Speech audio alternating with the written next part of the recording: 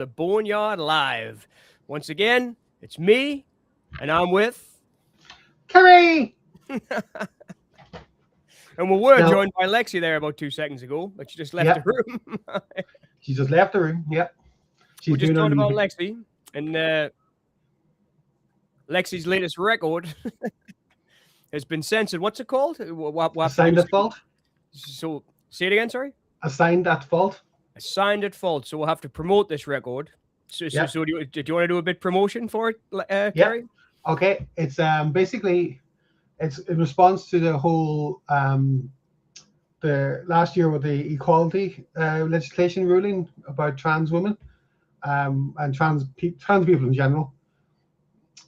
Basically saying that we are human and we've got we have human rights, but if you take them away from us, we'll be a silent part of society, and if you want that, that's fine, but we won't stay quiet. We'll fight back, and there's a lovely line in one of my favorite lines out of a whole lot of our songs. Fuck your bigotry, if I can swear. Yeah, of course you can. It's kind of a callback, how like fuck your bigotry, and then it's repeated until the song ends, and it's really, but it was censored or not censored. It was what the word she used? Hang on. But because of political content. What's Lexi's full name? Just so people can look the record up if they want to hear it. Yeah, I'll put a link into the description or into the chat. Just give me a second. Is it under Lexi Henderson? Yeah, it's under Alexia Henderson. Yeah. Alexia Henderson. Yep. Yeah. So Lexi was just saying there, it's had airplay in the States as well. Yes. Yeah. So radio play. So it's had radio play in the States, so it's doing quite well. And for those of you who don't know, Lexi is Kerri's partner. Yes. My better half, as I call her. So cheers, Lexi. Here's to getting airplay, even though the censoring records that shouldn't be getting censored. Right, I'll put it into the Kerri. But speaking of that, we've got a lot to celebrate, haven't we? I don't know if you want to say, Kerri, but your acting. Your acting chops. I've been given a new role in a new short film called The Death Wave Project. It's a sci-fi. Written and directed by David Harkin, who's a Derry playwright. Yep. Or filmmaker, I should say. And I'll be reuniting with Kieran. Basically, so I don't know who else. Kieran, who's been on the stream with us a couple of times. Yeah, that's right. Over in Cinema Conversations. Yeah. Yeah. Basically, all I know is that I have to die in it, so I don't know what the exact script is going to be. But it will be shot in the next town over for me. Well, I mean, let's be fair though. Everybody wants an amazing death scene. Everybody does. Yeah, exactly. I know I always did. That if you Google Victor on YouTube, there's a student film I was in many, many moons ago, and you'll see me getting strangled to death on a staircase. Oh. That's still out there on YouTube somewhere. Me going, Victor, getting strangled to death. It's awful. Okay, hang on. Awful acting, but it's there somewhere on YouTube. But the thing is, you say a student film, but it's a film you're in. So it was a student film. Directed by Daniel Holiday, who plays Victor in the film, who's still a very, very close friend of mine. Really great actor as well. By far, much better actor than myself. I've probably mentioned before on the stream. I was in one of my own short films and I cut myself out because I was that bad. Oh. Well, yeah. I've been cut myself, so I know what that's like. What, been cut out of movies? Oh, film, yeah. Oh, what happened? I played Pardon? I was in a car chase scene. Yeah. Around the streets of Derry. I was playing a cop, and I was the cop on the left-hand side. Yeah.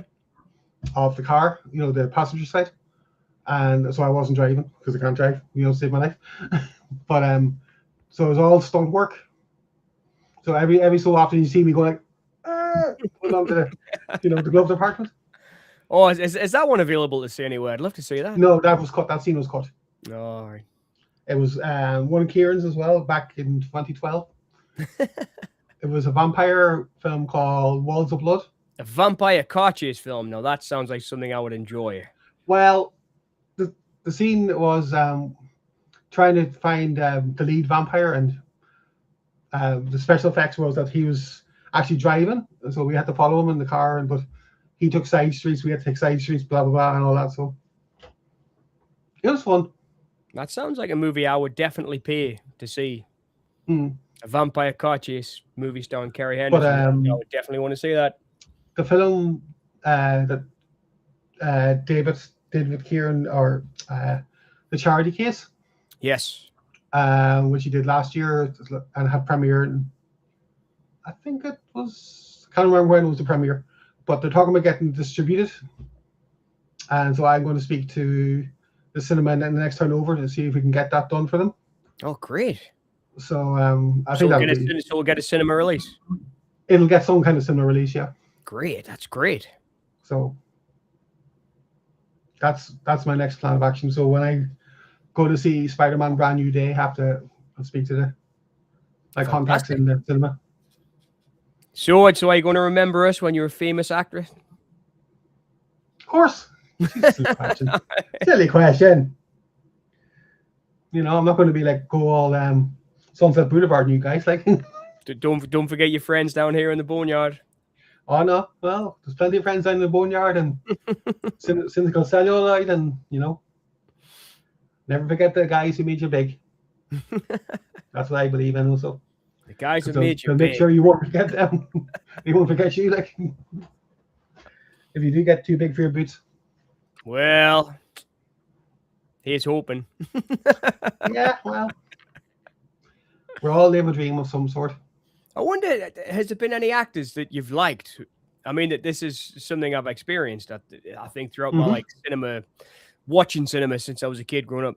Like, I mean, I'm a massive Val Kilmer fan, which we've talked about many times on this stream. He's one of my all-time favorite actors. But what a horrible human being, by all accounts. Apparently, he was not very nice to people when he did Batman Forever, and he became one of the biggest actors in the world. Apparently, he was not very nice to people. Oh. Has there been anybody like that for you? Someone you've really admired, and when they've hit big time, they've changed into like Russell Crowe, for example? What a strange guy. Yeah. Russell Crowe did a lot of, great actor, but what a strange guy. Yeah. Trying to think. Or is it eccentric, do you think? Is it strange or is it eccentric? It depends. Like, you see Mel Gibson, for example. Yes. Great actor. Somebody I grew up watching a lot, especially stuff like Lethal Weapon and Tequila Sunrise, and all those kind of movies, and the Braveheart and Mad Max trilogy. Yeah. And then You're Living Dangerously. That was a great movie. The You're Living Dangerously. And then you see him associated with extreme right-wing views. It's like, and he was horrible. He was anti-Semitic, right, or something to police. Yeah. I think something like that. I can't remember exactly what it was. Apparently, he was 4 sheets to the wind, wasn't he? Like, totally drunk out of his mind.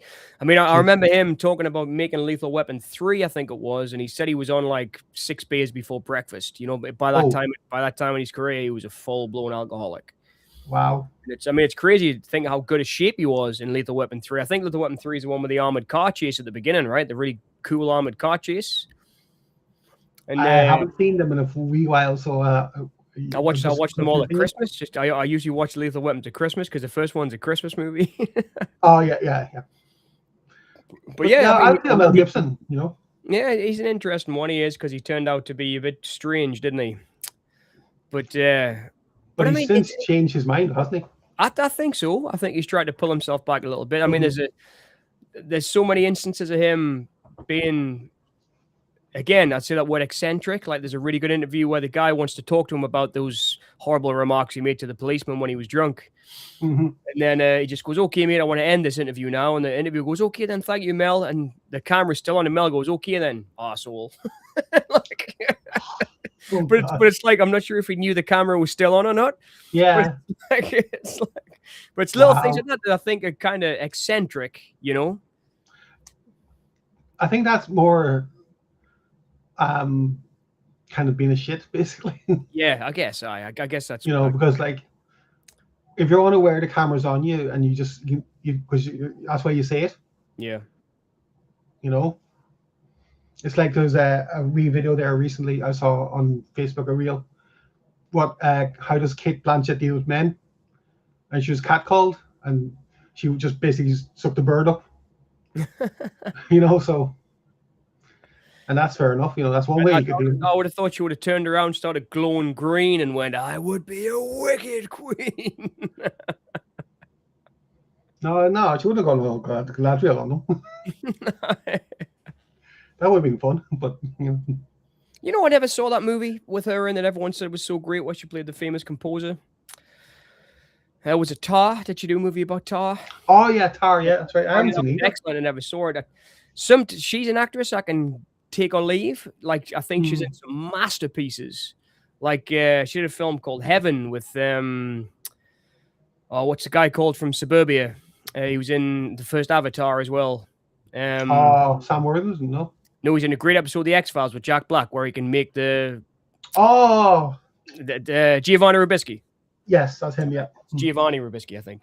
I couldn't think, but some kind of funny name. Yeah, they did a movie together called Heaven. It was brilliant. I mean, like a brilliant film, and she was. Was that the 90s? Because I remember something like that. Might have been early 2000s, around that time. Right. Okay. He was still young in it. And I think she was still pretty young, to be fair, as well. But she's in. I really like her in Coffee and Cigarettes, where she plays the two sisters. Mm-hmm. That was in, like, one's a famous actress and one's like just a little traveler, and they meet each other and they don't like each other. It's like, but she played both parts. That was really good.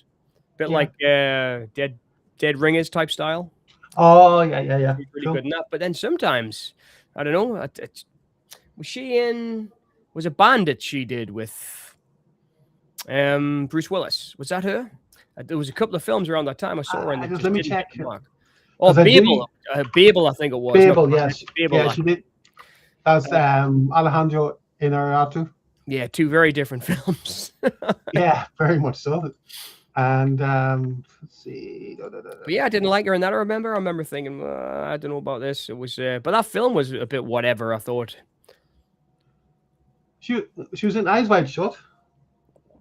Kate Blanchett was in Eyes Wide Shut. Yeah, she was uncredited, but. Oh, was she one of the models? One of the models at the party, perhaps, like with the masks on. Mysterious Woman's Voice. Oh, Mysterious Woman's Voice. Oh, okay, yep, that makes total sense. So she's the one that says, when Tom Cruise is in, I'll die for Tom Cruise or whatever, which is at the bit. That makes sense. Yeah, I can recognize her voice now. Yeah, and she's got the big feathered mask on. Yes. Standing out with her boobs out in front of everybody at the party. Yeah. Yep, on the balcony. I remember that now. Yeah, that makes sense. That rings true.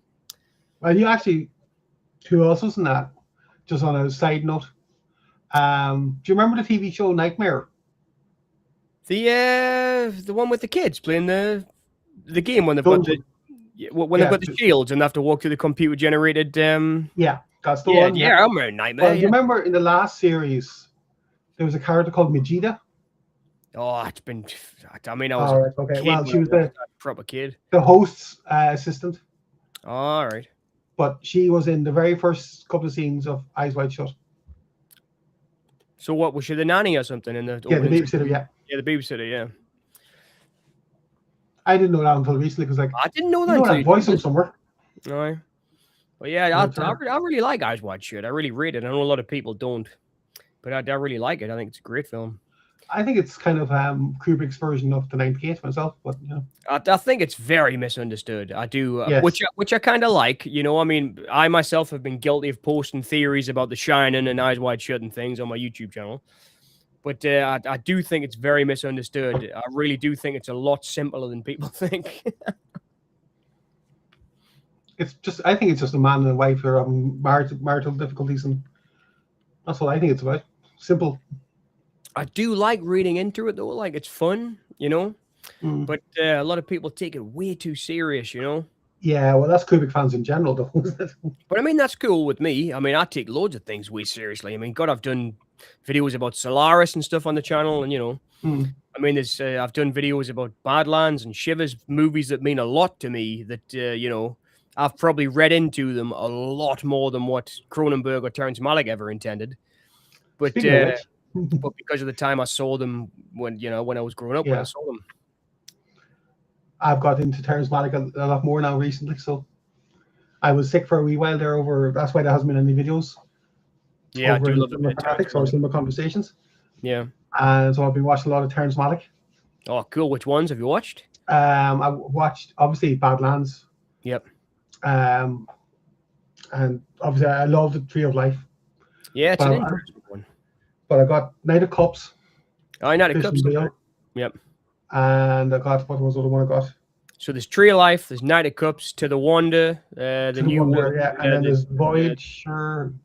Yep. No, basically his metaphysical piece. Yeah, the one about the universe. The one about the birth of the universe, pretty much, right? Yeah, that's the one. Yeah, perfect. Basically the life cycle of the universe. And there's a one, actually, speaking of Val Kilmer, I bought one of his films called Song to Song because it said Val Kilmer was in it. I wasn't too interested in the film when I saw the trailer. I thought, it's just another Terrence Malick film that is probably one of his experimental things, and I wasn't too interested in that at the time. I think I was really into rom-coms at the time, so I was like, I'm not really interested in a Terrence Malick film at the minute. But I bought it because Val Kilmer's in it. Val Kilmer's in it for literally 3 seconds. Wow. Literally, he's on stage for about 3 seconds playing a rock star. That's something to look forward to. I know, and I thought I felt cheated. He was in the credits, like on the poster, Val Kilmer. He's in it for like 3 seconds. I was just like, oh man. But a lot of films do that. Remember Angel Heart, film that people love. Robert De Niro was really in the publicity for that. On the poster, he's in about 3 scenes. He's in about 3 scenes. Yeah. Sorry, I think my nose here. Picking your nose. I'm trying not to crunch this crisp. I don't like the sound. Do you want to get rolling on the first? Do you want to get rolling on the first movie, Kerri? Yeah, no worries. That's grand. I have it set up here, ready to go. So, for anyone who doesn't know, if anyone's going to watch along after the fact, this is the Monster Club, which is an early 80s movie that has an absolute stellar cast. Yes. Stellar cast. It's also directed by a very famous Hammer horror director. In fact, I think it's Terrence Young, isn't it? Roy Ward Baker. Roy Ward Baker, a very, very famous, Hammer horror director. And this movie has just always been a movie I've partied with ever since I was a kid. But one of the reasons why I wanted to watch it with you all out there in the Boneyard tonight is because the third part, it's like a trilogy, but like Tales from the Crypt, there's kind of 3 stories with a wraparound. But the third story in this movie was mind-blowing to me when I was a kid, and we'll get into that when we see it, but I absolutely love it. And it kind of ties in with the movie I mentioned earlier on, Shivers. I saw it around the same time as those kind of movies that really shaped me and who I am and my love of film and my love of all things weird, because I am a very weird individual. And this film is, I probably like it a lot more than I should. So Monster Club was 81. I just saw pop up there, 1981. But it's absolutely awesome. It's a little creepy tale that just got under my skin and stayed there forever. It's still there. And that's why I wanted to watch the Monster Club. So if you pick your skin, you'll get Monster Club. Oh yeah, definitely. Pick my skin. There'll definitely be Monster Club underneath it. I'm a certified member of the Monster Club. Sorry, I'm crunching. So where you are? Because I'm part of the human race. Ah. So, should we do 5, 4, 3, 2, 1, go? Blast off. Blast off. There's a symbol you don't see off. IDB Global. So this one's courtesy of the YouTube channel Classic British Horror Films. Ah. Now, doesn't it open just like a classic Hammer horror there? Yes. Look at the font and everything. It's beautiful. Yep. Great print. But this isn't a Hammer film, but it's got that feel. I always thought it had that feel. bit like, you know, the Amicus films kind of had the Hammer horror feel. Mhm. It's got this very British thing, and look at the cast, man. Yeah. Vincent Price, Donald Pleasence, and John Carradine. 3 legends. Stuart Whitman, Richard Johnson, who we all know and love from Zombie, Barbara Kellerman. I mean, this is amazing. And it's a brilliant opening as well. Britt Eklund, Simon Ward, Anthony Valentine, Park McGee. Is this not one of the best casts you've ever heard of? Special guest star Anthony Steele. Extra special guest star. I don't know her, but B.A. Robertson, who did Bang Bang. And the songs are really good. Soundtrack by John Williams, UB40. You don't see that very often. John Williams and UB40. It's just such a weird film, and it gets mentioned. It does. It's definitely got a cult following. But it never really gets mentioned, you know, in terms of the other Hammers, like, you know, Twins of Evil or Brides of Dracula or whatever. You know, it never gets really mentioned. Well, I know because it's not a Hammer film, like we've said. Roy Ward Baker, yeah. So it's not a Hammer film, like we've said. But it's got Hammer vibes. It has. It's got that feel. It's got that British distinctive feel. Yeah, definitely. Plus, you cast this amazing talent. I love John Carradine. So good. I'm a big fan of David Carradine and Keith Carradine. In fact, didn't we lose one of the Carradine brothers recently? Was it David? We did, yeah. Not David. It was the guy who was in Escape from L.A. And he was in Humanoids from the Deep as well. Oh. Remake Humanoids from the Deep. Hang on. So John's the father. You've got David, Keith, and there's another Carradine brother as well. He's great. He was in some of the greatest films in the 80s when he was younger. You may be hearing chickens. So, how are the chickens on the farm, Kerri? Are they doing well? Yeah. We've got another 2 in their nursery. So. Oh, fantastic! So. This is so cool, man. A great opening. Vincent Price has just said, I'm a vampire. He's just bit John Carradine on the street. Robert Carradine, that's who you're thinking of. Robert Carradine. How could I forget Robert Carradine? Yeah. I'm such a doofus these days. God, he's so tall compared to, isn't he? He had one of the most beautiful voices of all time, Vincent Price, didn't he? Yeah.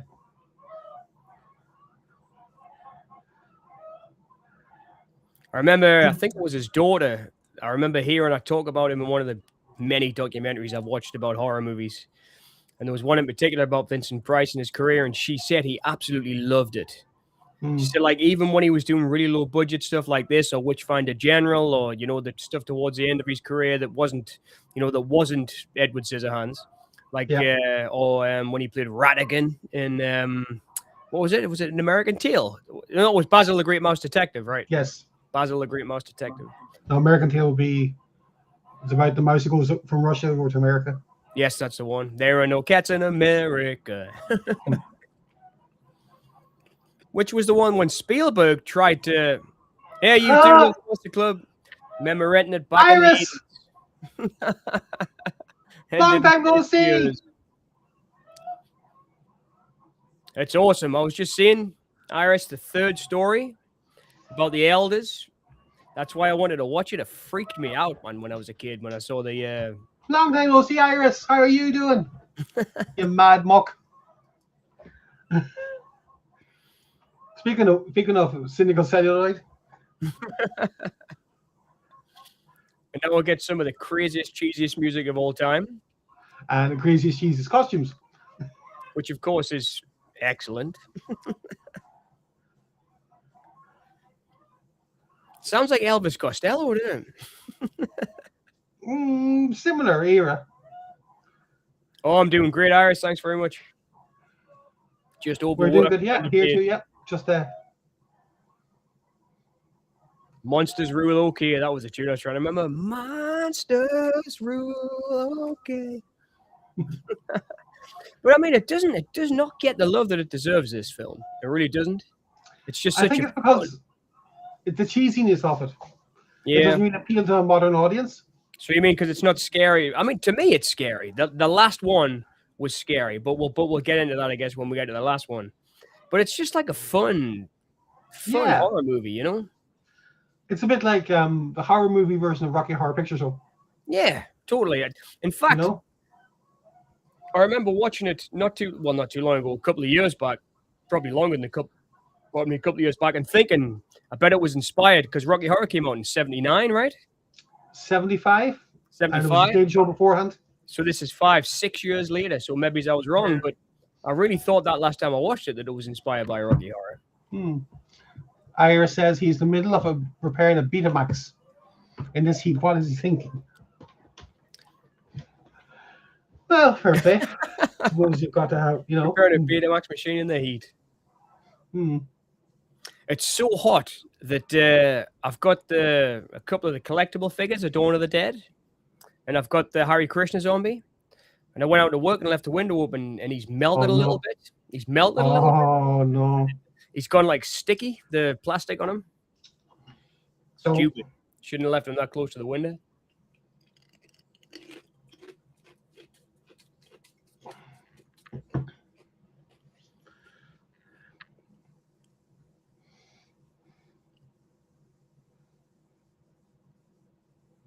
No, this is not UB40, people. I don't think UB40 are actually in it on stage either, but it's in there somewhere. I think there's only this is John Williams. I think it's a 3 or 4 music. I think there's 3 music performances in the film. There's 3 for each piece. There's.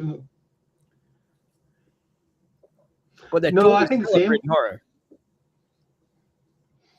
I didn't appreciate it either until maybe many years later. Well, I did appreciate the third one. I really did. I mean, but the whole film, I mean, the story goes with me, I guess we can get into it now, with this film, is that I couldn't remember what this film was for a long time. I'd seen it probably on TV or video when I was a kid, and I couldn't remember anything about it at all. But I could remember the third story. I couldn't remember Vincent Price was in it. I couldn't remember John Carradine or Pleasence, anybody. But I remembered that third story about the people going to the little town. And I really remembered it because, well, we'll get into it when we see the story, but it feels so British and so... Yeah. I think it didn't really scare us, but it was like it could take place in my town. And I loved that about it. I'd never seen a film like that before, other than The Wicker Man, maybe, It was, but I put it up there with those films. I saw it at the same time as the Shivers, and like I say, and the films have really shaped who I am, and it always stuck with us. It did. But the rest of the film I couldn't remember. Couldn't remember the music, anything. But I remember the elders and the guy trying to get away and not being able to get away like a nightmare. I remembered that for years, and I couldn't remember what the movie was, and then. I think I rented the VHS tape and put it in. I was like, that was the movie I remembered from when I was a kid. But I always thought it would be like a Tales from the Crypt movie or, Dr. Terror's House of Horrors or something.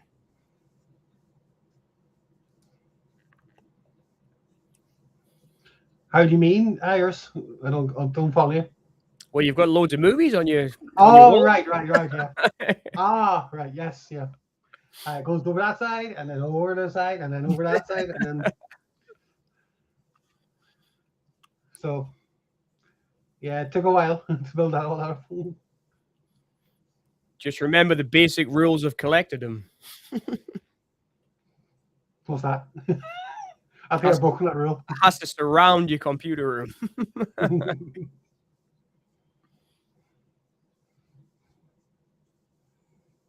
Oh, we're getting into the first story now about the Shadmark. Shadrock. It's like there's a band here called Shamrock. Yeah. Because there's a local slang word, sham. It means you say, how you doing, sham? It means how you doing, mate, mucker, whatever. Right. So how you doing? So they call themselves Shamrock. They don't play rock at all, so I don't know. Shadrock.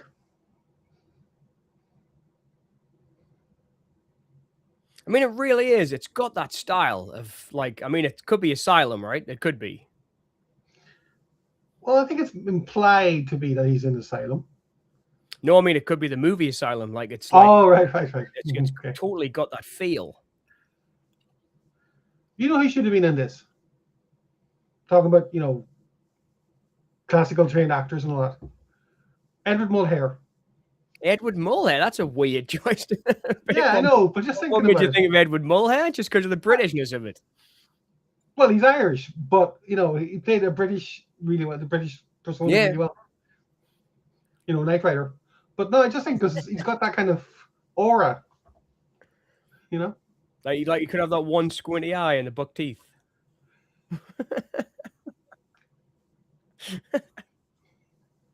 I've got 4 squinty eyes, but say But I do love these type of stories. I do. It's like everybody gets to come up and who deserves it. Except maybe in the third one, but that's because the story really affected us so much. Because it does kind of make him out to be a bit of a douchebag, the director who it happens to. But is that Friar Hall? No, that's Dice on the Rebels. Sorry. I didn't. That's what it sounds like to me. I don't. Dwight Fryer.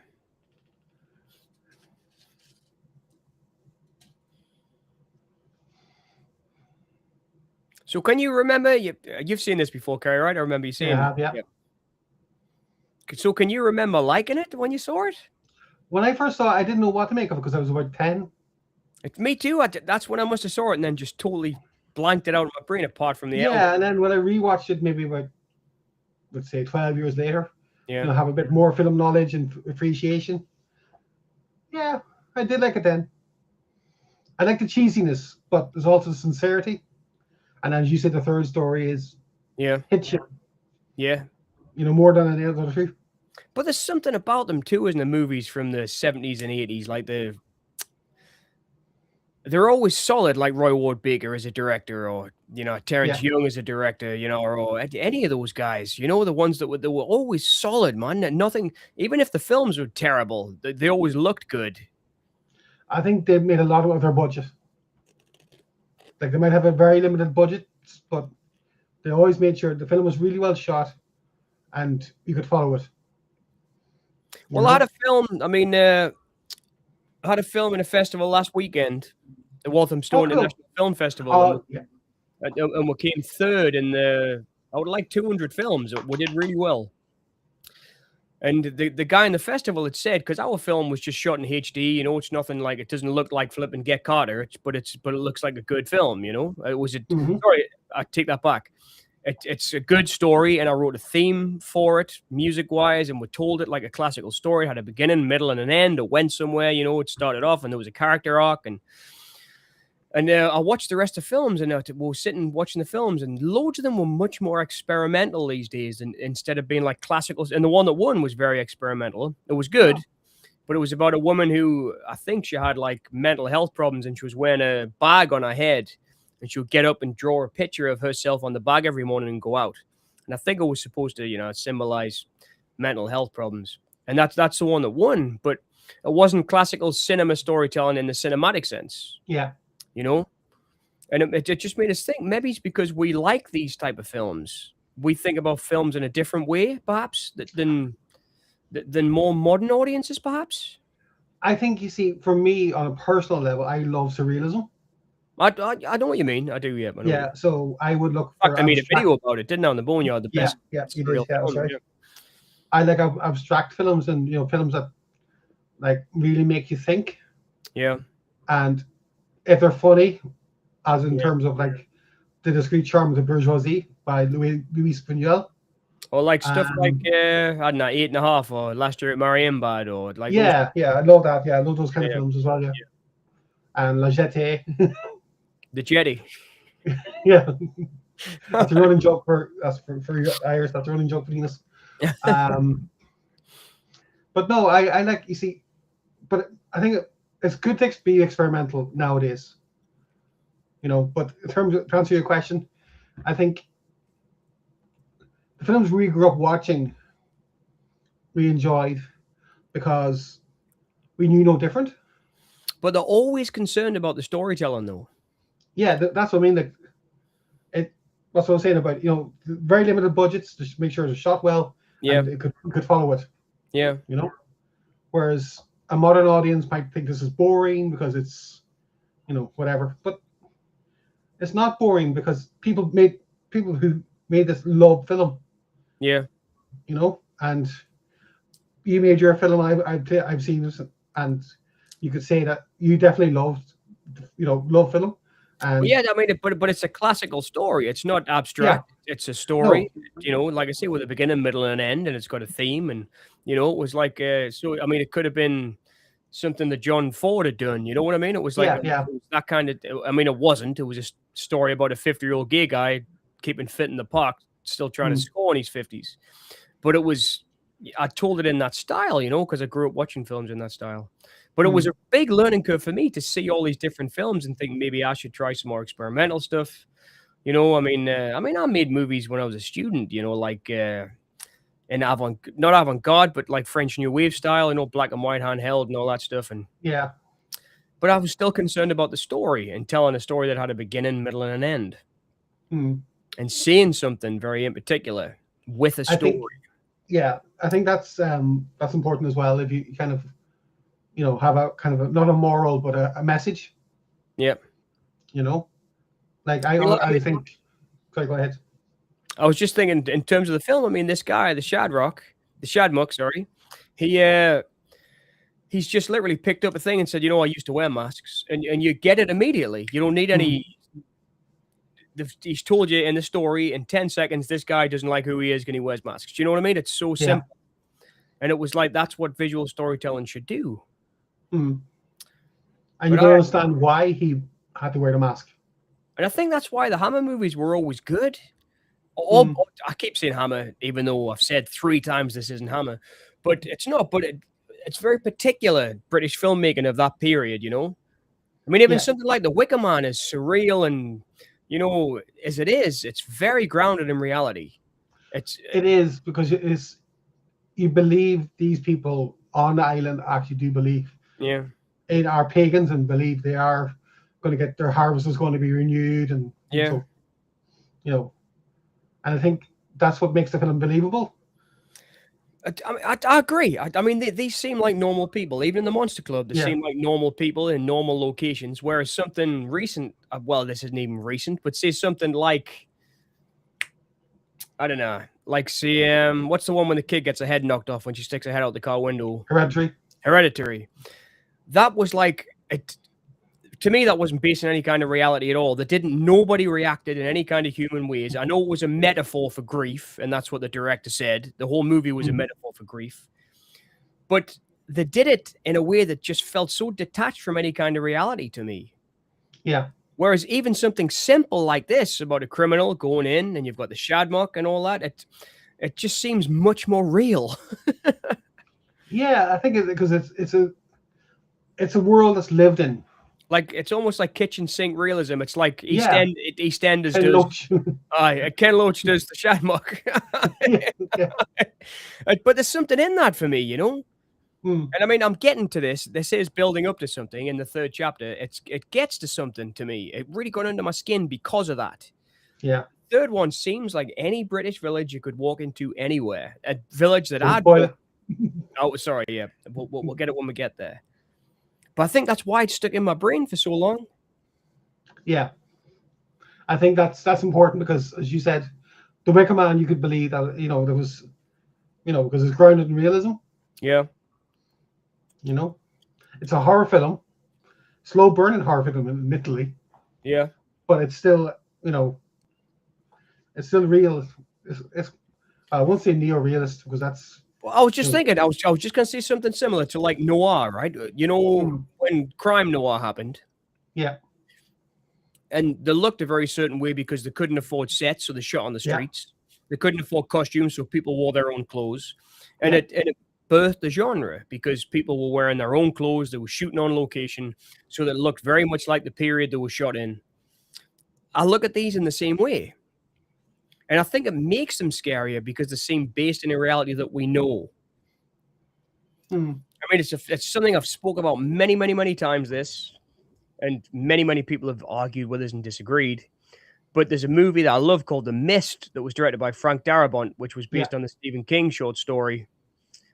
And in the end, in which some people love and some people hate, which I think is just I didn't get it. A father kills his own son, kills his friends, and then lives with his wife. Yep, and then but the guy was kind of a douchebag all along. If you watch the film, which I like, but they could have ended that much better. But I mean, this is just an example. I don't want to debate The Mist because I've done that before and I never win. Nobody agrees with us. But because everybody loves it. But and I do love it, absolutely love it. I think it's 10 out of 10, apart from the end. And then it immediately took me out of it because there's no way in the world you would shoot your own son in the face. No way. You couldn't. You couldn't. Yeah, but the thing is, the way I look at it is, without going into great detail, is like he sees no other way out. He'd rather save them the misery, pardon the pun. And then when the mist clears, you see the army trucks going into the town. Yeah. And they're ready to fight. Yep. And he could have waited another 5 minutes, maybe 10 minutes. Personally, I think that's the point. I think he's a douchebag, and right from the beginning of the film, he's not a very nice guy, and it ends up he's not a very nice because he doesn't want the kid. He's trying to give the kid to everybody else. Do you know what I mean? He doesn't want the responsibility, so he kills them, and he hasn't got the responsibility anymore. But I mean, I get that's the kind of metaphor I see in it anyway. But just took me out of it. I'd rather drag. I don't know. I just saw him as into the depths of hell than shoot them yourself. Yeah, I just saw him as like he's lost everything. He's lost the town he grew up in. Where he lived all his life, whatever. He sees no other way. He doesn't want his children, his family to go through anything more. So misery. Is it a metaphor for manic depression then or something? I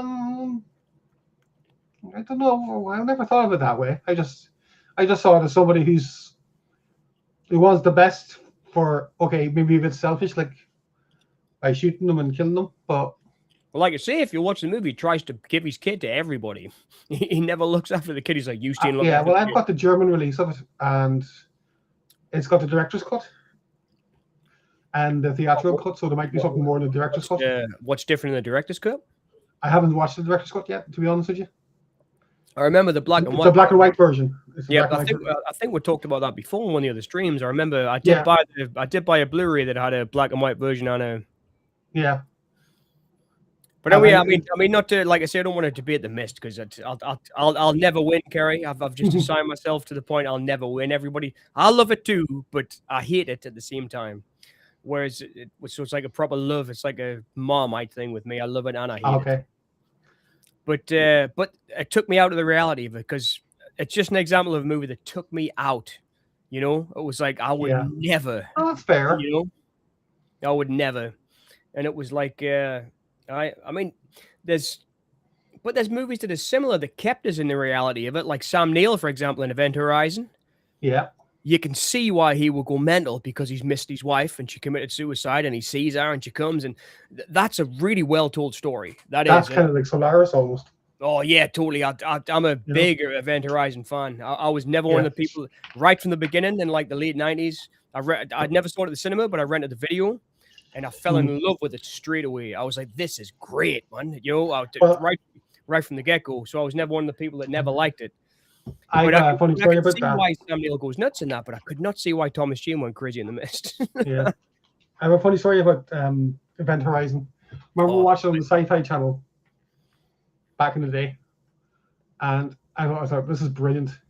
It is. It's a brilliant film. I looked on CEX, because I was going to buy it on DVD, and it was about £25 they were charging for it at the time. And I thought, no way am I paying that. £25 for Event Horizon. Yeah, that's what it was at the time, yeah. I guess it was hard to find on any kind of decent version for a while. Well, it was a 2-disc edition, so... because I was going to say, it only got a really limited release, didn't it, on DVD? Yeah. But... because nobody really liked it. I went around the charity shop the next day, just, and I found it. 50p. And I was like, okay, this is fate. And when you watch the second time, even though you know what's happening in it, you're not prepared for it. I just because loved it's it. just It's got everything I like. There's a bit of rock and roll in there. You know, yeah. there's a bit of. I mean, obviously the cast is phenomenal. You know, Jason Isaacs, Kathleen Quinlan, Jack Noseworthy, Sam Neill, Lawrence Fishburne. I mean, it's a great cast. And I love Lawrence Fishburne in it, man. And I love it. Larry Fishburne. Larry Fishburne, you let me burn. I love all that, man. It's like a rock music video. It's so good. But I always liked Paul Anderson. I always did. I liked right from Shopping. I remember seeing Shopping with Jude Law and who's the woman that plays Lucy in Bram Stoker's Dracula? Oh, Kirsten Dunst. Sadie. Oh, Sadie Frost. Sadie Frost, yeah. Sadie Frost. I loved that movie, Shopping, and I thought Paul Anderson's awesome. And he did. He went places, man. I mean, he did those multi-million-dollar films, like he did Mortal Kombat, and then he did the Resident Evil films. That's right. He did that Three Musketeers movie no one talks about, which I really liked. But okay. yeah, I really like it. He did it with Mila Jovovich. But Yeah. I was always I mean, okay, he's no like Spielberg, but he's a decent studio director, you know? Really good. I think Shopping's great. I mean, it's I put it up there with some of my best British films of the 90s. It's a really good movie. But I just thought Event Horizon was kind of his, like, I'd say probably he did Soldier too with Kurt Russell, right? Which That's I really right, liked. yes. Yeah. I really like that one. Maybe Soldier's his masterpiece, I think. I really like Soldier. But Event Horizon's up there, man. And Mortal Kombat's a wicked movie if you like that kind of stuff, you know? I do. I mean, everyone remembers the tune, right? Dun dun dun dun dun dun dun dun. Mortal Kombat. Dun, dun, dun, dun, dun, dun, dun. It was a wicked tune. Who Yeah. played Raiden? Was it Christopher Lambert? Christopher Lambert, yeah. Christopher Lambert, yeah. And then James Remar played him in the much, the sequel, yeah. which is I got a haircut.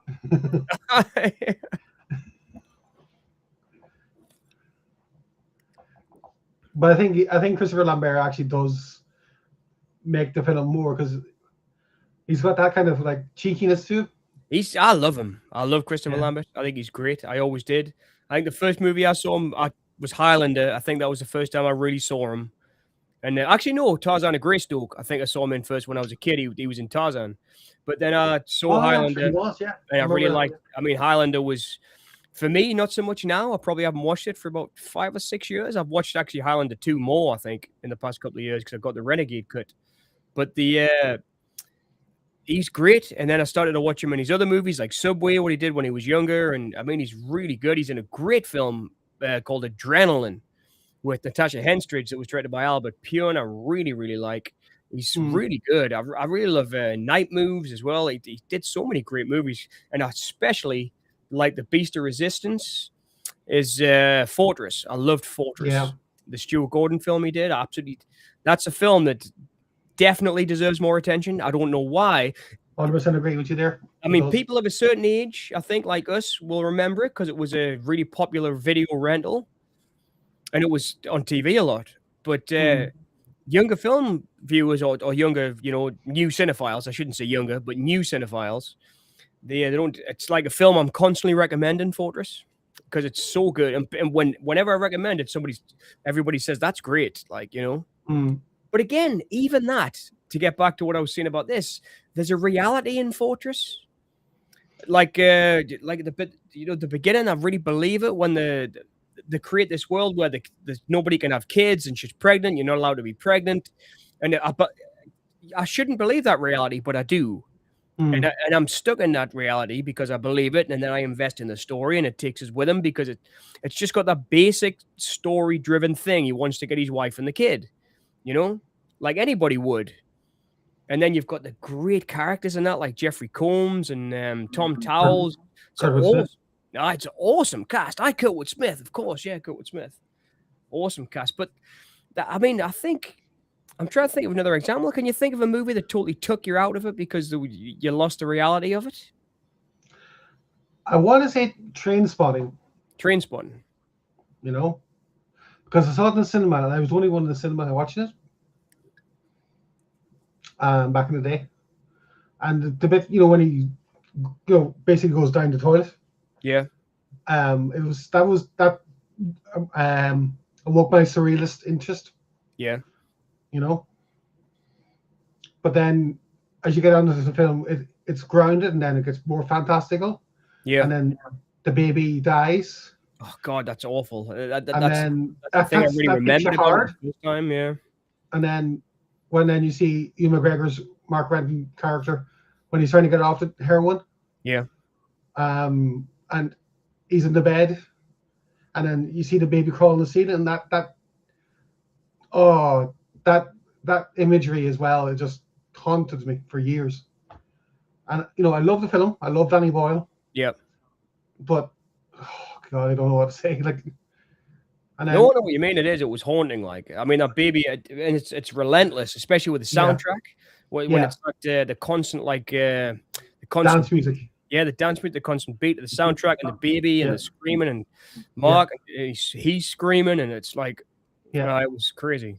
And then James Cosmo as well, his father, and I forgot who plays his mum, but and he says, like, you're not going to touch any more of that, filthy heroin or whatever. That filth. No, I remember. But the one that always sticks out for me, because he's my favorite actor in the movies, I love Peter Mullen. I think Peter Mullen's awesome. He's a really great actor. Oh, this is it. So the whistle. No, that's it. Everybody stops. And we'll get the big reveal where she gets her comeuppance in the end. It's pretty good as well. That's a close-up you don't want to see. But again, this didn't stick in my brain. Any of this, and any of the whistles or the nothing. I couldn't remember any of this. I mean, it could have been any movie. When I saw it again, it was so weird that when I just totally bought the video, and I was like, "This is it." And when I got to the last story.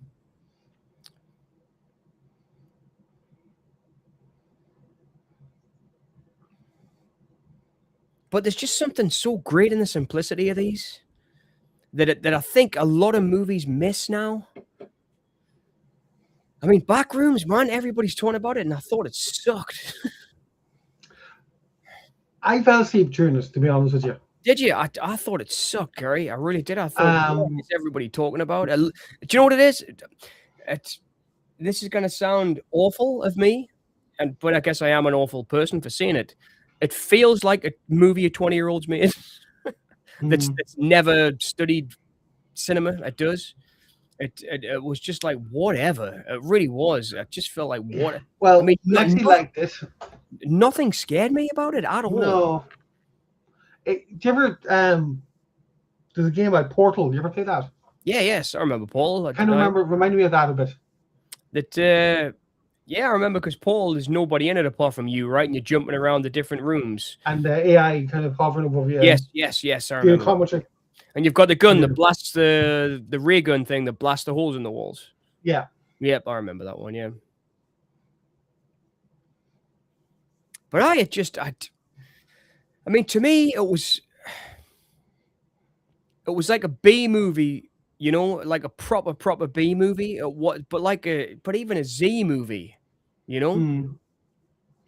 There was, I couldn't see any real talent in the filmmaking. I really couldn't. And I feel bad for seeing that, because I should be advocating the new generation of filmmakers, man. I mean, I'm an old guy now, but I should be advocating the new generation of filmmakers, and I just can't see any talent.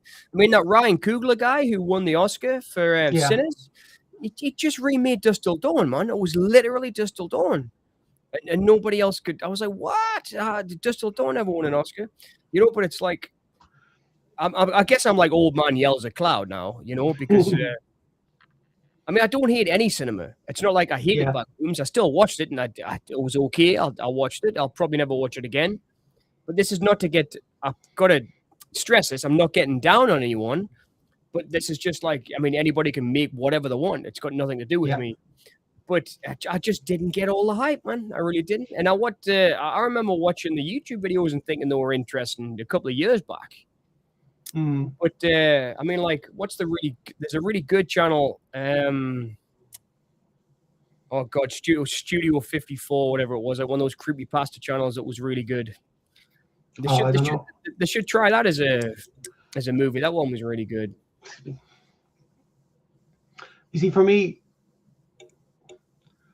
it kind of focused too much on Siobhan Ejiofor. Well, exactly. So somebody was writing somebody written that kind of breakdown of a marriage, you know, and well, not even a marriage, right? It was a show. I think I his guess. business was Good doing badly, evening. and Thanks for joining us. Zoe. We- Nice to see you. we were just talking about how much I really didn't like Backrooms, but I didn't hate it. I just thought it shouldn't be celebrated as much as it has been. But it's to me, it's like a B movie. I'll say it's like a B movie. That's what I'll say. But a Z movie. But not like whereas the Monster Club's a great film. I don't know. I mean, so you fell asleep. Have you watched it since? No, No. no. But I woke up about 10 minutes before the end. So you saw pirates flipping coming through, killing the guy. Yeah, and Right. geez, that's forced effects. Exactly. The effects were terrible, weren't they? Yeah. I thought the effects were terrible as well. It looked like somebody made them on a really bad, like, Commodore. It was. Well, I was thinking PlayStation 1 myself. Like, But I mean, maybe I'm missing the point, Kerri. You know, it's like I say, I'm an old man now, and it's like old man yells at cloud with a lot of this stuff with me. But I mean, I enjoy it. I enjoy the fact that I'm seeing different things, and you know, it was kind of a film that I yeah, I think you know, hadn't seen before. Maybe I don't know. I feel like I still feel like I've seen it before, like something like Cube, you know, or it's like right. to me, it's the same kind of deal. But Cube was a really great movie, you know. Yeah. Cube. I love Cube. No. Oh, it's Solitude. Oh, okay. It is Solitude. I don't have access to my account, so I'm using the account of my girlfriend. Okay. Well, thank you, Solitude and girlfriend. Cheers, and welcome to the stream. We've just been watching the Monster Club Solitude. If you do want to join in, we're up to 37 minutes. But we haven't really talked about the movie much. And the only reason I really wanted to watch it is for the third chapter, which is The Elders, which had a massive, profound effect on me when I was a kid. But I mean, what in the last couple of years, Kerri, has really like struck you, you know? In terms of films like, I don't know, the film I was very disappointed with was Weapons, for example, because I'm a massive Amy Madigan fan, because Streets of Fire is one of my all-time favorite films. And as is Pollock, directed by her husband, Ed Harris. But, man, I was so disappointed with that film. I was too, you know, because as you said, the hype was... It was insane. But that's what it was like with the Backrooms. The hype was insane. And I thought, wait a minute, I've watched all these web episodes, you know, because I'm a YouTuber. I watch all the YouTube channels. And cheers. What are you drinking there? Just showing, yeah. I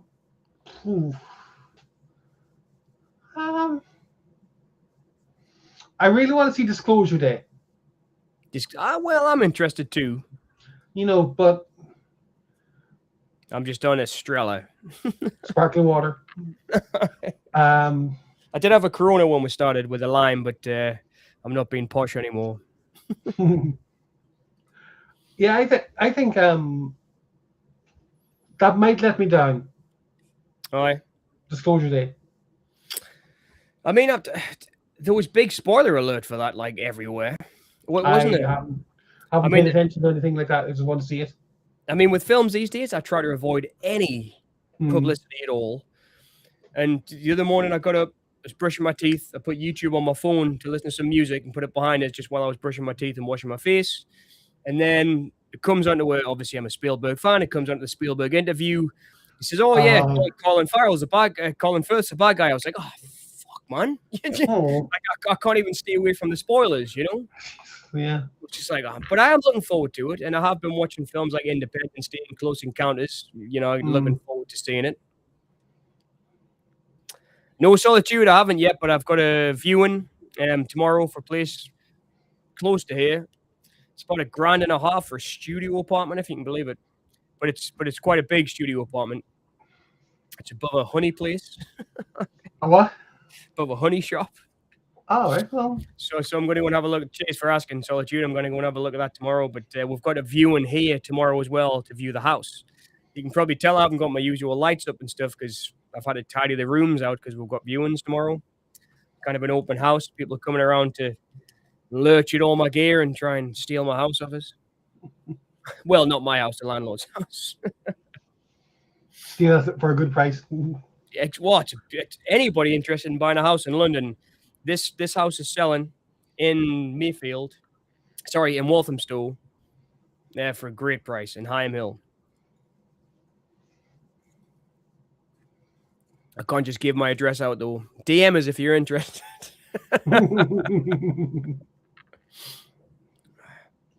If you can afford £500,000, contact this address. If you can afford millions of quid.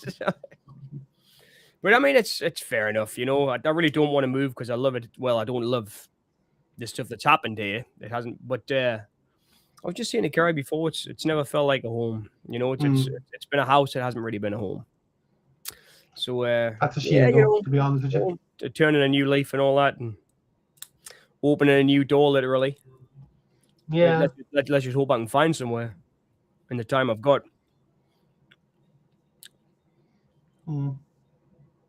There he is, Richard Jordan, playing a vampire from Zombie. That's right. I hardly recognize him. I know it is. It's really expensive, Solitude. It's crazy, man. Even the masonettes and, you know, the kind of one-bedroom apartments are so expensive.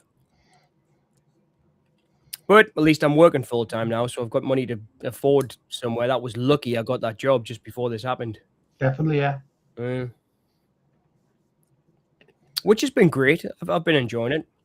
It's been air conditioned, so in the heat I've had air conditioned offices, which has been nice, or studios, I should say. Keeping you cool. We had a really cool day the other day at work, actually. Well, not that you want to know, but just something to talk about. Because it was a guy. There's a LGBTQ plus activist, Peter Tetchell. Yeah. He wrote a book called Safe is Sexy in the 80s about gay pornography. And I quoted his book, Safe is Sexy, when I was a student in a paper I wrote about certification and classification in cinema. And it was so crazy that he came into work the other day to get interviewed. And he was so cool. It was like, and I mean, right at the end, I didn't tell him during it, but at the end, I said, by the way, I did used to teach cinema, and I used to use your text when I was teaching. And he said, where did you get the book from? It's out of print. And I said, it was in the library of the university. He was like, but that was pretty cool. I got to meet Peter Tetchell at work the other day. Cool. By the way, Yui Ball did it again. I know, I've seen it. It's got either reviews. It's Armie Hammer, right? The guy from who's in the film, I think. Is it Armie Hammer, Solitude, if I'm correct? I have no clue myself. So I always keep an eye out for Yui Ball projects.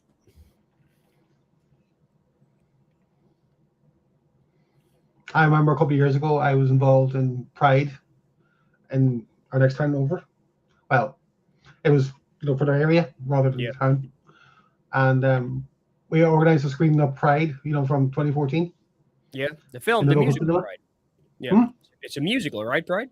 No, it's which one? About the one with Andrew Garfield. No. This is about the miners. Oh, I've never seen it. I don't think. LGSM support the miners. Oh, I've never seen it. All right, well, it's a really good cast. I'll have to check it out. But have you ever seen Brassic? Yeah, of course. Yep. Right, the guy who plays the main character in Brassic plays a bookshop owner called Mike Jackson. Right. And I'm friends with the real Mike Jackson on Facebook. And I said I could maybe get him to maybe speak, do a little video introduction. Cool. Before the film. Wow. And the secretary was like, "Oh no, don't do that." Why? No, we're great. The treasurer said, we'll have to pay him and all that. We'll have to pay him. Well, it's about his life, you know. He's not going to look for a lot of money, like. I would hope he wouldn't say no. You know, but he would. I didn't get to ask him, but it was an option. Oh, there he is. I know I was going to say Donald Pleasence just popped up in the Monster Club. And he's priest's uniform there.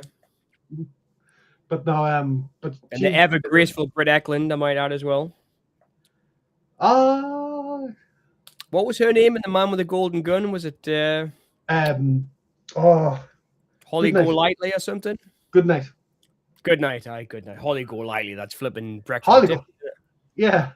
Where you get that from? Jeez. I saw a few says there, and the new Spielberg movie is a movie for the boomers, apparently.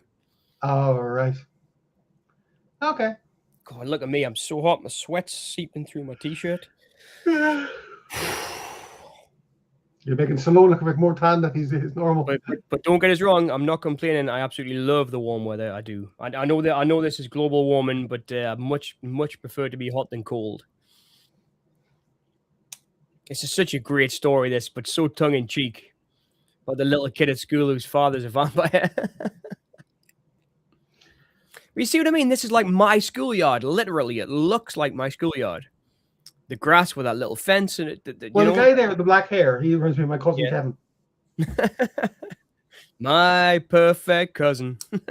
What I like to do, he doesn't. He doesn't.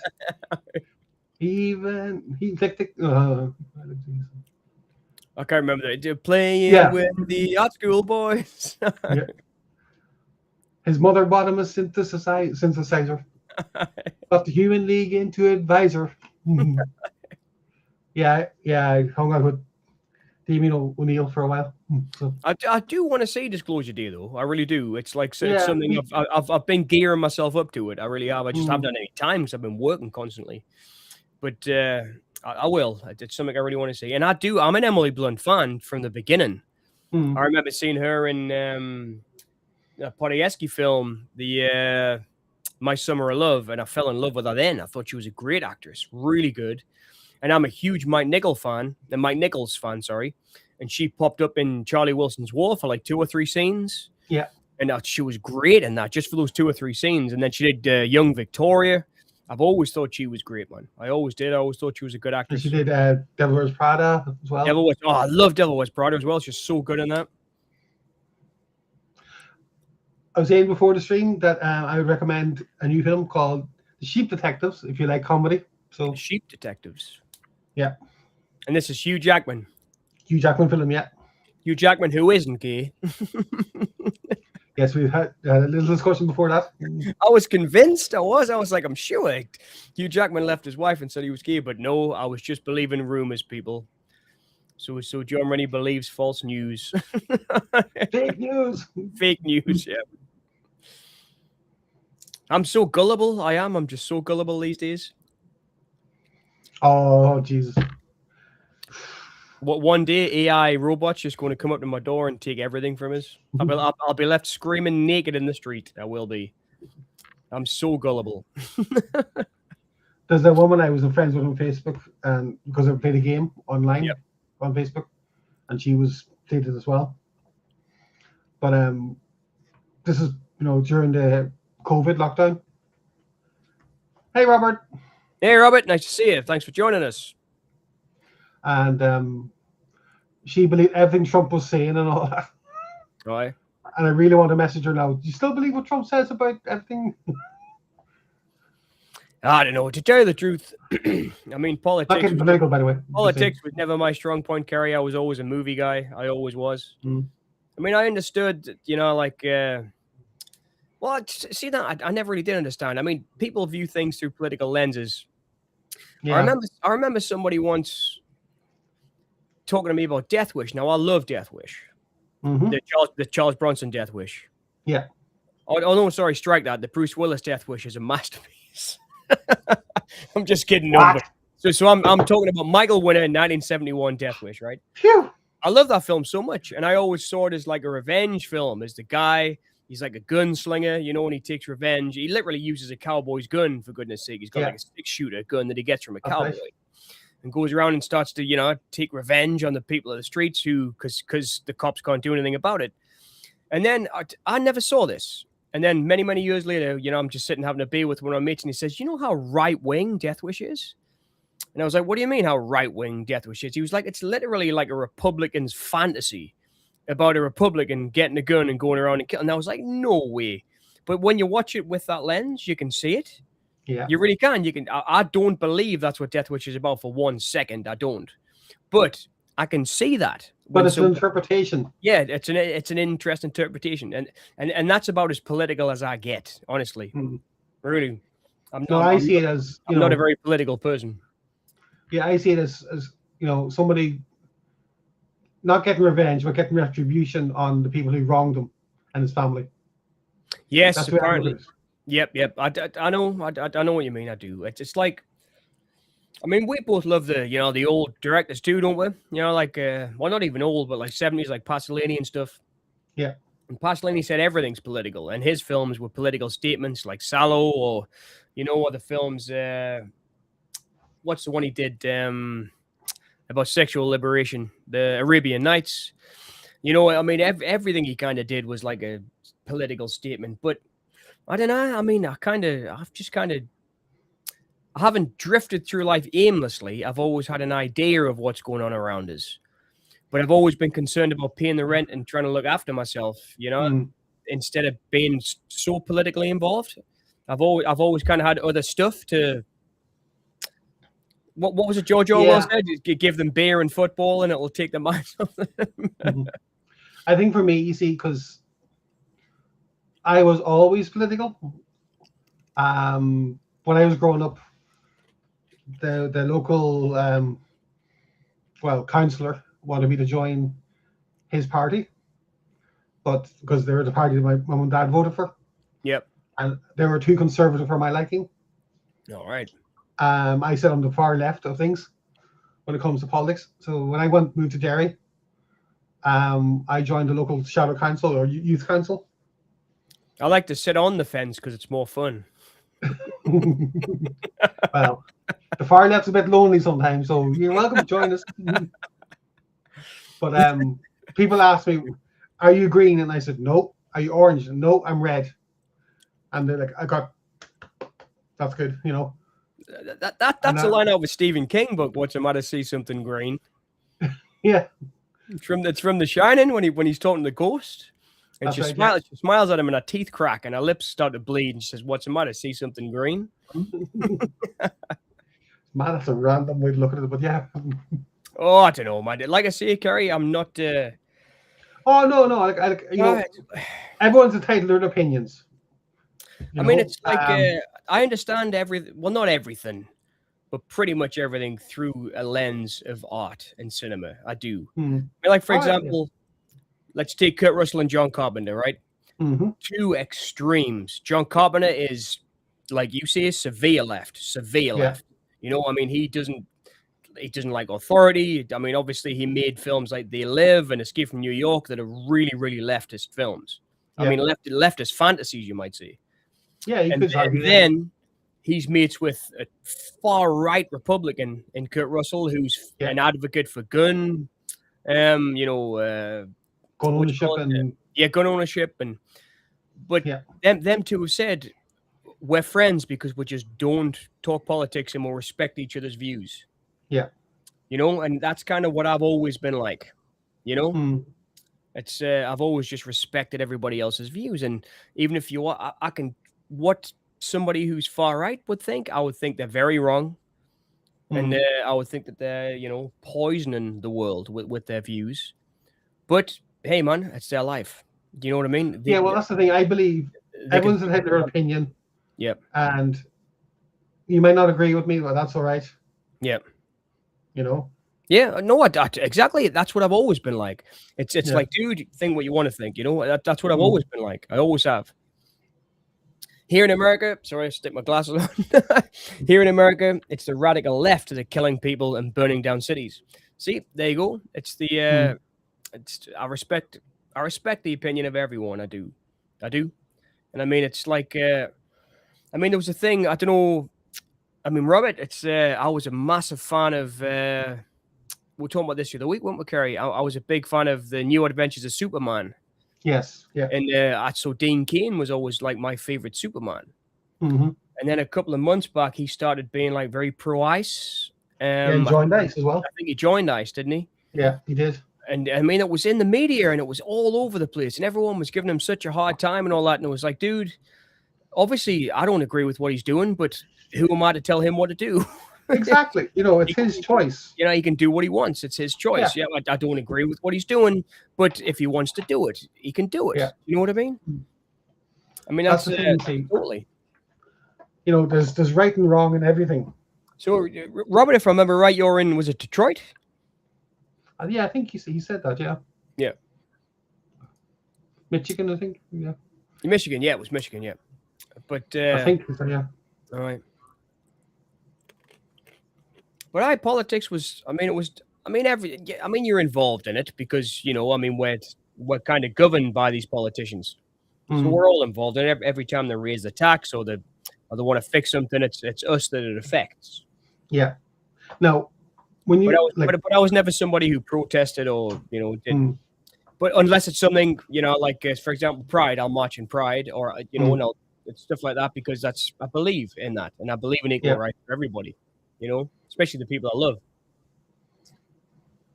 Now you see the thing for me, like Michigan. Yeah, sorry, Robert. Yeah, Michigan. Kerri was right. Yeah. Yeah. For me, like film is my first love. Sorry about that, Robert. Michigan. Yeah. When the topics, film, music, politics in that order. Yeah. I have an interest in all three. I can talk about all three if you want, but I'd rather not talk about politics all the time because you could disagree with people and then they might fall out with you, whatever. But that's right.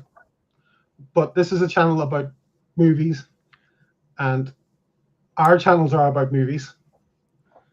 And if we want to talk about politics, we can talk about politics on a political channel. There's some great films I've enjoyed about politics. Like I really like Tana 88, which I think is one of the best films by the guy that did MASH and Three Women, Robert Altman. Yeah. Tana 88 was really good. I really like Primary Colors by Mike Nichols with John Travolta kind of playing the Bill Clinton kind of character.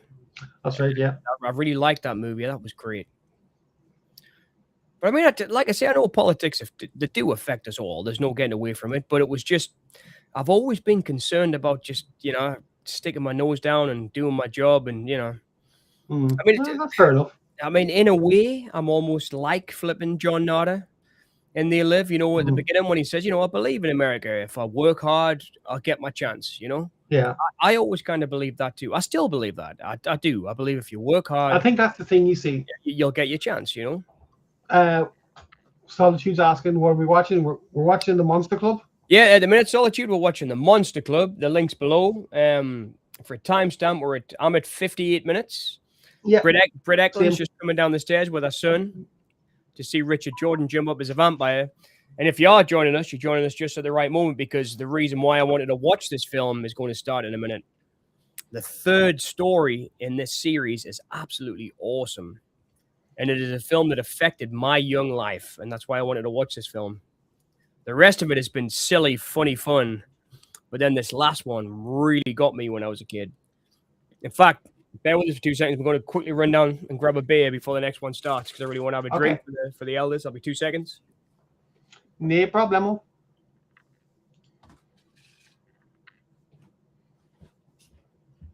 But yeah, for me, it's I don't want to talk politics on a channel like this because it's not what the focus is. So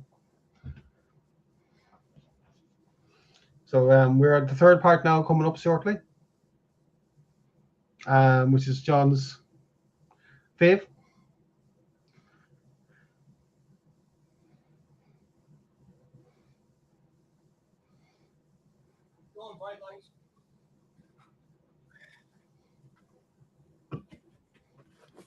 All right, so yeah, this is a crazy song. This.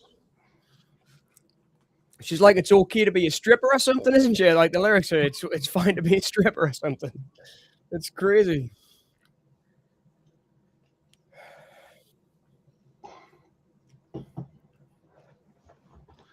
Oh dear. She's got a hell of a voice, though, hasn't she? It's great. Yep.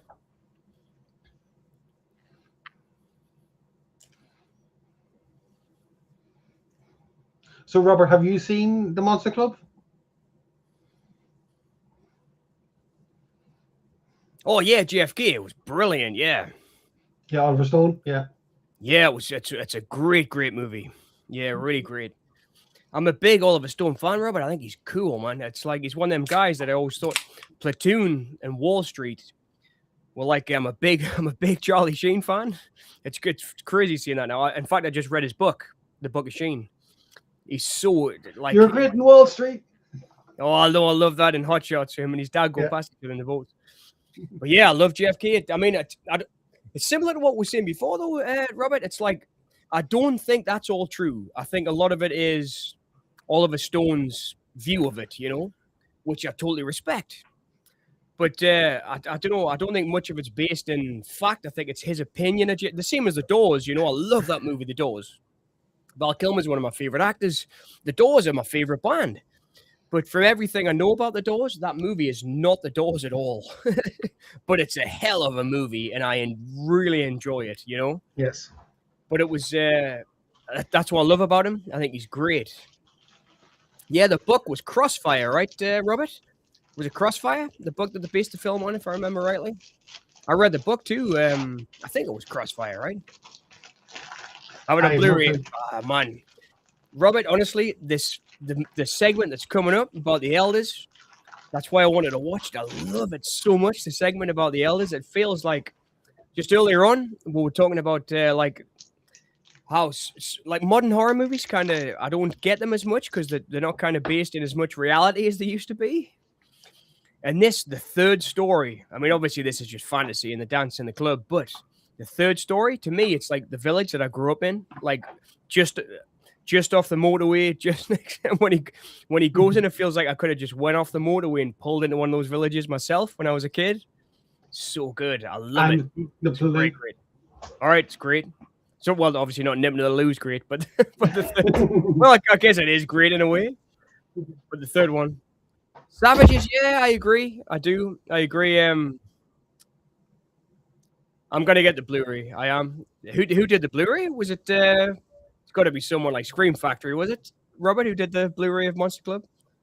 Savages, yep, that was I agree, Solitude. Savages was the moment where it kind of went off the rails. I do love U-Turn that he did before Savages with Sean Penn, Billy Bob Thornton, I think it's John Voight and Jennifer Lopez. I really love that film. I really love U-Turn. I think U-Turn was his last kind of masterpiece. But, man, I'm just watching the Monster Club now. It's the strippers just took a skin off. It's awesome. It's so awesome. I mean, people forgot that. Do you think people forgot how to have fun with horror movies? Even the horror comedies these days don't seem to have the same kind of punch as these guys used to have.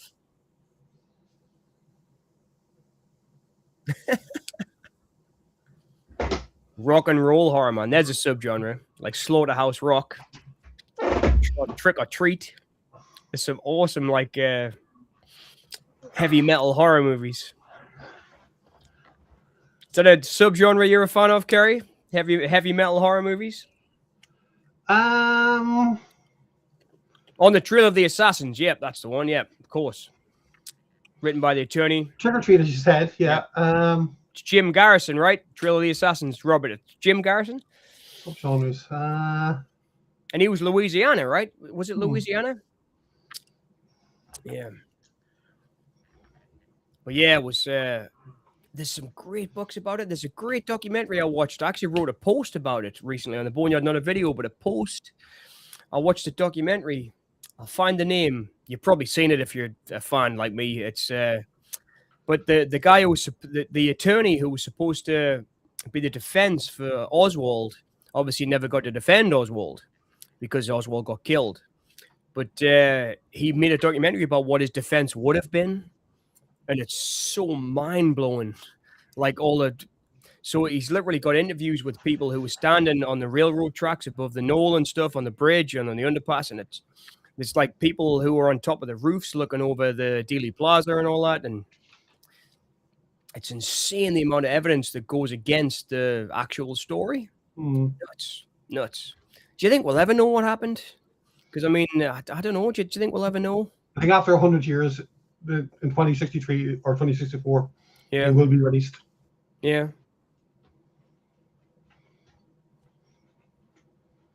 I hope so. I've only just started the book, but so far all of it's almost pretty accurately described what the guy wrote about. Yeah.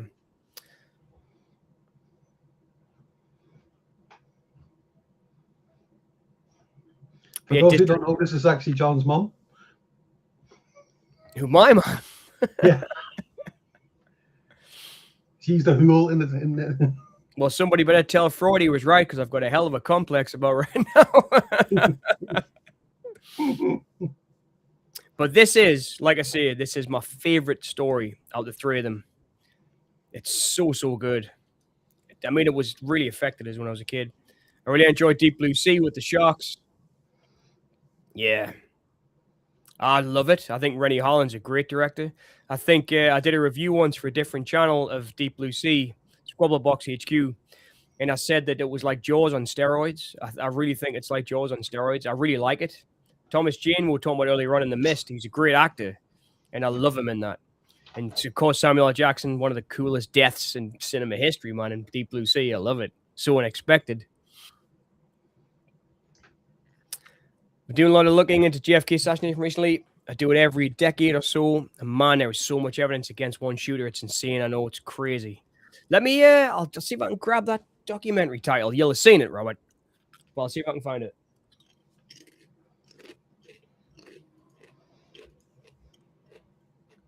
It's on my YouTube somewhere. Because I wrote a post about it when I saw it, because it blew my mind. It really did.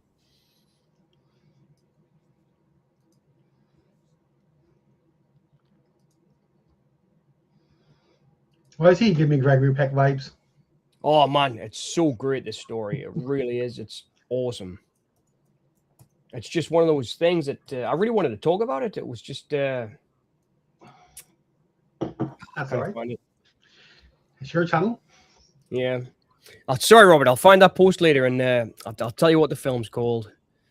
But it was such a great documentary. Here we go. So here we go. Like this, I just really wanted to talk about this. It's like, this is like where I grew up. This looks like where I grew up in England. It looks exactly like it. You know, I used to play in those fields by motorways and stuff. And plus, this one's got a different tone to the other three stories. It sounds spookier with that cool synth score straight away. But this is just like where I grew up. This is what it looked like where I grew up in the kind of the British countryside up north. Up north. But it just, it's so great that we got to see this tonight. But I saw it just at the right time, and I've mentioned it. I think I've mentioned it twice already. The same time as I saw Shivers, Night of the Living Dead, The Thing. There was this whole vibe I had when I was a kid of seeing like apocalyptic films about people who were trying to escape, but they can't escape. And it just affected my life. It really did. I mean, there was a couple of Hitchcock films I saw, like The 39 Steps, and, you know, films like, I don't know, North by Northwest or The Wrong Man, where these people are trying to run away and they're constantly pursued. And like the beautiful imagery, which I love. I mean, Kerri, me and you've talked about this movie a million times, Shivers, where at the end he tries to get away and he gets in the pool and he opens the glass doors and he runs out, and then all the people come over the hill and he has to run back in, and then they all surround him. I mean, I had nightmares about that kind. I wouldn't even say nightmares because they didn't scare us. They were dreams. The kind of, because they didn't scare us, but they affected my brain. And this movie did the same thing. It really affected my brain in that way. This guy comes to this town. It's almost like it appears out of the mist. But it could have been, to me, it felt like when I was a kid in the countryside, I could have turned a corner and this village would have been there. And I don't know why, but it just deeply affected us. It really did. One of those movies that just stayed with us forever. Yeah, The Thing. It's great, isn't it, Robert? It's awesome. I was John Carpenter's just an interview there with the Magnificent Others podcast with the guy from the lead singer of Smashing Pumpkins. What's his name? Billy Corgan. And it was great. Because obviously Carpenter doesn't like to talk much, and when he does, he's sarcastic as heck. But he just did a really good interview with Billy Corgan this week. I was so pleased when I got in from work the other day and it was on. I was like, yes! I actually said yes out loud and put it on. So great. But he talks a little bit about The Thing, because Billy Corgan says one of his bandmates said it was his favorite film. But it's so good, and it's the tone, Robert, that I'm talking about. This has got the same tone for me. This, I mean, I guess it was because I was a teenager as well, and I was...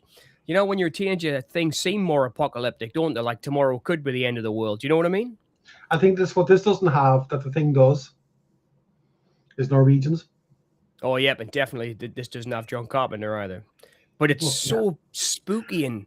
yeah. But But it's joking like, aside, but the there same is an thing. ambience. Yeah, totally. Yeah, totally. There's like this ambience that's just dark, and you know nothing's going to be okay. You know. Yeah.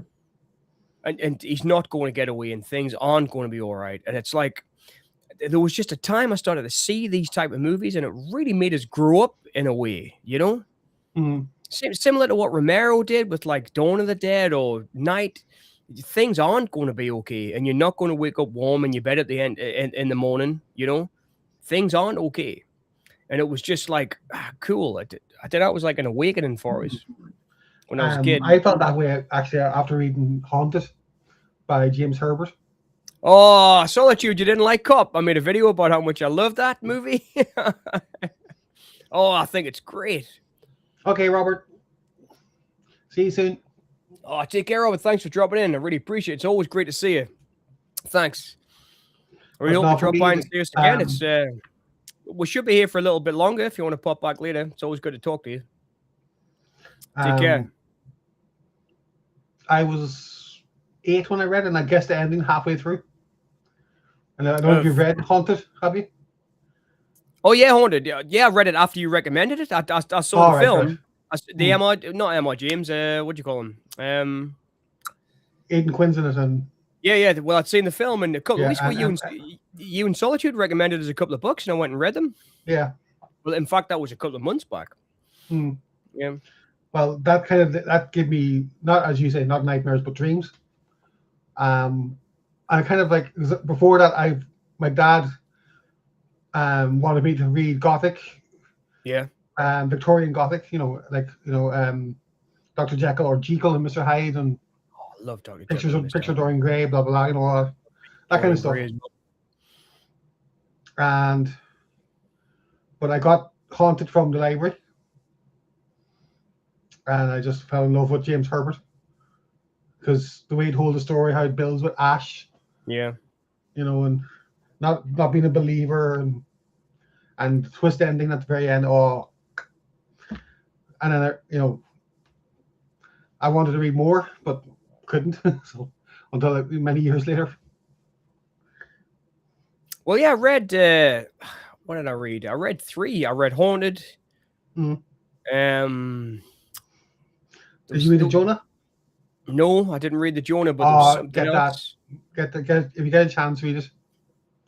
I can't remember. It was a couple of months back now, but I got a couple of them that you recommended and read them. Others? I did read that, yes. But there was something else I was really impressed with, and I can't think of what it was. Magic Cottage? No. Rats? No. Sepulchre, whatever it's pronounced. Yeah. I can't think of what it was. You recommended it to us? I can't remember. I'm sorry. It's like I say, I'm flipping. No, I'm crap. I'm terrible these days. I am. I'm glad you like others, or you read others. Oh yeah, others. Like I said, others. I read 3 or 4. There was some really good ones. The Jonah's really good. I know. I remember you and Solitude telling us it was good when we were doing we were talking about it a couple of months back. There's loads. I try to read before I go to bed, but I fall asleep so quick because I'm so knackered these days. I used to really enjoy sitting reading in bed till like 1 or 2 in the morning, but I've got to get up at like 5 or 6 now, so I always fall asleep. She went on to be a very famous British actress, didn't she? Yeah, thought I recognized her. But there's something. I mean, we've spoke about this before as well. There's something about being the outsider, I think, and everybody being against you. That's something. I'm sorry to get deep, but I really did want to get deep. It's one of the reasons why I picked this film. It's like there's just something about movies I saw when I was a teenager that and I loved the outsider and the world was against him. I think that's how I felt a little. I think that's how I felt a little bit. So I loved. So you would have liked when the world was against everybody. What's it called? Oh, Omega Man and stuff like that. I Am Legend. I love the Omega Man. I love the Last Man on Earth with Vincent Price as well. I Am Legend's pretty good. I don't think it's as bad as everybody. I quite like it. No, I was thinking of Last Man on Earth. Yeah, Last Man on Earth's great. Last Man on Earth's a great film. I think it's one of Vincent Price's best performances. I mean, he holds you. he holds you for like 30 minutes and it's just him. There's nobody else. Yeah. But seeing that, Heston did the same. Omega Man is a film that had a profound effect on me. The first song I ever wrote when I started to learn to play guitar was about the Omega Man. It was that's how much that film affected us. I thought about it a lot. And I think it was just the fact of, standing by your principles and, and I don't know. There's just something about it. But I did want to discuss it. And I just loved it. Just thinking, myself and Minty, we did The Quiet Earth a few weeks ago. Yeah. Basically, I'd love to do a rewatch of that with you, like. Quiet Earth, yeah, it's a great film. Again, that's kind of like, one man on his own fighting against. I love it. There's just something about it.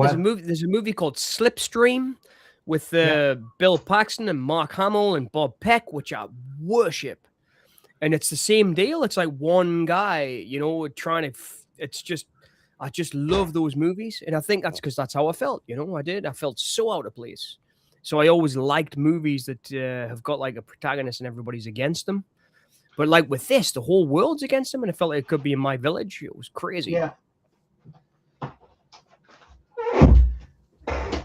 Like I say, I am a very weird human being. But just this, this feels like a scene from Shivers for anybody who's watching along. I'm at like 116. This feels like a Night of the Living Dead scene or a scene from Shivers or Cannibal Apocalypse or one of those films, or Omega Man. Yep, it feels like... Wicker Man, yeah. Oh, Wicker Man, yep. It feels like something out one of those films. And it's got that feeling of like somebody against insurmountable odds and you just know they're not going to win and they don't. And it's just there's something that really strikes me about that. That in that interview, I hope I'm not spoiling this for anybody who hasn't seen it with Carpenter, but he talked about Ennio Morricone doing the score for The Thing, and Billy Corgan asks him about the music, and he says, before I did, Ennio Morricone understood that The Thing was about the end of the world. And he said, Ennio Morricone kind of made me think, you're right, it is. This film I've written is about the end of everything. It's about the end of the world. And he said Ennio Morricone understood that before he did. I thought that was really cool. But it is, The Thing is, it's so beautifully nihilistic. Well, it is the first part of the Apocalypse trilogy, so. Yep, and I think the three of his, well, to be fair, I see three of his best films. I love all of his films. But in particular, Prince of Darkness, I think, is a work of art. Like, I love Prince of Darkness. It's amazing that he made that for the amount of money that he did. It's incredible. And I think In the Mouth of Madness is probably Sam Neill's best performance. It's I made a whole video about that. It's so devastating In the Mouth of Madness. It's devastating. That last frame, that guy he ceases to exist. The second that the screen cuts to black, Sam Neill's character ceases to exist. It's an incredible statement by Carpenter. It really is. It's beautiful, nihilistic work of gothic terror. I think that. I just want to point out a wee question for you. Why is he showing a light when actually the natural light is? He doesn't need a lighter to read the text. Oh, it's just filmmaking. It's just gothic. He has to light. You have to light a lighter when you're in a church when it's supposed to be dark. Okay. But they probably shot this film in about 10 days down the park. It's one of them type of films. Yeah. That's what I mean about the professionalism we were talking about earlier on. It's so good. It almost could be one of the creep show segments, this. Yeah, it could be, because the comic, easy comic, and yeah.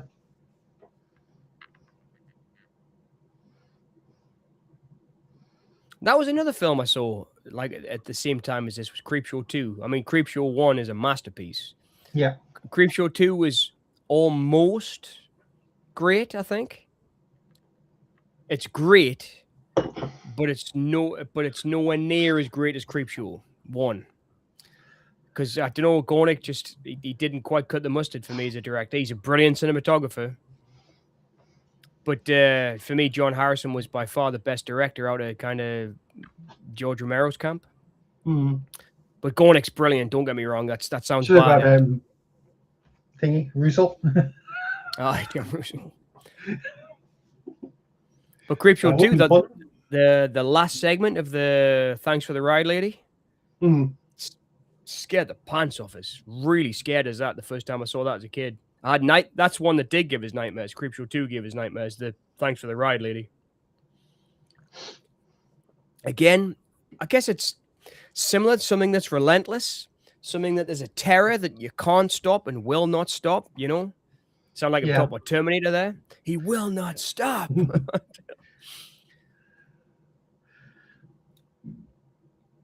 But there's just something about these movies.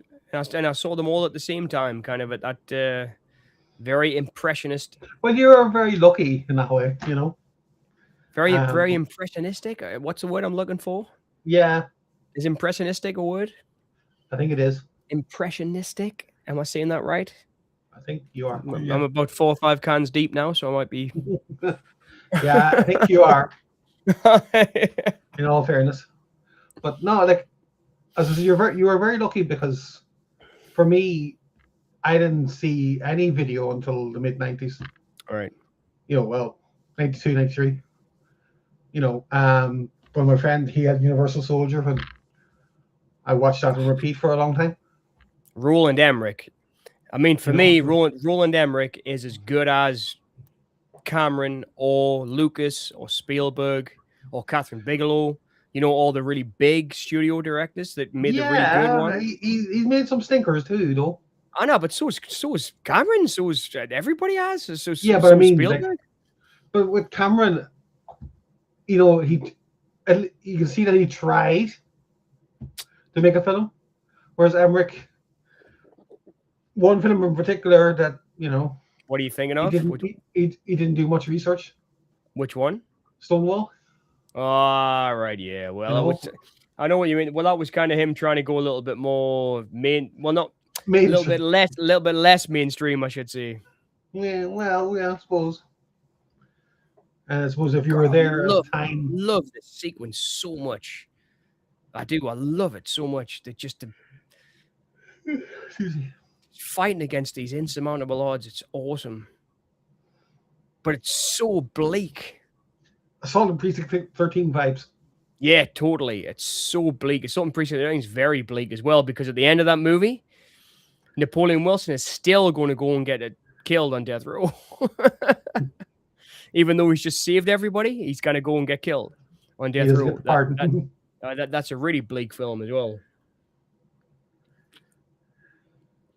But I think Carpenter, I think Craven, to an extent, they both have pretty bleak views of humanity, I think. Craven did for his early stuff, yeah, definitely. Yeah. You know, like Last House on the Left, Hills of Ice, definitely was very... Craven's a very complicated guy, I think. He was, yeah. I mean, the more I learn about him, the more, like, complicated he gets. He didn't really have a great relationship with Jonathan Craven until later on. And Craven never liked his dad, who was a minister, right, in the church, if I remember rightly. I think so. Yeah, I'm not 100% sure myself either. But it was like a very he couldn't watch movies apart from Disney movies when he was growing up because of his religion. And that's a bit shit. See, all this stuff. This looks like where I grew up. I mean, it really does. And it's like running down. I remembered this, man. It haunted my dreams for years. This sequence, and I looked for it too, and I couldn't find it. I looked in like Tales from the Crypt and Amicus, and you know the other films that were trilogies, like Dr. Terror's House of Horrors, or you know, I looked through all of them, and Asylum, and I couldn't find this sequence for years. And then I just by chance thought, oh, Vincent Price, The Monster Club, picked it up and watched it, and there it was, The Elders. It's awesome. I really do like it a lot. Like, I think it's great. And I think it really elevates this movie from being something that would have just been, you know, like a forgettable Vincent Price cameo to a film that's actually I really love it. I love this synth score. I think it's awesome. I love the makeup. I love it's just so good. Kind of like the Frankenstein from 1931. Yeah, it's got You that know, feel. the kind But of the obviously, snow pan. a lot more low budget. Oh yeah, well, yeah, you could argue, but I suppose Universal had a bit bigger studio than Yeah. But at the same time, that kind of the monster chasing the monster, but then they find out the Doctor Frankenstein is the monster, and Yep. well, actually, no, it's not exactly true in the film, but it's more accurate in the book. But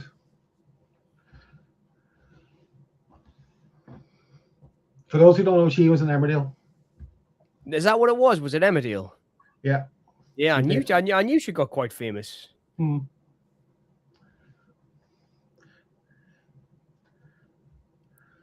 Big twist coming now.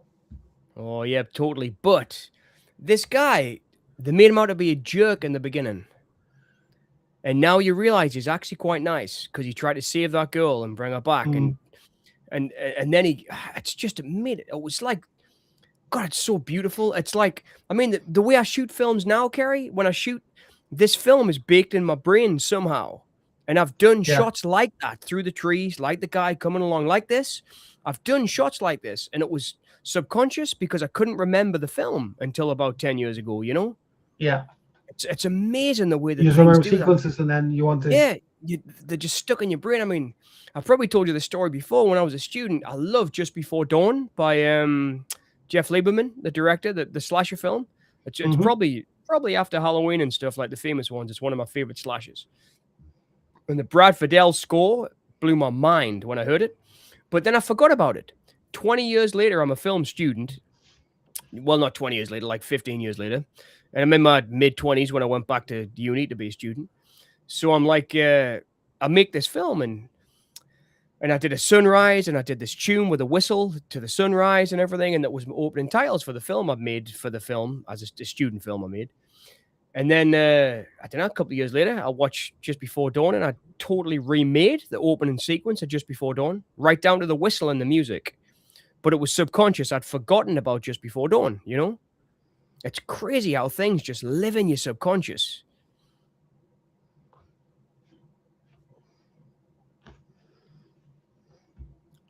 Sorry, am I just drunk rambling now? No, I'm just waiting for. I know it's so good, right? It's so good.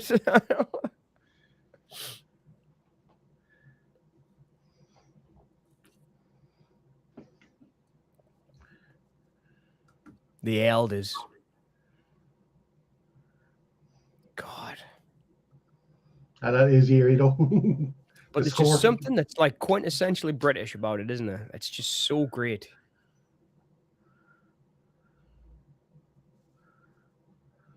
Awesome score, and Lexi was playing actually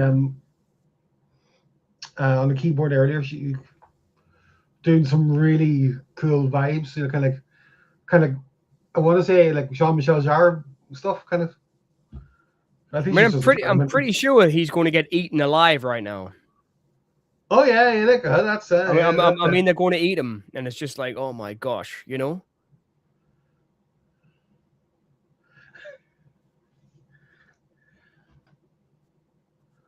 Man, so good. Thanks everybody who joined us for that. That's really why I wanted to watch this tonight, Kerri. It really is. It's that sequence, that third installment has been in my brain rent-free since I was a small kid. It really has. 150 years later, Aye. It's still stuck in his brain. I'm a vampire. Don't spoil it. Like, you've got your taste, Well, you only ever see it at night, right? True.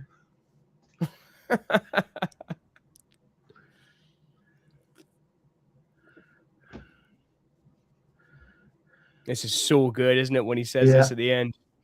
How can we call ourselves a monster club if we haven't got a member of the human race, the biggest monster of all? And he just delivers the lines so... It's because he's beautiful, that beautiful voice. Yeah.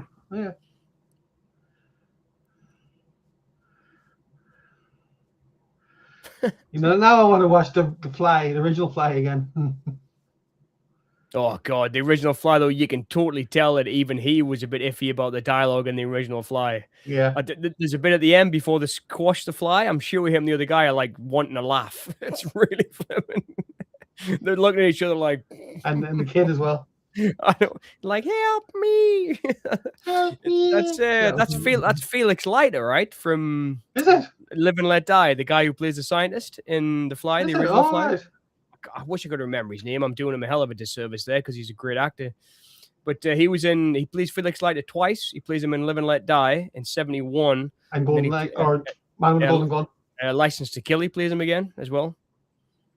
So he plays License to Felix Leiter, who gets his the shark bites his leg off. Oh. Same actor, plays Leiter. And I don't know if it was him in Golden Gun as well, but that'll be 3 times. No, the Man with the Golden Gun. Man with the Golden Gun. Not Golden Knight, he wasn't in that.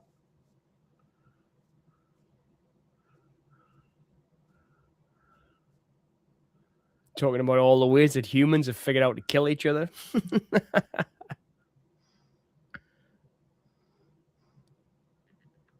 I want to be a member of the Monster Club.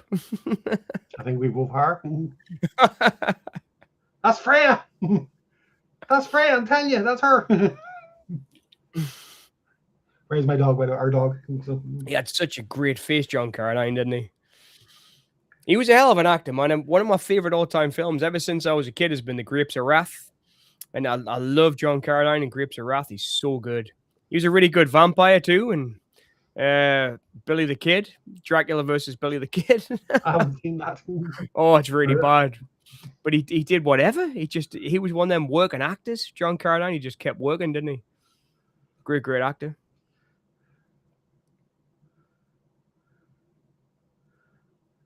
But yeah, I'm sure UB40 was just somewhere in the background.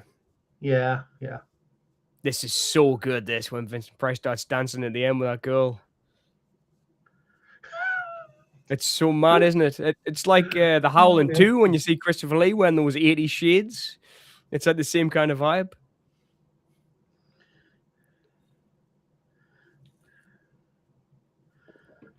Obviously influenced by all the Rude Boys and stuff at the time in London.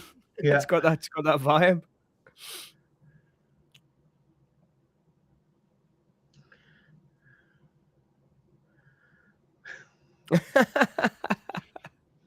It's class. God, he must have had arthritis there on his fingers. Have you seen John Carradine's fingers there? Yeah. He must have really bad arthritis. But what a legend of a movie, and thanks for letting us talk about it. Like, I really wanted to talk about that. That's no problem. I'm happy to join you. Just one of those movies that really affected my life. It really did. Just lived in my brain. I mean, there's loads of movies. I'm not a big fan of Carlito's Way. I'm not. Right. I think it's a really good movie, but I don't think it's a great movie in the way that something like I don't know, something like Dressed to Kill was, or Blowout was, or or Scarface was. I think Scarface is better than Carlito's Way. I do love Viggo Mortensen in Carlito's Way, but that's because I'm a massive Viggo fan, and I'll watch him in anything. But he's in my top 5 actors, I think, of all time, Viggo. But there's that scene at the end when Carlito's dying and he sees the sign and she starts to dance in the sign. Yeah. That's another moment that just stayed with us forever. It was like, to me, that elevates that whole movie from being like a 7 or an 8. I think that's his wish, you see. Dying wish. It is. Well, he's dead. Well, no, what I mean is he wants to get away from, he wants to go straight. Well, I think he knows that she's going to be all right, I think. Yeah, maybe. Yeah, I think that he was just thinking about her, wasn't he? But that stayed with us forever. It did. That the film. There's obviously the great sequence up and down the stairs and all that with the Steadicam, but that one shot of him just looking at that sign and then the sign starts to dance and you are so beautiful. It was just a beautiful moment of cinema, And to me, that elevates the whole movie above being a good movie to being an almost great movie, but that moment was 10 out of 10. That moment was phenomenal, But I find out with loads of movies are worth it just for one particular crescendo or one particular moment. Or yeah, I know what you're saying. Yeah, I think one moment that sticks out to me is like, it's not really a big scene, but in the samurai, Yeah, the the Alan very Delon start, yeah, film. at the very start, I love Alan Delon. Yeah, oh, me too. It was great. But at the very start when he's in the apartment, Yeah, and it's if you don't know Melville, what he's very heavy metaphor heavy, yeah. and Alan Delon is stuck in the apartment. He's in his own cage, and it's very subtle. And then when he goes out and he does his work and whatever, he does his killings and whatever, he has to go back to the cage, and he's never truly free. And Melville did that to perfection for me. Well, he's a prisoner of his own rules. Yeah. I mean, yeah. in La Samurai, he kind of imposes his own rules upon himself, so Yeah. much so, but that's his existence. He believes that is the way to exist. Yeah, because that's the way that he exists, because he couldn't exist any other way. It's quite a beautiful film, isn't it? Yeah. But I mean, Alan Delon is a beautiful human being, isn't he? It's like he's just beautiful to look at, But yeah, he's a great actor. I think that's probably his best role. I mean, I'm a big Michael Winner fan. I really like him in Scorpio as well with Burt Lancaster. But he's a great actor, really great. Yeah, Monsters Rule OK. What a film, man! The Monster Club. However, let's give it up for 1981's The Monster Club. And if anybody is watching this stream after the fact, please watch it, and please watch the third installment, because it didn't change my life, but it infected my life. It was like a wound under my skin that never healed. That third segment, brilliant. Oh, man, I'm so pleased I started Boneyard Cinema just so I could speak about that. Well, that's good. Here's the Monster Club. Sláinte. Monsters Rule OK. I'm just putting on the light here. I mean, I don't know. Are you okay to go for another one, Kerri? Or you sure? No, because 10 o'clock. Sure. Yeah. 10 o'clock. I really did want to watch the Abominable Snowman as well. Yeah. I mean, not just because it's so hot, and I thought it'd be good to watch a movie about snow, but it got us thinking, like movies from that time that I saw. And this was the first Hammer horror film I ever saw, The Abominable Snowman. Probably the first time I ever saw Peter Cushing as well. In fact, it might have been, maybe it was Doctor Who, the movie, Doctor Who, the Daleks Invade London. But I can't remember which one it was, but I'm pretty sure it was Abominable Snowman. I'm pretty sure this was the first time I ever saw Peter Cushing. Well, the first time I saw Peter Cushing was in Star Wars. That's a Gen X response. And it was like an old, decrepit VHS of it that I'll have seen. And it was, it's a fantastic, fantastic movie. It really is. So if you'll join us, I'm going to find the link now. The link's in the description below for anybody who's interested in joining us. And open it in a new window. I think this one's super widescreen, if I remember rightly. Yes. Cool. So this one is courtesy of Lion's Claws Presents on YouTube. Cool. But I always loved this. This has always been one of my favorite Peter Cushing films. And it's not very often you see him in this kind of role, because usually he's a squeaky clean guy. Yeah, he played Van Helsing, and he was Dr. Watson, and he was always kind of the good guy. Yeah. But I love this film so much. I mean, not just because of that, but because it's so good. The atmosphere is great. Similar to what we were saying before about Roy Ward Baker, this is really good atmosphere. I mean, this is 1 year before Hammer really kicked off with Curse of Frankenstein and Horror of Dracula in like 58, right? That's right. Yeah, that was Lee's first role as Dracula, and then he played Curse of Frankenstein. Curse of Frankenstein, yep. So this is Hammer really just starting to find themselves. Hammer horror fans will know they were kind of jumping on the Quatermass and the Pit bandwagon because it was so popular on TV that they bought the rights to it, right? And said, okay, let's do a movie version It of was Quatermass. second series, so because Second series. What's it say? 1 second. See when it came out.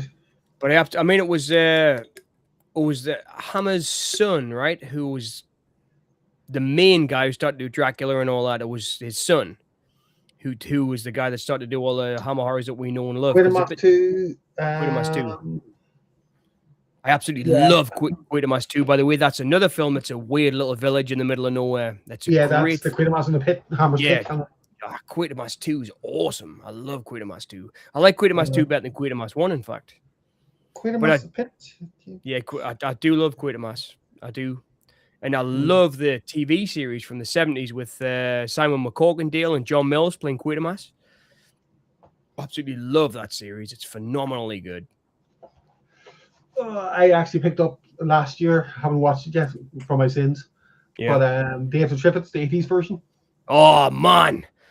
I love Kerri, you're talking my language now. I absolutely love Day of the Triffids from the 80s. That's 28 days later. Yeah, before 28 days later. Yeah. It literally is 28 days later. He wakes up in the hospital, finds a woman, they stay in the apartment in London, watching London get destroyed. He goes out, they find the army soldiers. It's exactly the same storyline. Exactly. It's crazy. It really is crazy. But seeing that, I'm a massive Romero fan. And if you want to read that deep into stuff, Day of the Dead is obviously heavily influenced by that. You've got the soldiers at an outpost at the end of the world. Yep. It's, man. But no, Day of the Triffids, Kerri, I can't count how many times I've watched that TV series. I actually quite like the modern one with Richardson and Scott. What the hell's his name? The guy who's in this year's Love. Who's a bad guy in Mission Impossible 2. Gary Scott. Gary Scott, yeah. And Eddie Izzard and Jason Priestley. They did a really good, like, kind of early 2000s version of Day of the Triffids 2, which I really like. I have seen some of it. TV series, yeah. But I wouldn't be exactly familiar. Oh, I'm a Day of the Triffids freak. I love the TV series Day of the Triffids. I think it's a masterwork of TV. I think in the 80s, we did some awesome stuff. And the 70s, like Survivors. It's we did some great series. I mean, the 80s, we did Threads and, some of the best stuff, I think, made for television. The Stone Tape. Oh, the Stone Tape, man. Well, Nigel Neal, the same guy that wrote Quatermass. Yeah. I love the Stone Tape. I think it's beautiful, that. Beautiful. It's eerie as fuck. Talking about things that stay in your brain, the scream. Yeah. Because they use the same scream over and over and over again. Yeah, she's like calling out for help, and he's like he hears her, but he doesn't believe that she's there. I know, it's so good, and he builds his flat at the end, and she comes in the flat. It's so good, the Stone Tape. Oh, that's a film I wanted to upgrade, but I couldn't afford the 101 to the Blu-ray of Ghostwatch and a Blu-ray of Stone Tape at the same time. And I just couldn't afford them because I've been skint, literally I'm living to pay the rent now. That's all. I haven't got enough money to buy anything. But man, I really wanted the Stone Tape when they did the Blu-ray. I wish I had that. It's so good. I've got the old the BBC DVD of it, but man, it's so good. I'm a big Nigel Neal fan. He's really good. I mean, he did. So was Carpenter, right? He got him to write Halloween 3. Yeah. There's some Nigel Neal stuff that's still left in Halloween 3, I think. Monsters rule okay. Okay. Ready when you are. All right. We'll go for The Abominable Snowman, 1957, in 5, 4, 3, 7, 12, 1. Go. Blast off. Maybe this will help us chill out a bit with the snow.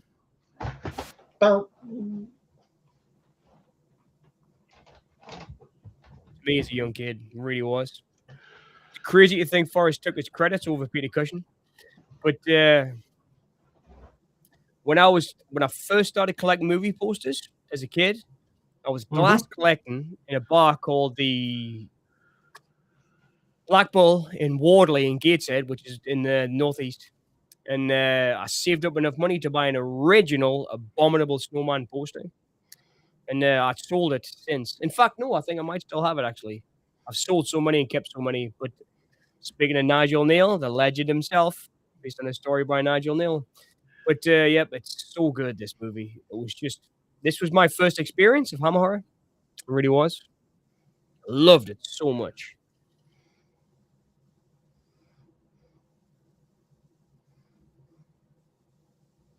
Do you remember what the first kind of Hammer horror film you saw was, or British horror? British horror. I'm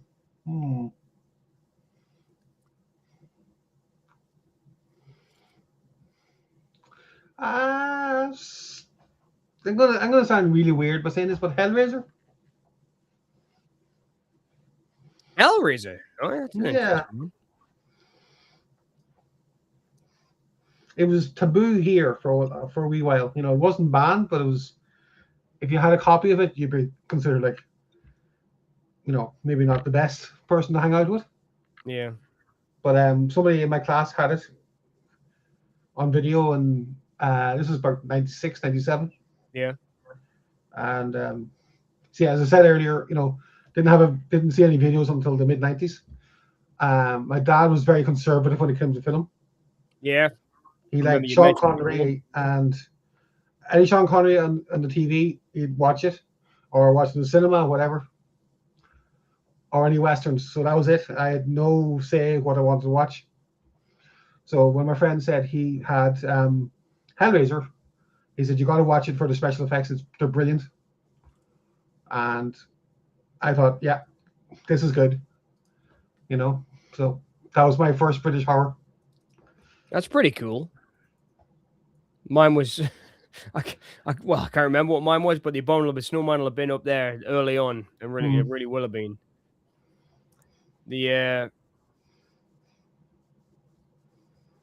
I'm trying to think.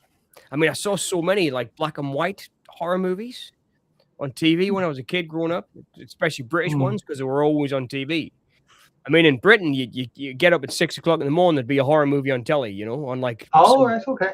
It was, or if you get home from the club, and when I was a teenager, there'd be a British Hammer horror film on or something on at like 2 in the morning. Well, I remember Alex Cox doing the movie Joel.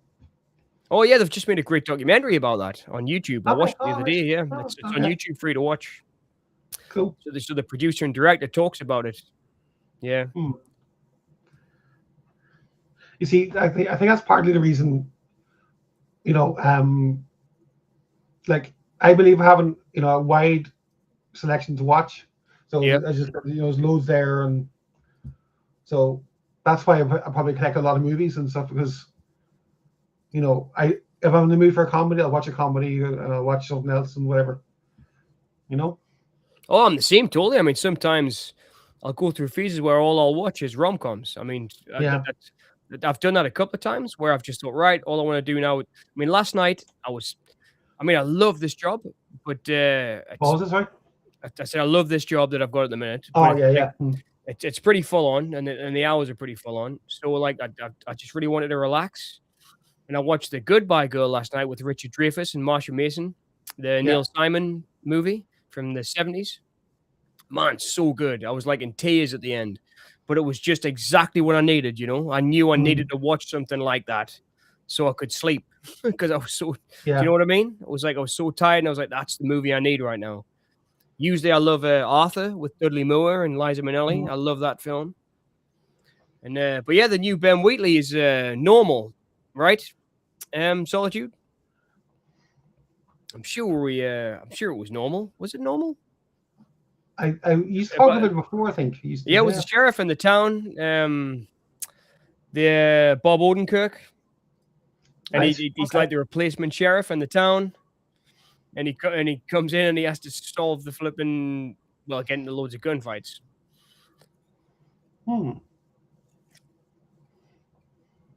How cool is Peter Cushing, by the way? I have to say, super cool, that human being. Apparently, when he was doing Star Wars, he was, he wasn't comfortable, on set. So Lucas suggested to him to wear slippers. When he was doing the scenes with Anthony Price, and Well, it was his last movie, right? I think so, yeah. Yeah. But he just said he wasn't comfortable. Like his feet maybe were sore or something. I don't know, but Lucas suggested wearing slippers, and he was okay with that. So actually, no, he died in the 90s, didn't he? So he might have been something after Star Wars. I kind of, I remember the last couple of pictures of him and Christopher Lee together were definitely after the 70s. But I can't remember. What did he do after that? Let's see. Hang on. I'd say he died in the early 80s. It must have been. Hey, Robert, it's back again. Thanks for joining us again, dude. Cool. Right. Oh, he was in Top Secret and Biggles and. Oh yeah, of course, man. Top Secret when he's got the big eye. Yeah. When he's got the magnifying glass and his eye's massive. I remember that now. Yeah, he died in 94. So yeah. Peter Cushing died in 94. God, it seems like a Welcome back, Rob. Right, Robert, sorry. We just talked about Peter Cushing, Robert, because we started to watch the Abominable Snowman. It's from 1957, which first Hammer film I ever saw, so we thought we'd stick that on. And then we just seen how cool he was. He's super cool, Peter Cushing. It's a cigarette, really, isn't it? But it's the same as I remember seeing Christopher Lee. God, I'm sweating so much. My glasses are steaming up now. But the Christopher Lee was talking about working as Count Dooku in with George Lucas, or working with Peter Jackson on Lord of the Rings. And he was saying that these guys cast me in these films because they'd seen us in the 50s, as Dracula, or they'd seen us as Frankenstein. And he was saying, that's all they really wanted to talk about. And he was saying it was so great to me that the work I'd done all those years ago had influenced these filmmakers so much that they wanted to cast us in the films. And I think Peter Cushing's the same, with George Lucas. Mm-hmm. That's got to be why he cast him in Star Wars, because he'd seen him in all those movies he loved when he was a kid. It's called Abominable Snowman from 1957. Oh, yeah, Robert. The Abominable Snowman, Robert. Yeah, it's great. It was one of the first Hammer films I ever saw, Hammer horror. And actually one of the first film posters I ever bought with my own money when I started collecting movie posters, an original 57 movie poster of The Abominable Snowman. To be honest, talking about film posters, one film poster I really want to get, The Third Man. Oh, it's a beautiful film. With the Ferris wheel in the background. Yeah. I really like the soundtrack. My favorite thing about the movie is the soundtrack. I really like the soundtrack. The soundtrack's so cool, yeah. I've got it. I've got a CD of it. I haven't got a vinyl of it. I'm not that cool. But I've got a CD of the Third Man soundtrack. It's so great. It's such a good soundtrack. Like, it's got that like Greek guitar sound. It's so good. The sitar, not the sitar. It's just acoustic guitar. Bazooki. Yeah, but it's awesome. It sounds great.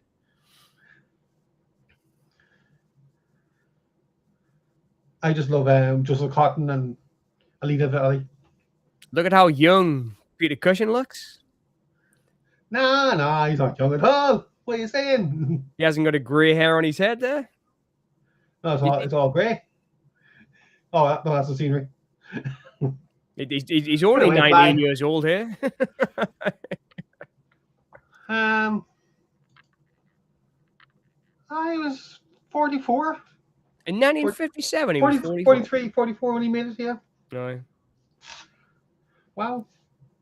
But I always love it. This is a movie. I've got a Blu-ray of this. It's a movie I come back to every couple of years just because I remember watching it so much when I was a kid. But Hammer obviously haven't quite found the formula yet. There's a lot of they're trying a lot of different genres but towards the end it gets proper monster flick like Bigfoot, it gets proper full on towards the end. It's really good, especially when they get up into the Himalayas and they start trying to find him. It's great. It's all about the setup at the minute. Oh yeah, totally.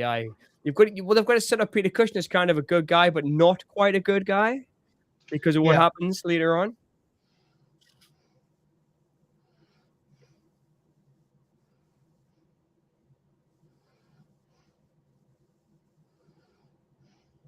It reminds us of I'm a massive fan of the PlayStation games Uncharted, and there's an Uncharted that's all set in the Tibetan villages. It's great. Oh, right, okay. Never played them. To be honest with you. Oh, they're fantastic. I'm playing a zombie game at the minute called Days Gone. It's awesome. So you're riding around on a motorbike in the zombie apocalypse, killing zombies. It's awesome. Right. I've really been getting Okay. that one lately. Because whenever I get really stressed, it's either movies, music, or video games that chill us out. That's the one thing that chills us out.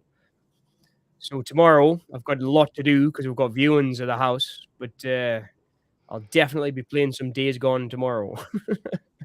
Cool. But yeah, if you like it, zombie games, it's really good. Have to excuse me for a second. I've just run out of beer. Okay. I'll be 2 seconds. Don't find the abominable snowman without us. Okay, we won't.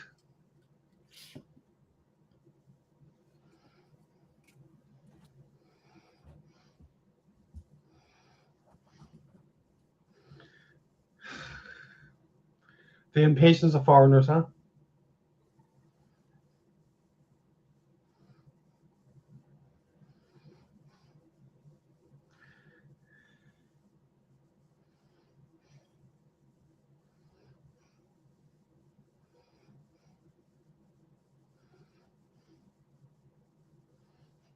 Dr. Livingstone, I presume.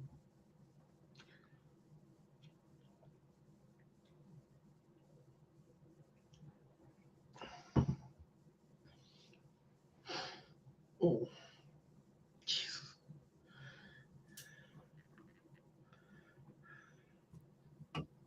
You know what one of the best things about the heat is? Cold beer. Fair enough.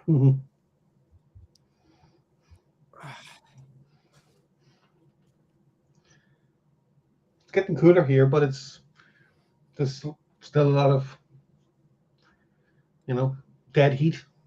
It's just, like I say, I really don't mind. I mean, I understand I should mind it because of global warming and everything, but to be fair, it really hasn't affected me that much, this heat. It really hasn't. I've just... Well, I was mowing the lawn from Monday to yesterday because the heat was just killing me and I couldn't finish it all in one day. It's not a big lawn, but it was just so long and overgrown because I was unwell for a while. Yeah. Oh wow, cool. Look, Robert, about the Day of the Dead 4K. Really, what's the Day of the Dead 4K? I haven't got it. I can't afford it, Robert. I'm just so skinned at the minute. Every penny I'm earning at work has gone on the rent, the council tax, everything. I've got nothing. But I really wanted it. I've seen the news of it, and apparently the transfer isn't that great. I think the transfer is good, right, Robert? But they've used one of the old tracks, the one that's dubbed. So he says, like, right, instead of shit and all that at the beginning when some of the voices are obviously really dubbed. I remember the first time I bought a DVD, I put it on with video with the thing as well and watched them along. Geek that way, and they used the different soundtracks. Apparently, is that right, Robert? They've used a soundtrack that's dubbed. They've dubbed some of the swearing over and stuff, like the old version of it that was released. I think it was the first. Was it the first Anchor Beer release? So, like at the beginning when he says, "Shit, I could do that even if all this wasn't going on." Sorry for my terrible Caribbean accent there. But then in the version of the soundtrack that usually says, "Right," and it's so obviously somebody else's voice. Right, I could do that even if all this wasn't going on.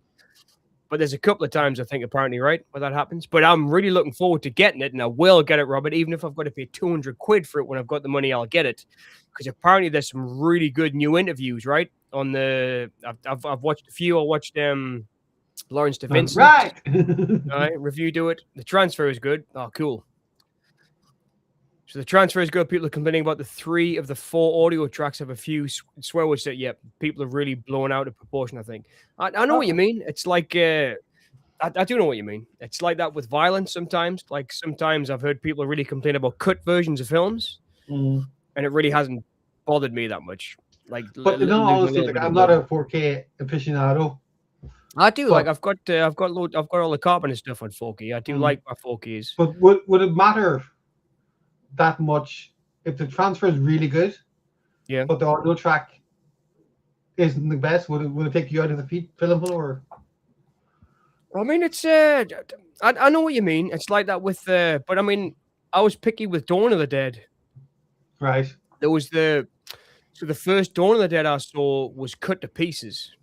Back in the day on VHS. And then I bought the uncut DVD, which wasn't really uncut, but it was the Cannes cut or whatever it was called. And then for years later, there's like 4 or 5 cuts of Dawn of the Dead. Now Geno cut, the TV, all that kind of stuff. But I mean, I always enjoy it no matter what. Whenever I watch Dawn of the Dead, I'll enjoy it because I love Dawn of the Dead, And I think that's what you're getting at, right, Robert? I'll enjoy Day of the Dead no matter what cut it's in. And if the image looks great, I'm sure I'll enjoy it, I mean, it's one of my favorite movies of all time, Day of the Dead. I'm jealous. I'm so jealous, Robert. I wish I'd seen it. I'm just so skint at the minute. I couldn't afford to buy it. I remember a couple of years ago, I was watching a review of Batman 1989 in 4K. Apparently, the special features are great, Robert. I think from what I've read. Sorry, Kerri, didn't interrupt you. Yeah, they said the transfer was terrible because it kind of added kind of a turquoise tone or tint, I should say. Yeah. To the scenes of Gotham. Yeah. So that kind of put me off 4K for a while. Yeah. But I mean, the contrast is always more. I don't know how to describe it. The contrast on 4K is always more. I don't know the word prevalent. You can tell the blacks look really black, the whites look really white. You can always really tell. And some movies it has, like Evil Dead, looks awful, like on an upscale transfer, I think. But I feel the same way about Night of the Living Dead. I've got the 4K Night, I've got the Blu-ray Night, I've got the DVD Night, I've got the video of Night, I've got the Betamax of Night of the Living Dead. But it's like I haven't got a Laserdisc, funnily enough. I don't own a Laserdisc of Night of the Living Dead. If there was one, I'd like to own it, though. But, it's whatever transfer I ever watched on, I always enjoy it. It's movies like that. But, I mean, there's I think me and you talked about this a couple of weeks back. I did like the fog on 4K was like a big deal for me. It was like it looked great. That was the first 4K I ever saw that was 10 out of 10. It was fantastic. Don't get me wrong, Scream Factory screwed up. There's no excuse for them not using the proper audio tracks, but I'm just not acting like the world is ending over it. I know what you mean. I do know what you mean. Yeah. And plus, that's kind of why I asked. No, exactly. And plus, take you out of it. If you want to watch your old version, you can watch your old version, right? I mean, that's what I always think. I mean, I'm a massive Halloween fan, and 9 times out of 10, I'll watch the old Blu-ray release that Lionsgate did of Halloween because that's my favorite way Halloween ever looked. So, but I've got that on 4K, but I'll usually watch the Blu-ray. I really will. Oh man, tell us about it. Diary of the Dead, Survival. I'd jump on that. I'd sell my grandmother's remains to get a Diary of the Dead. That's how we met, right, Robin? I'd love to flip and get a 4K Diary of the Dead. Definitely. It's it's one of my all-time favorite movies. Yeah, Diary's pretty good. I rewatched it there a couple of days ago. After our stream. Yeah, I rewatched it. Where I ordered it during the stream. Yeah. Oh, you ordered it during the stream, yeah. Yeah, and I ordered it and got it there. It's definitely it's a unique take on things, but it doesn't take itself seriously. Oh, exactly. That's just, I think it's great personally. I really do. That could be a factor too, yeah, Robert, yeah. 4K has no meaningful standard. A movie can look different depending on the TV and the player. Exactly. You have that TV that you have that can be very frustrating about the new format. Yes, it can. Yeah. I mean, it was the same with Laserdisc though. I mean, I've got a few Laserdiscs, and I think we have talked about this on the stream. I went from Betamax to Laserdisc to VHS to DVD. And it felt like it happened in a matter of minutes. It was the same with CD, remember? You had tapes, vinyl, mini disc, all that. It just seemed to happen in like 2 seconds, all of it. MP3 and yeah, but did it just seem to happen but I've always kept the old formats, I've got all my favorite movies on VHS still. I always kept the old ones just for nostalgia. Yep, Steam here. Diary of the Dead's one of my all-time favorite movies too. So I found your channel in the first place. I love it too, Robert. It's class. It really is. To use a term, it's class. I just think it's brilliant.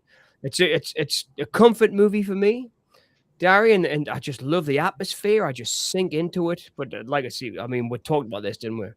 But it's just one of those movies that to me, it's on par with Martin. It's got that kind of cool atmosphere that Martin had. But you can just sink into it. It's like I don't know, like a nightmare or a dream. It's just class. The brilliant reality. More of a dream, yeah. Yeah. Yeah. Because it's not scary per se. It's just more atmospheric and, as I said, doesn't take itself seriously. But I think Darius, out of all of Romero's films, I think Diary and Day of the Dead and Diary of the Dead are what would most likely happen. I really do. I mean, obviously, Night of the Living Dead's set the playbook for it. But and that would happen too. But I think I just think they're the most believable ones. And like we were discussing earlier on, like to be in that reality, that's what you'd want to do. You'd want to get home, and you'd want to cling on, and you'd want to cling on to what you had. And Jason wants to cling on to making a movie. She wants to cling on to get by. God, I can't remember the names now. But anyway, she wants to get back to her parents' house, Jason's girlfriend, and the other guy's just hanging along. The teacher's got nothing else to do. It's just, I just love the way it unfolds. I really love it. And there's only one other guy I found on YouTube who loves it just as much. That was that Tomato Vision. He loves it too. Just reading what Robert said, there are exceptions, but I think overall, a high quality Blu-ray transfer is probably the best way to go sometimes. Yeah, I agree. I agree too. I agree. I can see the difference between DVD and Blu-ray, even if it, the DVD's upscaled in the Blu-ray player. But Arrow do brilliant releases of things, and then you got Second Sight. But an ordinary Blu-ray, just out of the top of my head here, Trainspotting. Trainspotting's been on your brain tonight, Kerri. Yeah, I know. Tell me about it. I'm half Scottish, so yeah, of course it is. But but no, definitely, because you can see the difference. It's vivid. It's it just looks fresher in Blu-ray than ever did in DVD. But then sometimes you get a bad transfer, of Blu-ray onto Blu-ray. But thankfully, so far, I never had anything like that. Yep. I've upgraded a lot of my DVDs to Blu-ray. Me too. I've done the same, and I have, like I say, upgraded a lot of Blu-rays to 4K, like the Carpenter ones. I've got a couple of Cravens. I like Deadly Friend. I got the Deadly Friend 4K that came out. I've got Hills of Eyes. I've got just certain films. I did the Roland because I'm a big Jean Roland fan. So when Indicator did them, I started buying the 4Ks of Roland's films.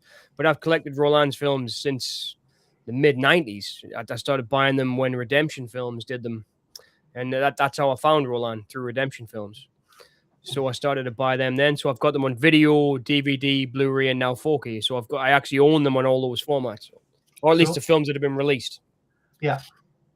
Yeah. But I love the score as well. In Diary, I love this. I love the score in Diary. It's got that 2000s feel. Like the last song is great. And the McCulloch score, Robert, for Night 90, I absolutely love. It feels so grungy, doesn't it? Like when the moon's rising in the beginning, and you hear that kind of going, like the noise. It's so grungy and squidgy. And great score it is. Great score. I wish Savini directed more. I do. I know he did a couple of Tales from the Dark Side, and he did some of the Creepshow, the ones that were released recently, the Creepshow TV series. He directed the one that was kind of like the Loch Ness Monster that was really cool, where the kid went out to the lake and the monster. That was a brilliant episode. Yeah, I wish he directed more movies, man. But what can you do? Like we were talking about before, we've got the book, Tom Savini, what could have been. But I like what we got. I do. I think we said that last time, right? I like what I really do like Night of the Living Dead 90. I think it's an underrated movie for sure. Even still among Living Dead fans, it's a Underrated movie. I mean, you're the only two people who like Night. I love it. 90 score. I think Ian McCulloch's score is great. I feel that most people hate it. They're crazy. I agree. They're crazies, Robert. Very good. Very They're good. Very crazy. good. But yeah, it's a beautiful score. I think Romero had a really good ear for music. I mean, even now, the tracks that he picked for Dawn, like, fit still. The way that he edited them and stuff. And he was a great editor of music, I think, Romero. I think he was a great editor, full stop. Speaking of that, sorry. So we've finally gotten to the point where Peter Cushing's going to find the abominable snowman. Or as they called him earlier on, the Yeti. Yep. Do you think that's Peter Cushing really climbing the mountains? No. No. I know Savini's great. Savini's a great director. He really should have. I really wish he could have done more. I don't know if he chose not to do more. Because I know John Harrison, who's my favorite of all, like, the kind of Romero alumni. I love his films. I love the June miniseries he did. I love the Book of Blood he did. I really like the Tales from the Dark Side movie that he did. He's a great director. But and he kind of, I mean, Gornick, like we were saying, did Creepshow 2, and but I wish that he'd gone on and did a couple of more. I totally agree. Exactly how he was. He was just one of those guys that, I think it was a passion, wasn't it? He just had a passion for making films, and there's a great interview with him. Get It Done. I think it was in the. I don't think it's Birth of the Living Dead, but it's one of the newer documentaries. And he's talking about when he worked, when he was doing the trailers and stuff, or when they were doing the Juice on the Loose, or when they were doing the Latent Image, when they were doing the adverts and stuff, the famous one, the Calgon story, or the beer commercials for Iron City Beer and all that, just before he did Night of the Living Dead.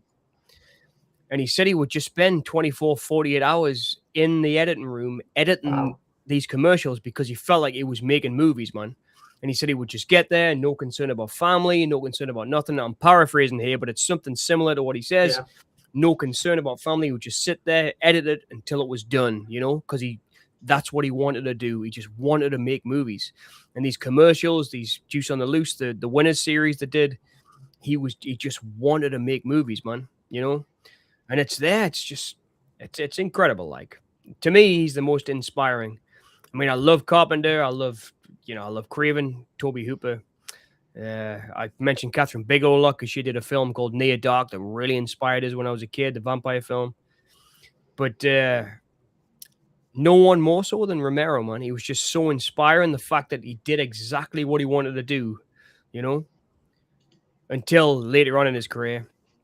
But, but I made a whole video about that on the Boneyard, about the Romero projects that could have happened that didn't happen. Like the Mummy, he was supposed to do the Mummy with Universal. How good would Romero's Mummy have been? That would have been very good. He was supposed to do Before I Wake with Meryl Streep. He was supposed to do so many films that never got made.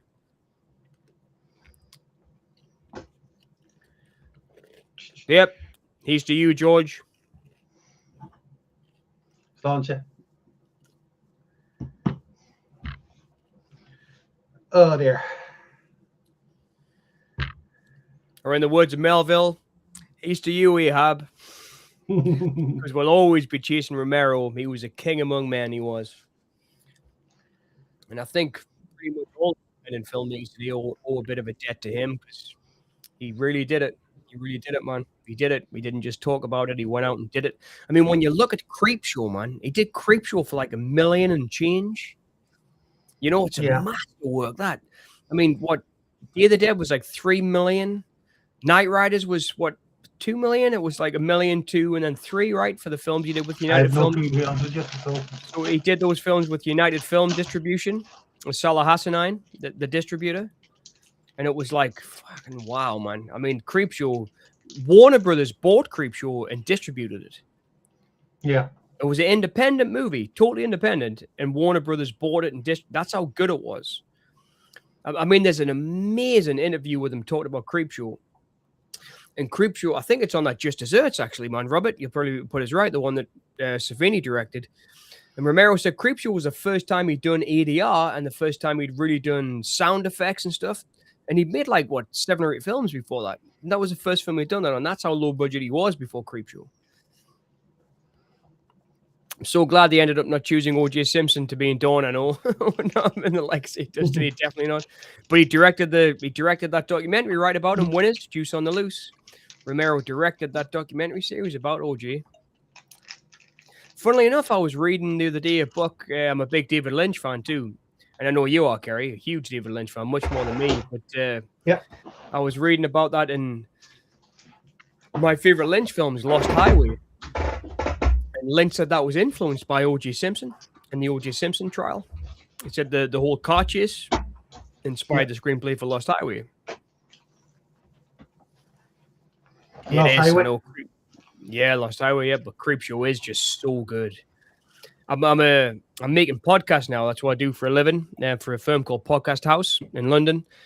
And the recording them, not making them. I'm an engineer. I don't write them or anything, but I'm just recording them. But doing the camera work and the mics and the studio stuff. But there's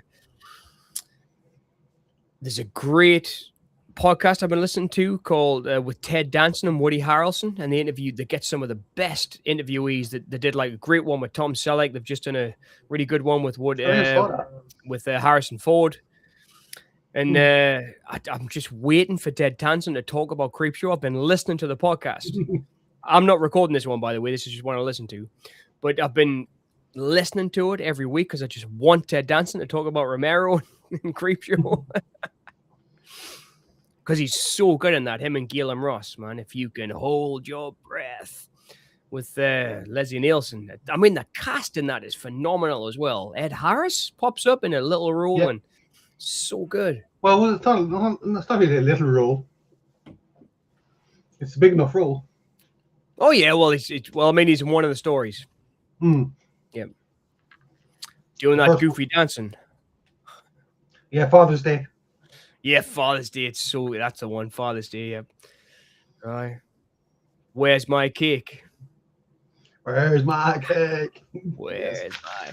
I love the thingy from Shining. We're trying to do the voice. Where's my cake? Oh, I suppose that's more like if you can hold your breath.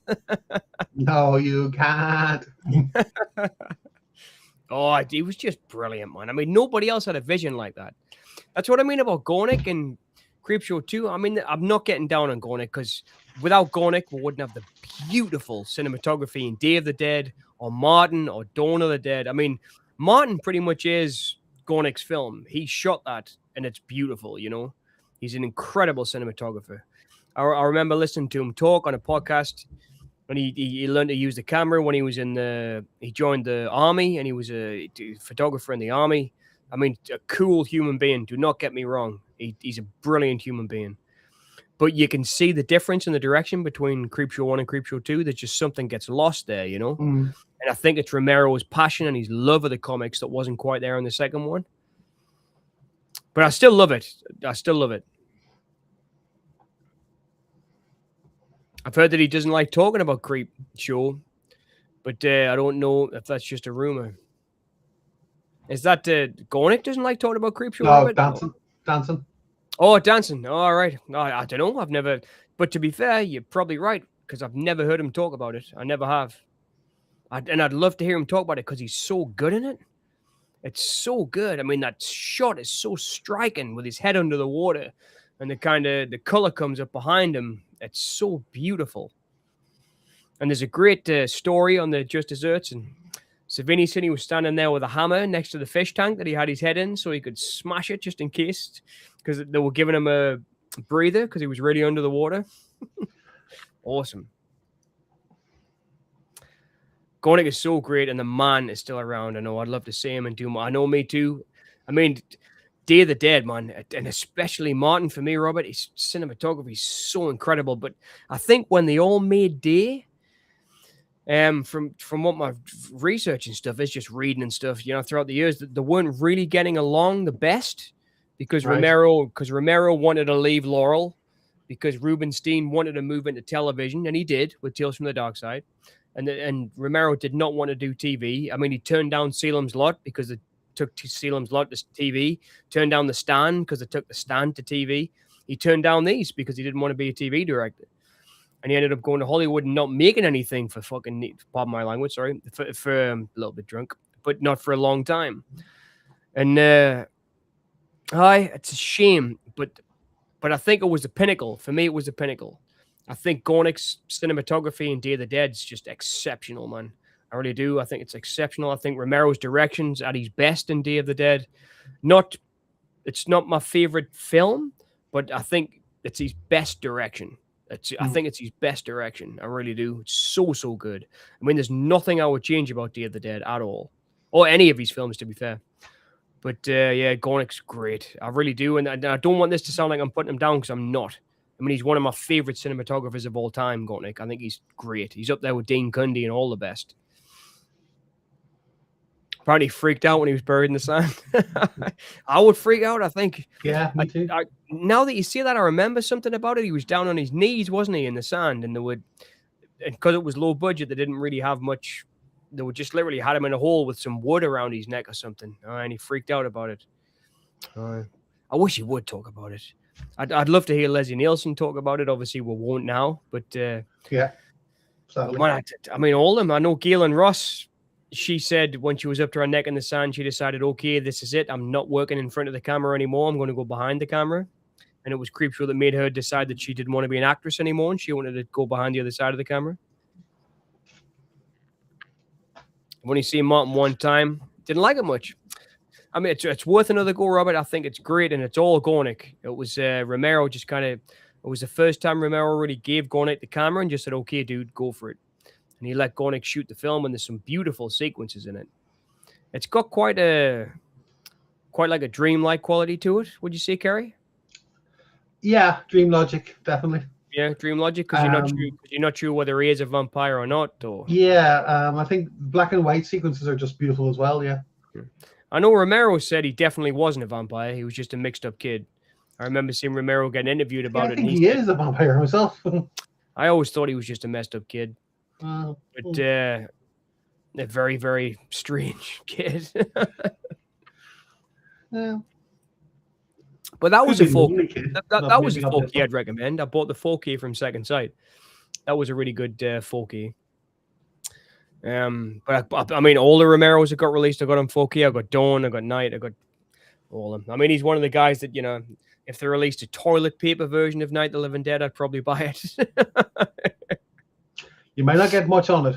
No.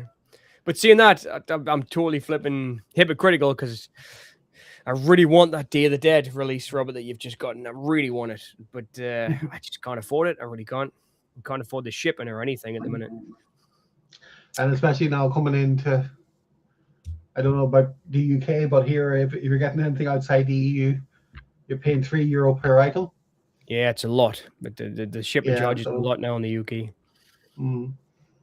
But yeah, definitely recommend it. It's a film I really like, Martin. It always was. It was really hard to get for a long time. I had an old VHS release of it for years, and that was it. There was no other way to see it up until about the early 90s when Arrow did a release of it.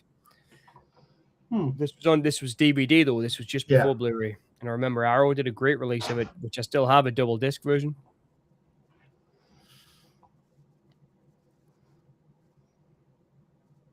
Well, I'm pleased to say that anything that's been on my movie wish list, I have. So I'm happy. Fantastic. Yeah. Yeah, well, Gornick, he directed a bit, right? Didn't he, Robert? He directed a few of the episodes on Tales from the Dark Side. It was a really good show. I know George Harrison directed a lot of that. I know Savini was really heavily involved with it, and obviously Gornick and Rubenstein and the producer and Leighton Image. And sorry, Laurel. It was Leighton Image years ago. But I mean, I love it. I think Tales from the Dark Side is a great series, and I love the movie that Harrison directed. I think the movie's fantastic that George wrote the screenplay for. I think it's a really good movie. You've got Steve Buscemi in there, Rennie Russo, and Christian Slater, and You've got that great one with James Remar and Ray Don Chung when she's the kind of gargoyle one, which I absolutely love. You've got Deborah Harry as this witch with the kids in the gingerbread house. It's such a good movie. I do love the Tales, but Harrison was always my favorite. Harrison's my favorite kind of. The DVD is great. I think that's all you need. Because Martin was shot in a certain way, I don't think I mean, I bought the 4K, but I think it's one of those that the 4K didn't really add much to it. It's such a grungy film to begin with. Do you know what I mean? Just checking here, it's on YouTube, Tales from the Dark Side, because I have never seen it. Oh, it's a great movie, Tales from the Dark Side. John Harrison, like I say, is my favorite Romero alumni. I love his work. I think he's a great director. I think Harrison's fantastic. And a great composer, obviously. He did the score for Day of the Dead. He did the score for Creepshow. Great composer. The movie is on YouTube. But yeah, I think the DVD of Martin's all you need, man. I do, Robert. It's for me, that's, I mean, 9 times out, I'll watch the second Sight release now because I paid a pretty penny for it. I think it was about 35 quid when I bought it. Wow. It was a lot. Well, a lot. I guess that's just normal now, isn't it? 35 quid's normal now for a physical media release. Oh, so was it 4K? Yeah, this was the 4K one. Right, okay. Yeah. I was wondering because I got the Blu-ray for 15. All right. But yeah, that's the DVD release of Martin's great. I think that's all you need.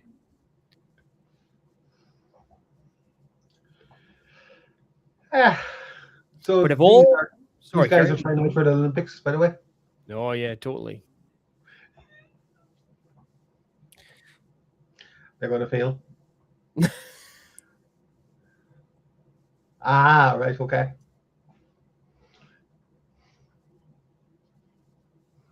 So Harrison. Yeah, Harrison. I love Harrison. I really do. I mean, I think this might be the 3rd or 4th cast. Well, this isn't a podcast. It's a stream where I've mentioned it, how much I love him. I love the guy. I mean, I don't know if you can see it behind us, but I've got the June mini-series poster there somewhere. Can you see it? No, you can't really see it. It's behind us. But I've got the June mini-series poster behind us. I love it. He's just one of those directors that really flipping... There's something about his work I really like. He did a British movie, Books of Blood, based on Clive Barker's Books of Blood, which I really, really like. Not many other people like it either, but I just think it's got such a clear directional style. And Harrison, I mean, he did most of Tales from the Dark Side, Harrison. But he kind of, got his chops being Romero's assistant director.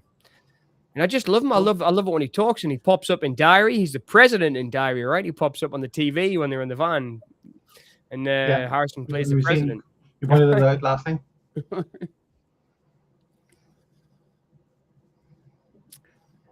yeah, definitely one of my favorite Romero alumni. Cool.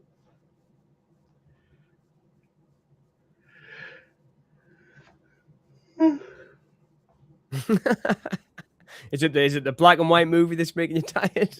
No. Compared to a couple of weeks ago, I'm actually more awake.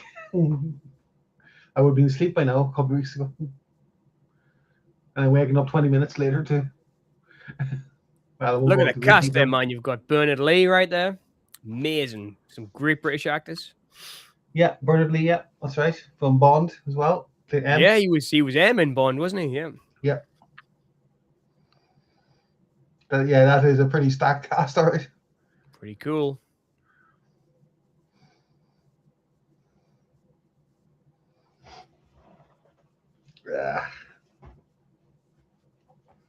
No, Bond, you got to behave yourself. Do you have any directors, Kerri? Like me and Robert have been talking about Romero there. Do you have anybody that really flipping just totally grabbed you? And well, there is obvious one, but Lynch. I won't go obvious. Huh? Lynch? Yeah. Yeah. But I won't go obvious. I'll go another David. Cronenberg. So yeah, his films always grab me, and they always make you think, and he can be cynical, he can be direct, he can be funny. What was the He could first be Cronenberg actually. you saw? Can you remember what the first Huh? one was? What was the first Cronenberg you saw? Oh, first Cronenberg. Oh, Jesus, that would have been. I would say The Fly. The Fly. That was why it always sticks with me. You know. Um, Mainly because of the special effects are amazing. Christopher Wallace. Well, yeah, I he love won the an sequel Oscar. as He well. won an Oscar for it, didn't he, Christopher Yeah, Wallace? yeah. I love the sequel as well. It was actually one of my guilty pleasures. But Well, my favorite you know how I Cronenberg. feel about Mick Garris. That was written by Mick Garris and Frank Yeah, Darabont, yeah, the Fly yeah, yeah. sequel. Yeah. Well, Frank Darabont as well. Yep. Um, but no, I think you see, my favorite Cronenberg changes every time. Like today could be Dead Ringers, tomorrow could be Existence, or Videodrome. So Existenz is paused. yeah, So many great voice cameos, and Dari, it's the only George ever made with so many voice appearances. I know it's incredible. Wes Craven, Del Toro, Simon Pegg, Tarantino, Stephen King. It's incredible the amount of voices that are just pop up in it. I love it. No, Robert, it's fine. It's okay. It's fine. Don't worry about it. Sorry, I'm cheating. Well, that's all right. It's the movie's just in the background, man. That's what they're there for. Exactly.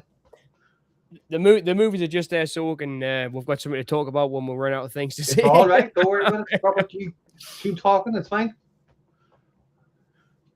Talk about George Romero forever, Robert. We can talk about Romero forever. I'd be happy to talk about him forever.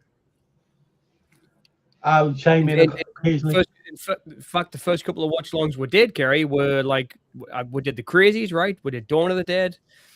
Did we do? No, we didn't do the Crazies. No, we did Dawn of the Dead. Did I do the Crazies by myself then on the Boneyard? Did you? Oh. I must have done that one alone, just watching the Crazies. No, you did Dawn with Cynical Telluride. Did I do it with Glenn? All right. Yeah, you did. Yeah. And we did Day a few weeks ago. Yes, we did do Day of the Dead a few weeks ago, didn't we? Yeah. But I'm sure I did it because I remember Solitude saying, "What's your infatuation with Romero?" He's like, "Are we doing another Romero film this week?" And I was like, "Yes, we are." He loves George. Leave him alone. So yeah, the first 3 watch longs I did Night of the Living Dead for the very first one. Then I did the Crazies, and then I did Dawn. Yep. Okay. Then I did Hills of Eyes, Mouth of Madness, Dario Argento, Nomads, Diary of the Dead, Monster Club. Right. So you had the first 3. I did the first 3 by myself. Night of the Living Dead, the Crazies, and Dawn of the Dead. Then you got me roped in for Hills of Ice. Yep, then I got you roped in for the Hills of Eyes, yep, which is another amazing film. Yeah. But no, happy to talk about Romero always. Yeah, as I said, I'll chime in occasionally if you mention something that I like. So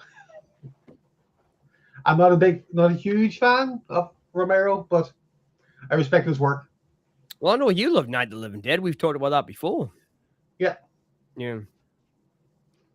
I know, and Dawn, Dawn would be, if Simon was here, it would mean we could have a 3-way conversation. We're gonna have a 3-way if Simon was here. Yeah.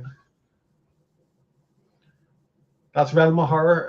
If you're not subscribed to his channel, check it out. He does reviews of classic horror and also new releases. So he's working on something at the minute. You said.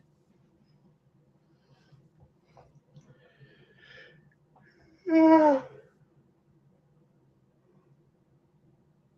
Excuse me.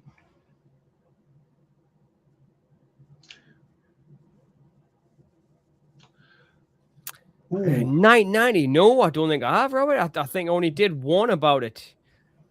And it was, I did an unboxing of the Blu-ray that they did recently. But I don't know. I think that might be for, was that members only? I can't remember. But that's the only time I've spoke about 990. I did an unboxing of it. Videos. Yeah, I did. I called it the best horror remake of all time. But it was a members only one, and don't join for that. It was like an unboxing. All I did was unbox the Blu-ray and talk about the Blu-ray. But I should do. That's a good thing. That's a good idea. I can do it. I should do a whole episode on 990. It was so crazy when we were kids. I think we mentioned this last time, didn't we? When we were talking about it, I couldn't get my friends to watch the black and white one. Yes, But they'd all watch the Tom Savini remake because it was in color. I remember my friend Troop said, "Oh, you mean the one with Candyman?" I was like, "Yeah." He was like, "Yeah, we'll watch that again." Strange how you just remember things like that. Like, oh, he was so Tony Todd, man. Rest in peace. What a flipping incredible actor. He's incredible in Night. He's incredible. I do like Tony Todd. Yeah. Oh, me too. I like the. Did you ever see the Hatchet films? The ones that I think was what was the director's name? Was it not Tom Green? But it was, what was he called? He did Holliston and all, and he did that great Digging Up the Marrow with Ray Weiss. It's a really good filmmaker. But I loved it when Tony Todd popped up in those. Okay. Adam Green. Was it? Yes, that's the one. Adam Green. Yep, that's great. That's okay, Robert. It's not. You haven't got to even worry about that one. It's fine. I'll do a proper video on Night. I will. I'll do a proper video for the channel on 990. That one for the members was just an unboxing. I did like an unboxing when I got the. It was actually a gift. Somebody sent us unexpected gift. Because I've been so skint for the last couple of years, just working all the time just to pay the rent. I've got nothing. And somebody sent us it for a gift, and I unboxed it when they sent us the gift, the Blu-ray. Oh, brilliant. They did a Blu-ray of it and did a black and white opening, and Savini put the bullet shots in where the exploding head got put back in and all that. I did like a video of that. Oh. Adam Green, I know, that's so good, Robert, right? He's an underrated director, isn't he, Adam Green? I love Digging Up the Marrow. I thought Digging the Marrow was great. And Ray Weiss was so good at it. It was like a found footage version of Nightbreed. It was so good. And the first Hatchet is great. And the Hatchet 2 and Victor Crowley and that is to get on. I think they lose a bit of the charm, but the first couple were great. And obviously Tony Todd pops up in them. Really good director. Really good. And Holliston's really good too, the TV series. Is it Holliston or Hollister? Holliston. Oh, yeah, that was great. I really enjoyed that show too. Because he feels like Adam Green feels like a fan, like us. He feels like a horror movie fan. And I really like that about his work. He feels like he's just having a really good time doing it.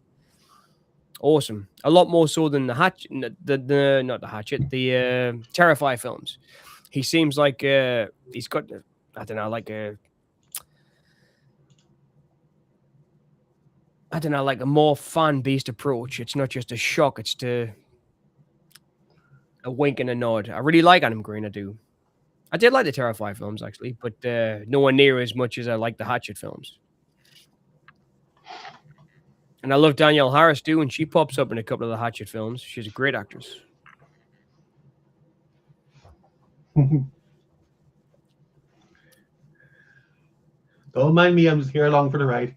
Along for the ride. I'll get you them. I'll get you the films and send you them. I've got them all. I can send you all the Adam Green films. I love Digging Up the Marrow. Me and you have a lot in common. These obscure movies that I know I love it. Isn't it great? It's one of my favorite fan footage movies, Digging Up the Marrow. Because I know we're both massive fan footage fans, but it's so good. Ray Weiss is so good. So Ray Weiss is in it, Kerri, from Twin Peaks.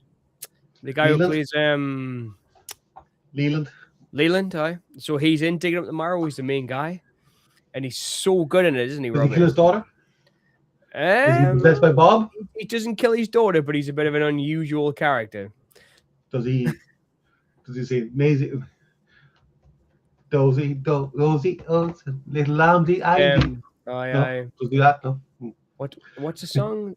Maisie dotes and dozy dotes and little lambs eat ivy, it'll eat ivy too, would you? It's a sing-along.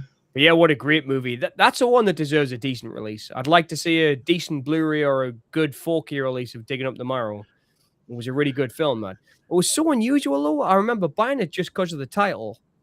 And I didn't know it was Adam Green because I don't think he'd quite hit with Hatchet in that yet. But it was really good. Yeah, it would have been great.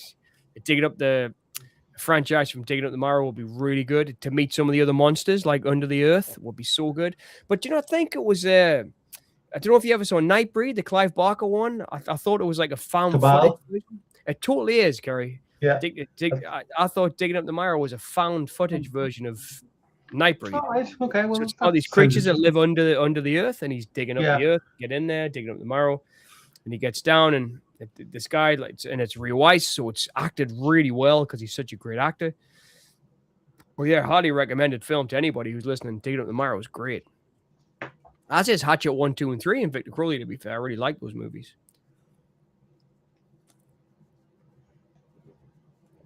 But I think he did Holliston for like, it was a long time. It was like he did it for a couple of years at least.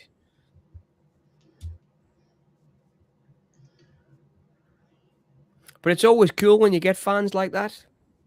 It was like, because you get guys like Eli Roth too, who were kind of 1 foot in and 1 foot out, you know? Like, I think a true fan of Cannibal Holocaust wouldn't have made Green Inferno. It's like, I don't know. It's like, it left a bit of a bad taste in my mouth, Green Inferno. It was like, oh, come on, man. If you were a true fan of these films, you wouldn't have made that. Same with his version of Death Wish. But every now and again, he does something like Cabin Fever that's really good, you know? But I don't know. It's Adam Green's like the really good version of Eli Roth. Like if you know what I mean. Yeah, when you said the new Death Wish, I thought, Jesus, no, don't say that. Like, that'll put me off somebody. I think Adam Green is just doing music now. He's in a band.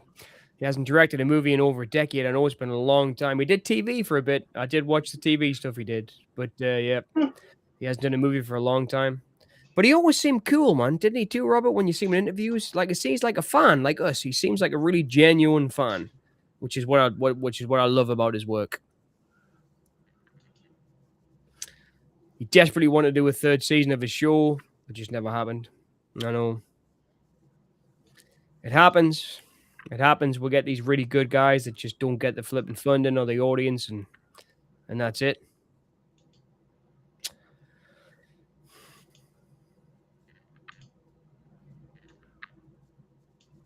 But yet we still get crap like flipping the Scream TV series and things, you know, like rubbish things get made. Did you see the Resident Evil TV series they did? It was awful. Yeah, I did. I mean, if they hadn't called it Resident Evil, I might have liked it, but it was just, what has this got to do with Resident Evil? Nothing, right? Not a lot, no. Just character names, and that's just it. And yet you get guys like Holliston who want to make really good shows, original shows at that, and don't get past season 2. It's crazy. Yep, Daniel, it's a regular guy who just loves making movies. He's a huge fan. Yep, exactly. Somebody who understands us, it's like, Romero always got that. Romero always got the fact that he was a fan, you know? He was a fan of the EC Comics, and he got the fact that we, the fans, were what kept him making movies. Similar to people like Sam Raimi or Bruce Campbell, you know? I mean, Bruce Campbell always does his fan service, you know, always, because he knows he wouldn't have a career if we didn't love him and we didn't love the films. And I think Romero was like that. I think Romero felt the same way.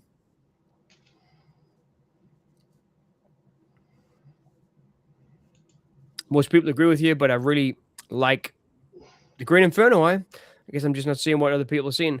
It's just, for me, it was just like, whatever it really was. Because, I mean, Cannibal Holocaust is, I mean, it's great to me. I think it's a great, great film, Cannibal Holocaust.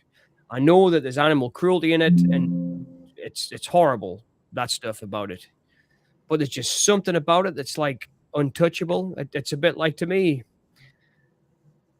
I don't know, it's a bit like somebody... See, I think if you go into Cannibal Holocaust, you need to have an open mind. But it's like, I'm trying to think of a euphemism. It's like somebody remaking... You know, like remaking. I know that like just because it's one of my favorite movies of all time, Take Night the Living Dead. So it's been remade how many times? I mean, a million times, right? And there's only two good versions. There's Romero's and there's 1990. The rest of them, they're okay, but they're just not good films, you know? And I felt like that. I felt like, for me, Eli Roth was jumping on the back of that film and trying to make a film that was based on its notoriety. But Robert, I didn't like the way it looked. I thought it looked really cheap, Green Inferno. But, you know, we agree on so much, we've got to disagree on some things. Sure, we don't always agree. But that's true. That's true. I mean, you really disagree on a couple of things. Yeah. But Offspring, we're like cats and dogs. Exactly.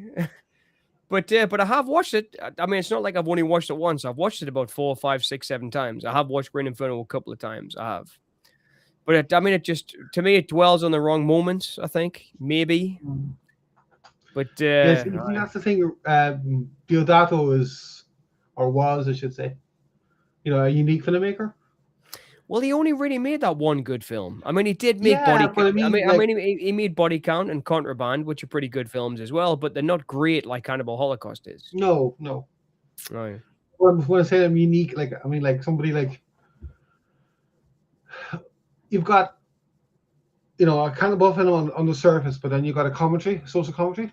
Yep. And you don't see that often in Italian films a lot. You know what I mean? Yeah. I know what you mean. It was unique that way. But then you got Punchy, who was just straight up horror, and well, maybe not straight up horror. He did westerns at the start, but you know, like Italian directors just go from genre to genre. And he did those crazy Ben-Hur rip-offs as well. He did some crazy Ben-Hur rip-offs. Lucha Falsi. That's one of the great things about cinema. We all can see things. Exactly, man. I totally agree, Robert. That's what I love about it.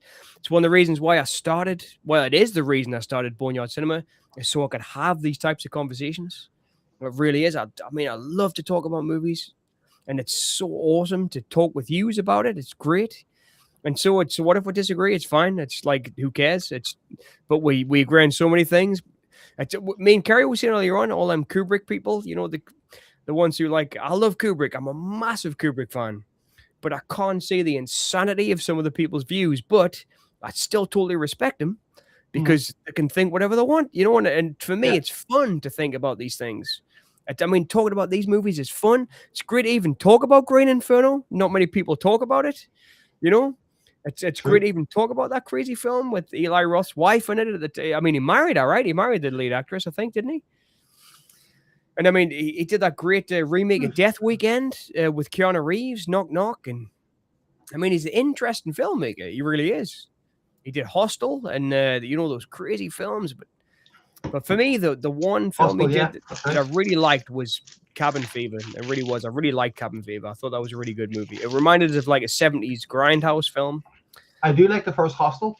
The second one, I've seen them all. I was at the time I was going to cinema. I had a cinema pass for about 10 years, so I saw all the Saws, all the what was it called? Torture porn. I saw all those, you know, all those movies. And I always enjoyed them. I always had a good time with them. There was a great, there's a great one where this the guy gets his privates cut off and fed to the dog. I always remember, like, everybody giggled in the cinema. I think that might have been 3. I think that might have been Hostel 3. So I don't think that was Eli Roth. I think he only did the first 2, didn't he? But I remember everyone like laughing in the cinema, and everybody was just there to have a good time. No one was there to be shocked. We were there to have a good time, you know. And I always liked that about those kind of movies. I got a cinema pass at the wrong time. What was your time? Right, 2019, December 2019. The year after lockdown. So did you get to see Tenet when it came out? No. I didn't see anything. I was so looking forward to seeing, every week going and just but no. Lockdown, thank you very much. Man, I was working all the time during lockdown. I was really busy. It was obviously not a very nice time, but yeah, worked all the way through it. Remotely, was it? Apparently, this is just a random fact, but apparently Bernard Lee was a huge alcoholic when they were doing the Bond films. I was watching a documentary about Bond. Apparently, he was pissed all the time when he was on set. It comes across in some of them. Yeah. It is great cabin fever. From Russia with Love, it does, especially. Yeah. But yeah, it's just one of those films. I mean, it was just at the right time, cabin fever. And Eli Roth came out around, not Eli Roth, who directed it. Kind of, there's a guy who did House of the Devil, Ty West, who went on to do like X and got really famous with Maxine and all that. I like the X films. Eli Roth let him direct Cabin Fever 2, and he disowned it, Ty West, because he said that Eli Roth took like a kind of more than a producer role, and he was trying to influence the film. But I still like Cabin Fever 2. I think it's a good good sequel. I like those movies. I thought they were great, the Cabin Fever films. But especially the first one's really good. And this because it's lighthearted. And there's moments where you laugh, but there's also moments where you're like, oh, like when the girl's shaving her legs in the bath, and there was just some really like gruesome moments. And I just thought it really delivered in terms of horror. But later on, I didn't like his Death Wish. I really didn't like his Death Wish. I thought it was terrible, the one with Bruce Willis. I thought it was a really bad film. Yeah, that was big misfire for me too. Mm-hmm. But to be fair, I haven't seen The Ice Cream Man yet, and apparently that's really good.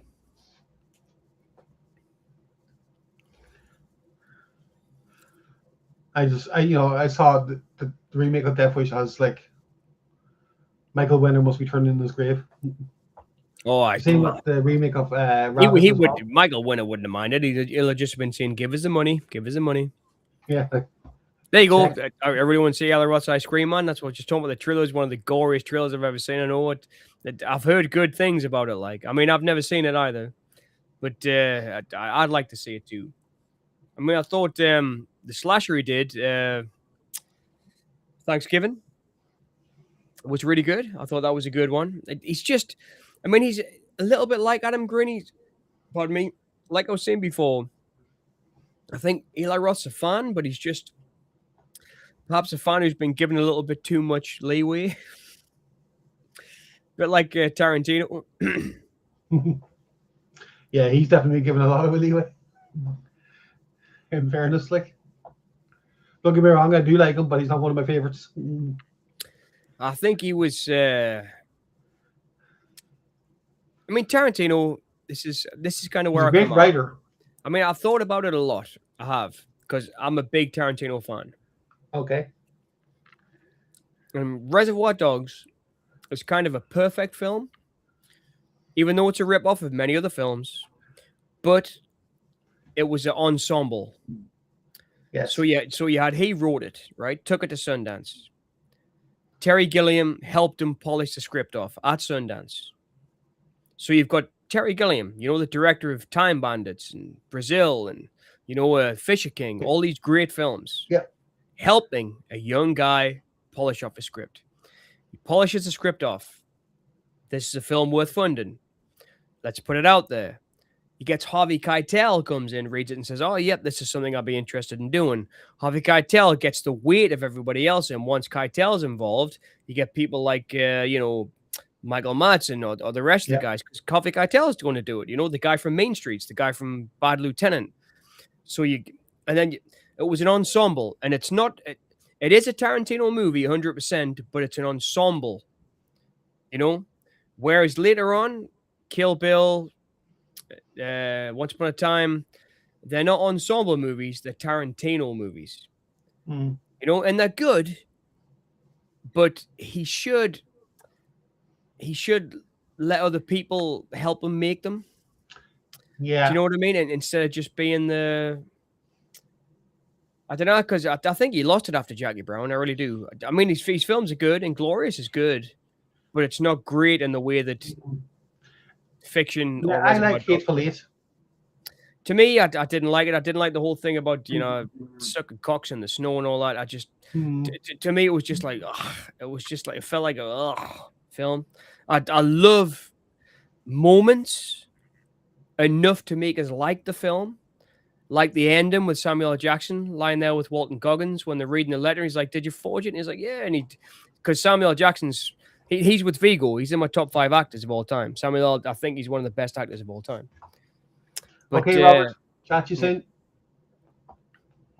Thought you have to go. Me and the wife are going to spend some time together.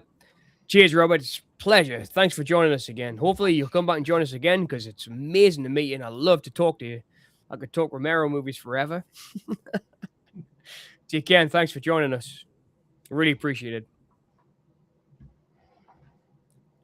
But yeah, after Jackie Brown, Kerri, me and Tarantino just never really. I mean, Kill Bill Part 2 was much better than Part 1, I thought. Yeah, Part 1 was a bit labored for me. And I thought that Once Upon a Time in America, or Once Upon a Time in Hollywood, sorry, was. See what I mean? Once Upon a Time in America. I got that mixed up with another film that he was referencing. Peace, dude. Take care. But it was just like, I don't know, the rest of his films are like whatever. But it was because it's a bit like, to use a euphemism, it's a bit like Eric Clapton. I don't really like Eric Clapton, but when he's by himself, like Ocean Boulevard and that are okay. But then when he plays with someone like Michael Kamen and does like the soundtrack for Rush, or when he works with Roger Waters and does Pros and Cons of Hitchhiking, he's a master, you know? Yeah. Or when he plays with B.B. King, a master, you know? Or when he plays that Concert for George, a master, you know? Yeah. But by himself, he's too self-indulgent. But when he's working with somebody else... Yeah, to an extent, I would agree. Yeah. But, it's difficult for me, like, because, you know, I love Eric's music. Yeah. But he does play better when he's with people, definitely. I think he does. I think when he's working with somebody, he's much better. Yeah. I think the soundtrack for Homeboy is amazing. What was the song he did there? Tribute to J.J. Cale. Cocaine. No, tribute to him. It was Breeze or something. I can't remember. It was something Breeze. Yeah. But it was a pure tribute to him, you know, to Cale and all that. So,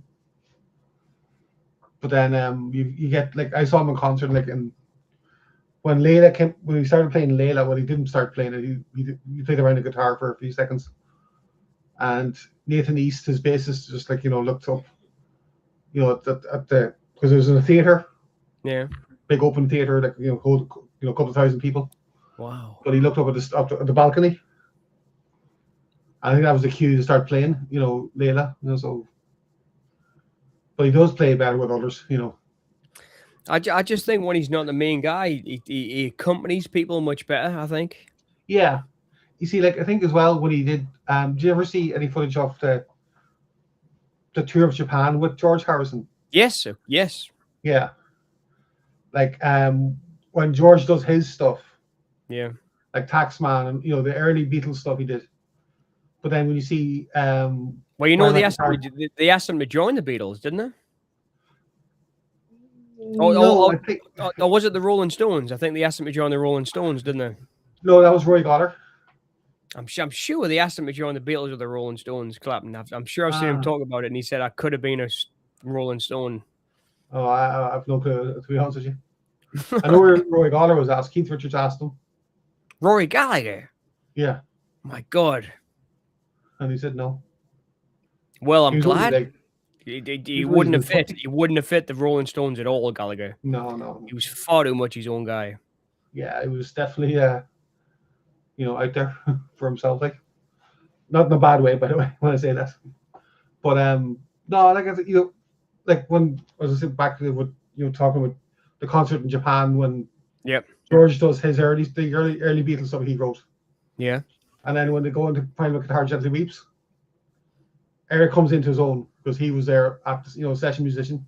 But when you see him when George Harrison died and they did the concert for Yeah. George, I mean, Yeah. when I have that he does, DVD. it's brilliant. When he does Yeah. that there, it's brilliant. But throughout that whole concert, Clapton never shows off. Yeah. He's just accompanying the rest of the musicians. I mean, he I could. think He he could, does show up. Prince shows up. Aye, Prince does show off. Aye, Yeah. but that's Prince. Yeah. But I mean, like even nobody. In fact, nobody shows off. I mean, even Ringo comes on and sings a Carl Perkins song. You know, he sings like one George song, and then says, "Me and George used to listen to Carl Perkins when we were kids. I'm going to sing a Carl Perkins song." You know, and then when Paul McCartney comes and does something on the ukulele, which is a really weird thing to do, but it's nice. It kind of works though. It was all right. Yeah. I'd rather have heard something. Here Comes the Sun would have been a better choice. Yeah, on the ukulele, definitely. You know? Do you know the great story that Clapton told about that when he wrote it? Go ahead. Yeah. When George wrote it, he said they were in his garden, totally stoned out the brains at like 3 o'clock in the morning or whatever. You know, having a few beers because they hung about together all the time. And he said the sun started to rise, and he says, I saw George Harrison just pick the guitar up, walk around the back garden, and start to play the do-do-do-do-do-do-do. And he said, I saw him write it. And Eric Clapton said that was like one of the fucking moments I remember for the rest of my life. I saw George Harrison. Long and lonely winter. But he said, I saw George Harrison write that song. I saw him write it. I mean, how incredible must that have been? Speaking of incredible, yes. I've got to get an incredible beer if I've got 5 minutes. Well, there's 7 minutes left for them, so. I've only got 7 minutes. So you better hurry up. Hurry up. You're going to miss the snowman. Avalanche.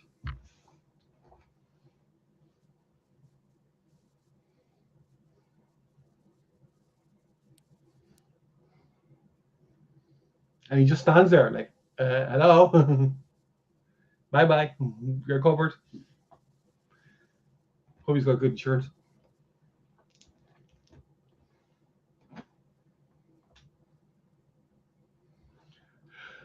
Yeah. Oh.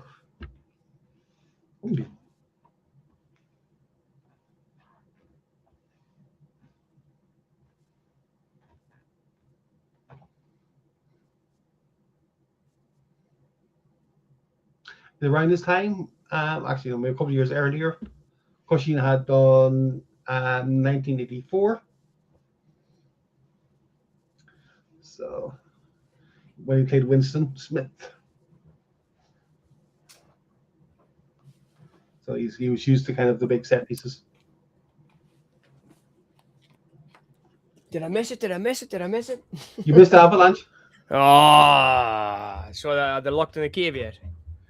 Well, we got not yet. No, Cushing's is out. Cushing's is. Yeah, they are locked in the cave. They are trapped in the cave. Yeah. No, I was just saying. Before, well, a couple of years before Cushing made this, he was in 1984. Yeah, the TV show. Actually, yeah, that's TV something version, I do have on Blu-ray. I bought the BFI Blu-ray, the release of 1984. Same as I. It is great, but for me, the John Hurt 1984 is the one. Like, I love that film. Yes, 100% agree with you there. With the Eurythmics soundtrack. Yeah. It's bleaker. It's just a really good movie. I mean, the TV movie, I mean, does what it can do. It's a TV movie. It's a bit like Solaris. You know, there's a TV movie of Solaris. And it's a Polish TV series, and it's okay. All right. But then the movie of Solaris is like mind blowing, you know. Yeah, Tarkovsky's version, yeah. And you got the American version, which I didn't mind. I quite liked that George Clooney one. It was a simpler version. Soderbergh, right? Yeah, Steven Soderbergh. Yeah. Wow, here they are. Look, here they are. They've come to get Peter Cushing. Yetis.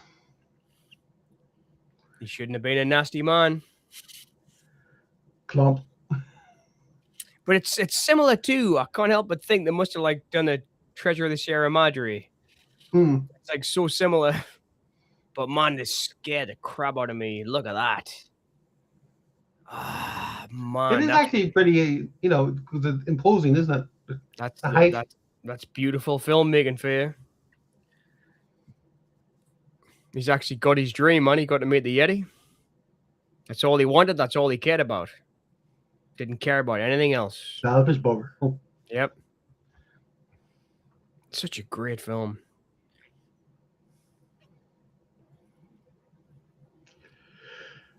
Yeah. So what are you thinking about for next time then, Kerri? You've got to pick the next ones. Okay. I'll have a look around.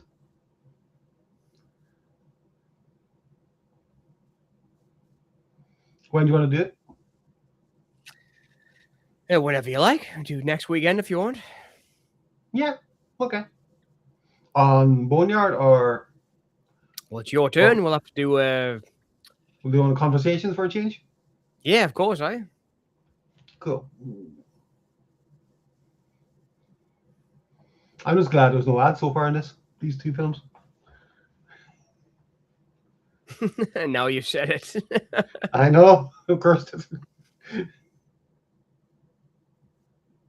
But now I was just in a really nostalgic mood. I really was. Oh, that's all right. And I just thought, right, let's watch something that totally lived rent-free in my memory for years, and both these movies did forever. They'll always be part of my film learning. Always, both these films. Oh, that's cool. Like if you go back to, for something that I first watched, it was Secret of the Sword. So, with. Well, let's do a watch along of that. Secret of the Sword. Huh? Why don't we do a watch along of that? Would you want to? Like the first 5 episodes of She-Ra? Well, we could do the first She-Ra. We could do the She-Ra movie with Tanya Roberts. Well, there's that. If you want to go. Oh, the box set. Yeah. If you want to go back, do it like. He-Man and She-Ra. Have you seen the new Masters of the Universe yet? Yeah, we have. Is it good? Actually, I did enjoy it. In all fairness. Oh, is it true that I don't know if this spoilers, right? Is He-Man gay or what? No. No, he's not. I heard rumors that He-Man was gay in the film. No. There's a scene in it. He's basically Adam is on Earth as he's kind of a HR consultant, right? But there's a scene on he's on his desk when he's at his desk, and it's just Adam, Glenn, he, him, the pronouns. Oh, right. So it's kind of a little play on words. Ah. So but yeah, it's actually pretty decent. They've swapped a few things around. Well, I know that I love the guys that do the sequel's going to be about She-Ra. She-Ra, yeah. It's been greenlit already. So. Well, did you see? There's a She-Ra movie. I think they did the cartoon that was good. Yeah, that's the Secret of the Sword. Yeah, the Secret of the Sword. Yeah, that was good. And then they did He-Man and She-Ra Christmas special. Yep, I've seen that. Yeah. I was a big He-Man fan when I was a kid. I loved the '87 Masters of the Universe. I mean, like unapologetically love it. I love it. Yeah. Me too. Well, Peter Cushing was wrong. They did not want to live with man. No, they want to live on their own because they're perfect the way they are. They want to be left alone.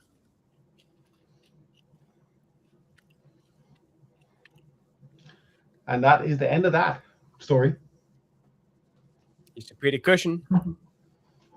R.I.P. Rest in power. Oh, rest in power. Well, I hope everybody loved that because I loved it. Yeah. Dang it. Hammerscope production. It wasn't even Hammer Horror yet. It was Hammerscope production. Oh. There we go. Well, I thought that was awesome. That was. I can hear you better now. I could Well, hear you what do anyway. you do? Do you want to call it a night? It's up to you. Well, I'm happy to keep talking movies forever, Kerry. I could be on here for 3 weeks. I could be on here for 3 weeks straight. Well, I don't think it'd go that far, but no, Challenge, like, right? Guinness Book World of Records. I'll longest get stream, some more crisps, and we'll stay here for 3 weeks. longest stream. Yeah. No, we'll call it a night and just not because I'm tired or anything. Is well, I know I was yawning, but no, it's just it's the end of the movies. Yeah. So, what do you do at the end of the movie? Yeah, get over your chair and. Well, I thought they were great movies. I thought that was a good choice, Monster Club and They were good Abominable. choices, yeah, because they were very different. Obviously with that, Monster Club being an anthology, Mm. you can actually get the vibe. Even the stories aren't really related to each other, but they kind of are though. Well, they're all monsters. Yeah. Stories, tales of ordinary madness. Yeah, and that's one way of putting it. Ordinary madness, yeah. But I like that. Hang on. I have another half hour or so before we get some time together. He's back! Run! Sorry, I get a bit mad sometimes. But yeah, it was. I mean, it was. I love it. I do. I mean, anthology movies. I always loved. I always loved them. I do. I'm a big anthology movie guy. I do, and that's partly to do with Romero because of Creepshow. I loved it so much. Yeah, but also because of the Amicus films like Asylum and like Monster Club or Dr. Terror. Yep, I love those, especially Dr. Terror. Yeah, that was a big one with Donald Sutherland. Roy Castle and Roy Castle. Yep, and Christopher Lee. It was so good. And Christopher Lee's the artist, right? And the end up being double agent there. And we were speaking about Oliver Stone earlier on. Yes. Oliver Stone did The Hand, right, with Michael Caine, which was Oliver Stone's first feature film, right? If I remember rightly. And it was totally the Christopher Lee segment of Dr. Terror's House of Horrors. Oh. The artist with the hand, and then the hand comes to get him. It was the same thing, right? It was almost the same story. Oh. Or am I just blending the two together because I saw them at the same time when I was an impressionable young man? No, maybe, yeah. Right. I would need to rewatch both to be 100% sure, but yeah, you could be honest. What do you reckon about favorite anthology films? What would you say? I mean, Creepshow is obviously got to be in the top, but I love Creepshow. Yeah, I would have to say Creepshow as well. Yeah. I don't know. To be honest, yeah. I don't know. You put me on the spot there. I don't know. Dun dun dun dun dun. Find an answer? No, I don't have any. No, I Jesus. It's hard to know because I'm just thinking of films I've seen that are on anthology, and there's not that many. But Creepshow 2. Yeah, just leave like that for now. Horror anthology's second favorite genre versus zombie movies. I do love my zombie movies. Anthologies too. I love After Midnight.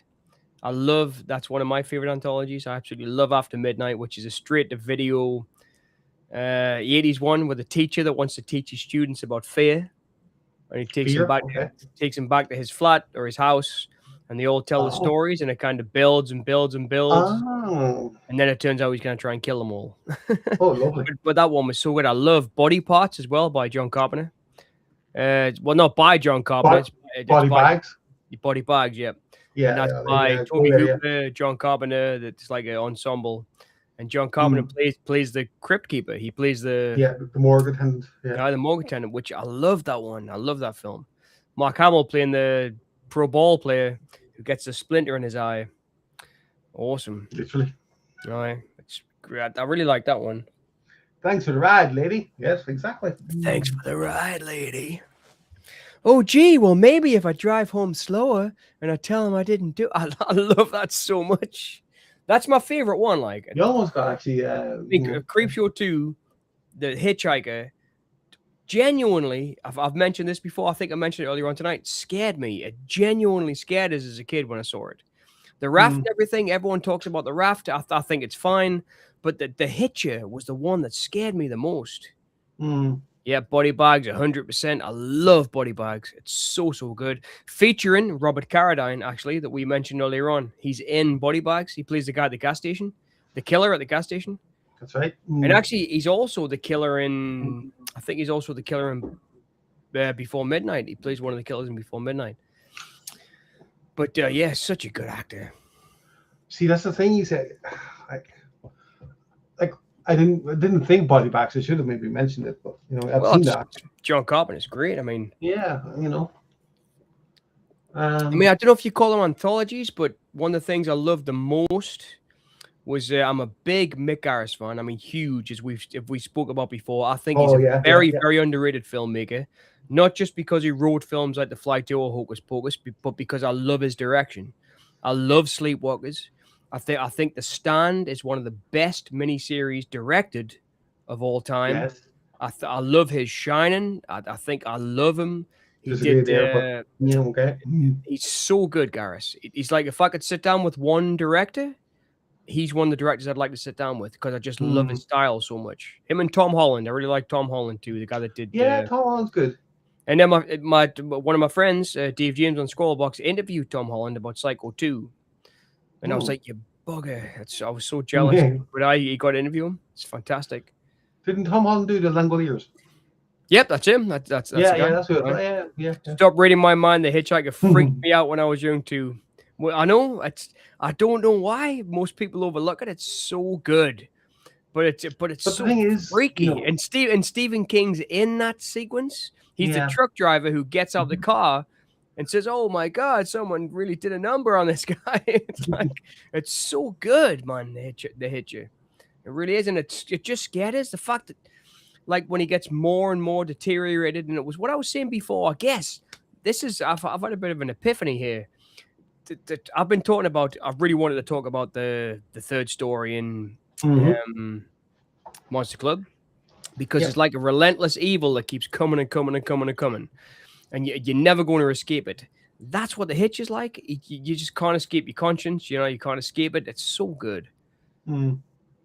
I've not seen The Stand or the Shining miniseries. I'd recommend them, Robert, but I'm in the minority. A lot of people don't like them. The Shining miniseries is very much like the book, but not too much like the book. There's lots that's missing too. Yeah, if you like, but I really like it. If you like Kubrick's The Shining, the Garris's The Shining is totally different, totally different. Well. Yep, totally different. Yep, and tonally. But it is more accurate, as you said, to the book. Yeah.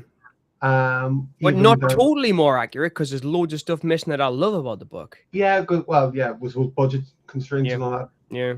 But if you watch the two together, you get the full story of the book. Yeah. The Stand, I would recommend as well. Oh, it's for me. It's like I mean, The Stand's the end of the world. So well cast for one thing. So Gary Sinise. Molly Ringwald, it's incredible. It's so good. I'm trying to remember everybody else. I'm trying to forget Miguel Ferrer, the guy from L.A. Law that plays Randall Flagg. Oh, no, I can't think of his name. But no, it is so well acted, and it's now you're talking about an accurate adaptation. The Stand is, I don't know if you've ever read it, Robert, but it is 1,300 pages roughly of bump. When I was a kid, it took me a whole summer to read The Stand. A whole summer. I mean, it took me a whole summer to read it. It did.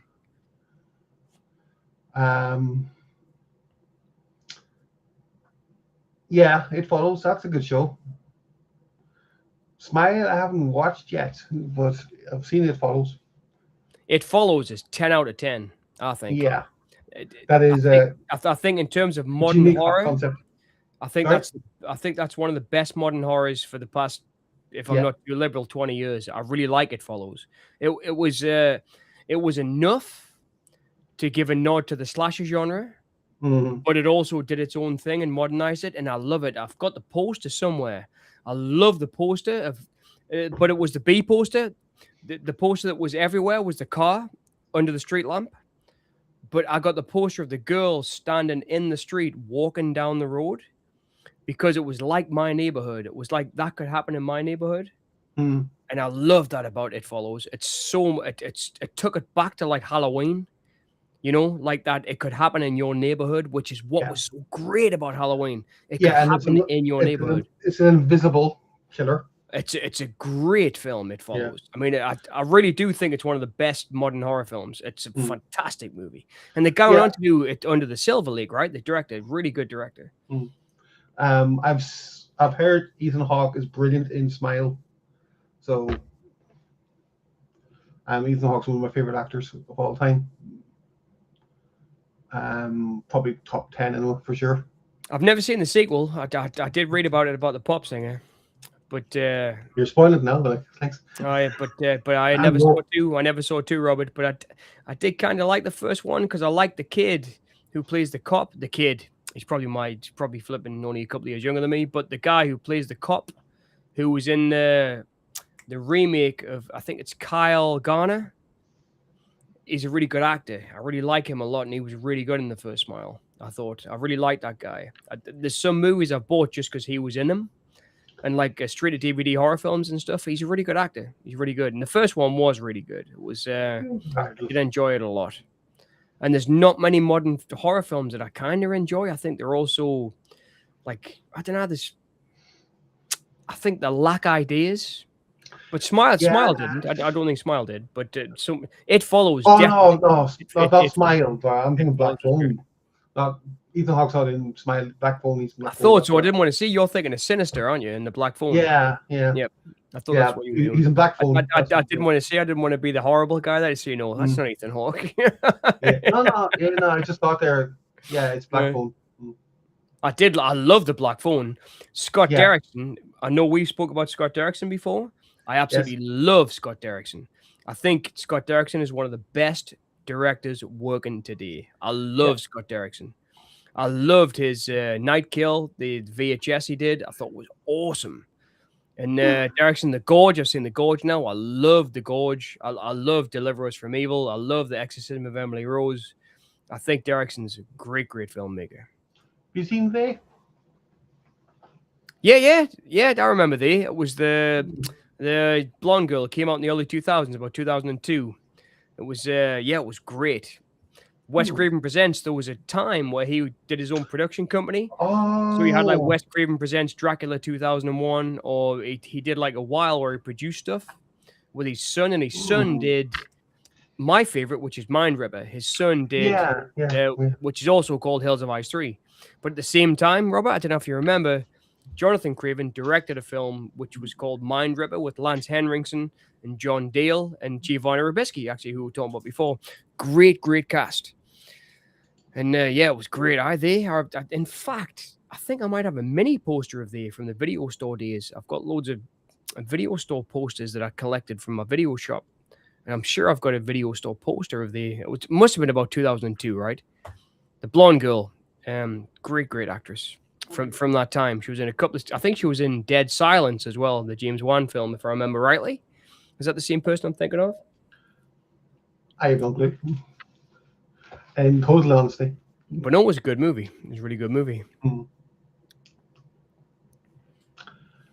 See, I do like some Wes Craven. I wouldn't be as, a huge fan. I'm not a fan of Scream, I'm sorry to say. But I do like Nightmare on Elm Street. I do like The Hills of Eyes, and I do like Last House on the Left.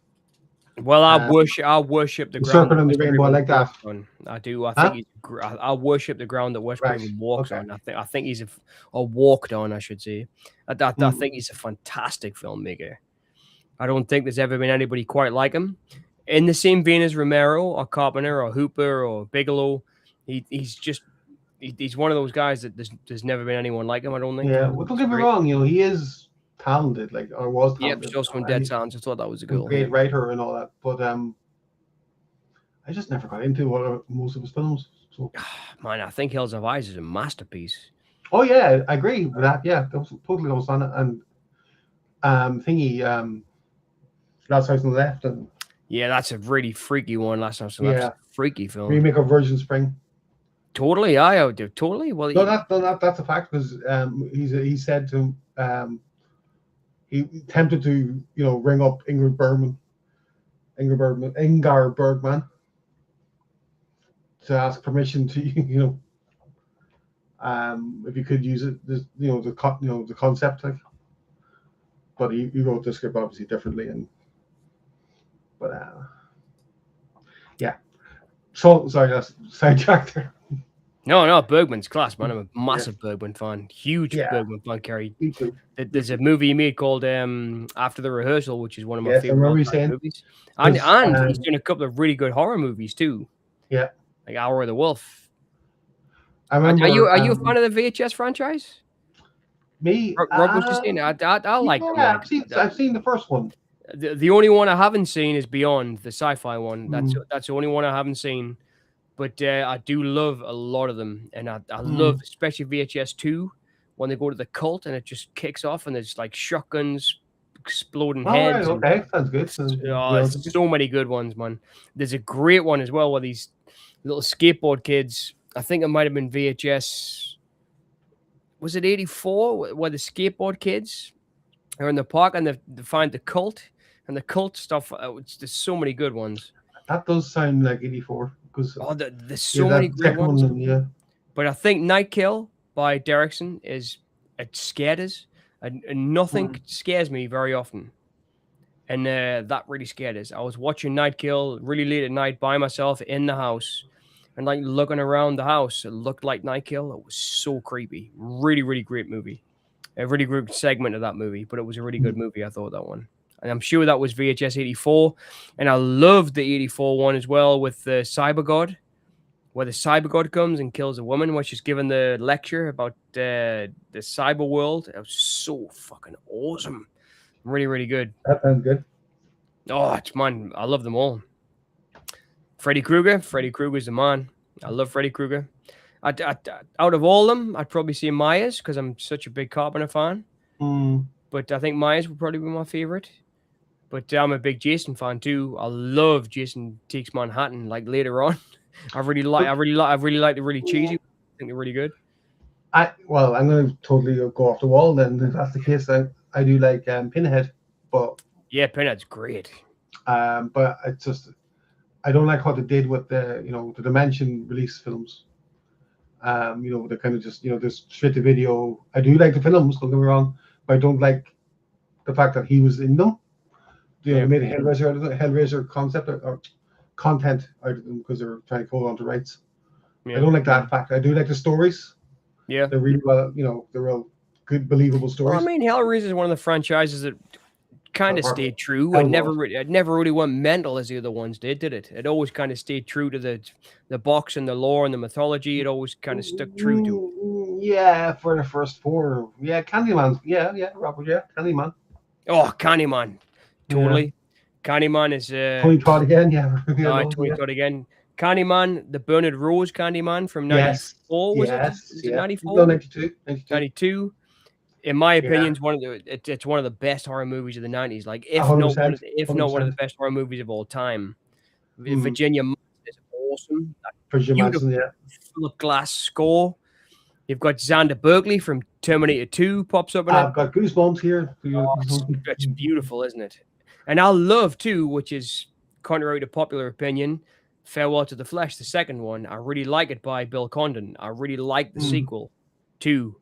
When the guy with the ponytail pops up, who wrote the book, and he kills him I love the sequel in New Orleans. I think it's really good.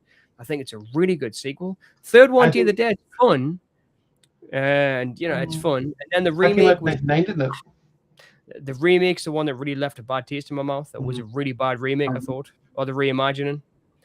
I really didn't like that film. Well, you see, that's the thing. I think for me, I know that Tony Todd was unwell at the time that was being made, but to have him he was the only good thing about the remake of Candyman when he pops up in the alleyway right at the end of the film. 10 seconds or 15 seconds near the end, Yeah.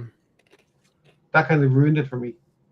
Oh, I thought that was the best. It wasn't great. Like, it wasn't a great film, I thought it was an awful film. But it was because it's a bit like what we're talking about before, like sacrilege, like remaking things. to me, remaking Candyman was like sacrilegious Mm. because it was.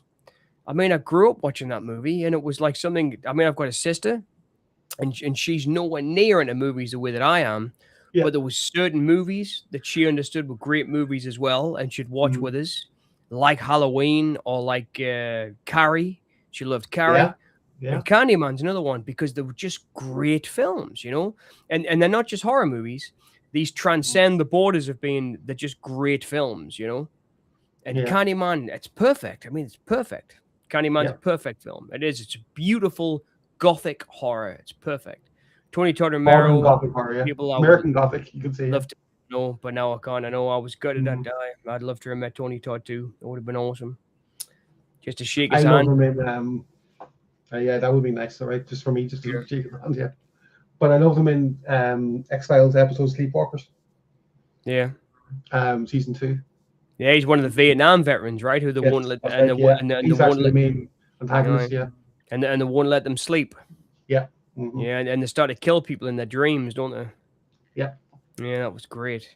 That was a unique episode. But Tony Todd for sure, that, you know, but I do, you see, as well, I was talking earlier briefly about, you know, the remake of Rabbit, the Yeah. Soka sisters did. That was horrible.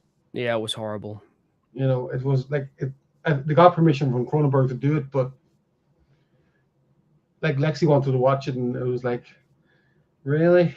Oh, okay. I mean, I've got nothing against remakes. I really don't. I mean, No, like I see it. I mean, I've got nothing against them. I love some. I mean, I think the Crazies, Romero. I mean, not getting remade is to me was sacrilegious at the time. But then when I saw it, I thought, wow, this is fantastic. It's Brett Leonard's Crazies is really good. Some remakes actually are better than the original, like The Thing. Oh, well, it's not better, but it's good. No, but The Thing is better than The Thing from Another World. It's different. I really like The Thing from Another World, but I'm a B movie. Like I love. Yeah, my B so am I. You know, in general, you know. Right. And then, well, you know, I do think the original War of the Worlds from 1953 is better than the Spielberg version, and then better than the 2025 or 26 version. But I do love both. I do love the Gene Barry version, and I love the Tom Cruise version. I do. I do. I do think I'm a big fan of Spielberg's War of the Worlds. I think that's one of his better films. I really did from his later career. I really like War of the Worlds. But I just love it. I'm a big fan of we were saying earlier about Scott Derrickson. He did the remake of Day the Earth Still, yeah. Which I really love with James Hong, Keanu Reeves. I love that film. And Jennifer Connelly. Jennifer Connelly, yeah, sorry, yeah. And it got the worst reviews ever. Yes. It really did. Yeah. Honestly, Robert, I hate to disagree with you again, but I hated the new Candyman. I really hated it. It was Robert's next comment. I'm going.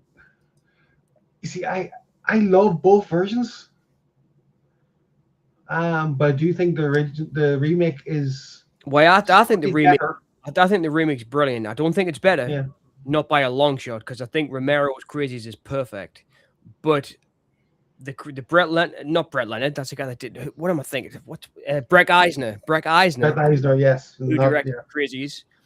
He's got his own vision, and Timothy Olyphant is awesome as the sheriff. Yes. Awesome in that film. So good. He's got his own vision, but he tips his hat to fans. But he does it just enough. Like there's a bit where Lynn Lowry rides the bike through the town. Yes. You only see her for like 2 seconds. But when I saw the Crazies in the cinema, I was like, there's Lynn Lowry. This guy actually watched the Crazies and knows that we like the film, and he put her in it. And I thought that was class. I did. But I thought it was class in every true sense of the word. But I think the Crazies is my favorite remake. I don't like it better than the original, not by a long shot, because I think Romero's Crazies says so much about the time it was made. It says so much about the monk setting himself on fire. It says so much about. But I think that's the difference. You see, the remake is its own film. It's its own story. It's its own thing. It's its own story. Yeah, but it did just enough to say I recognize that I'm remaking a brilliant film here. Yes, but I'm gonna do my own thing. Come along with us if you want. And I thought that was great. Whereas Schneider doing Dawn of the Dead, he did that for the first 10 minutes. and then went kind of off the rails. Mm. You know. But I do So like the you're gonna Dawn have of the to Dead do that. remake, and a In lot of fairness. people do. The 2004, a lot of people prefer the 2004. I mean, to me, that is true sacrilege. I could never.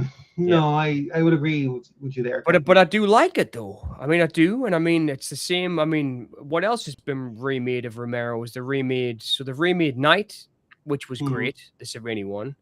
They've remade Dawn. Steve Miner did a remake of Day, which I really like, and I think we mentioned that, Robert, didn't we? That we both like that.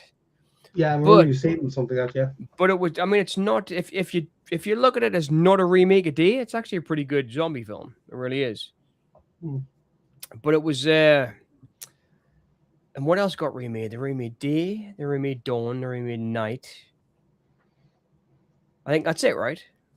I mean, the Creep Show they did is a TV series, so it doesn't really count. No. Well, we're still crazy. I mean, that's a hell of a compliment. I mean, to have 4 of your films remade, that means that people want to watch them. Yeah, true. Or have watched them and appreciate what you've done. You know. Oh, definitely appreciate what you've done. I mean, I must have told you this story before because it was a turning point in my life. Yeah, I've made low budget films. I just had a low budget film, as we were talking about before, in a festival last weekend. But it was like I remember the moment where I realized that low budget filmmaking isn't like Hollywood, and it was Romero because me and my friend actually grew up watching Romero's films. And then we got to like teenagers and we're watching Dawn and Day and Night, you know, we'd have a few beers or a few smokes and sit and watch the films and party with them. And we looked at him like he was Spielberg. And then when we started to learn a little bit about him, we found out that he was remortgaging his house to make his films. Yeah. You know, I mean, it wasn't just some guy that he was really in it because he wanted to do it. And it made all the difference. It really changed everything.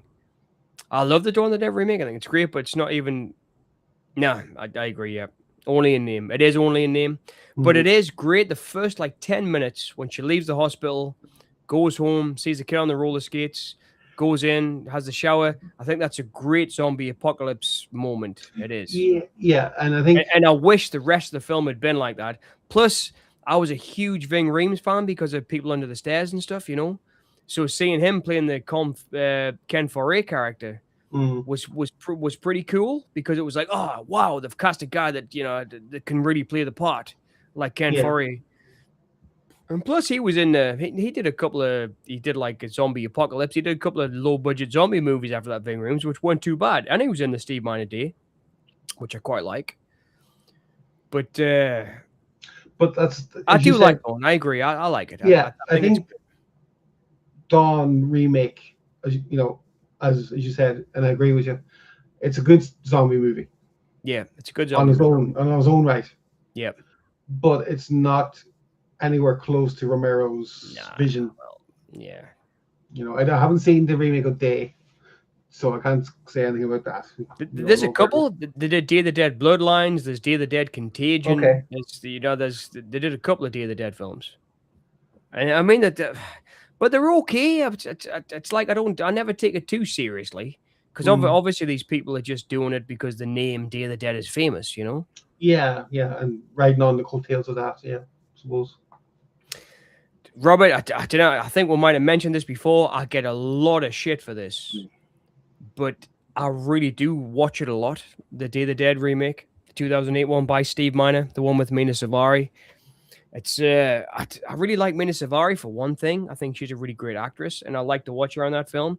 It's not that I love the film as a remake of Day of the Dead. I don't really look at it as a remake of Day of the Dead. It's just like a good zombie film. It's a good like sci-fi channel zombie movie, and it's and at that level, I think it's a really good film. I do. But I'm the same as you, Robert. I get a lot of shit for that. Like I've had a lot of people, Glenn for one, from Cynical Celluloid. We've had so many arguments about that. Like, oh, that's a terrible film. So, well, I like it. You know, I like the whole thing. And he does it well when they get locked in the radio station. They get locked in the hospital. He does it really well. He really does. It's so fun, I know. It's so fun. It is. And you get the vegetarian zombie, which is crazy. But it's like Bub, man. It's like, you know, what you call Bud instead of Bub. But it's, I really like it a lot. I do. And Steve Miner's a good director. You know, it's not like it's a badly directed movie. There's a couple of badly timed jump scares in there, like at the end where the face jumps out. But I like it. I do. And plus, it's just the right amount so I can exercise to it. I've got like an hour and a half exercise routine I do. And that film and Night of the Living Dead is just a perfect time to watch. But I love it. I think it's so fun too. But it's just about not taking yourself too seriously and loving the genre, you know? I mean, there's Yeah, I so think many that's good what. low budget. There's so many good low budget zombie movies. There's one I really recommend called Automation Transfusion or Zombie Transfusion, which is so low budget, but it's a great zombie film. There's so many good low budget ones. He Eats His Own Eye. I know Ving Rhames with and they've got like that double time zombie, so it looks like the Fast. It was like there's so many drag and drop effects on it too, isn't there? But I love it. I do unapologetically. I've got that on Blu-ray. I actually have the DVD and the Blu-ray of Day of the Dead. But I watch it a lot, probably more than I should. But I do watch it quite a lot. I think it's Oh, well, everyone's got a guilty pleasure.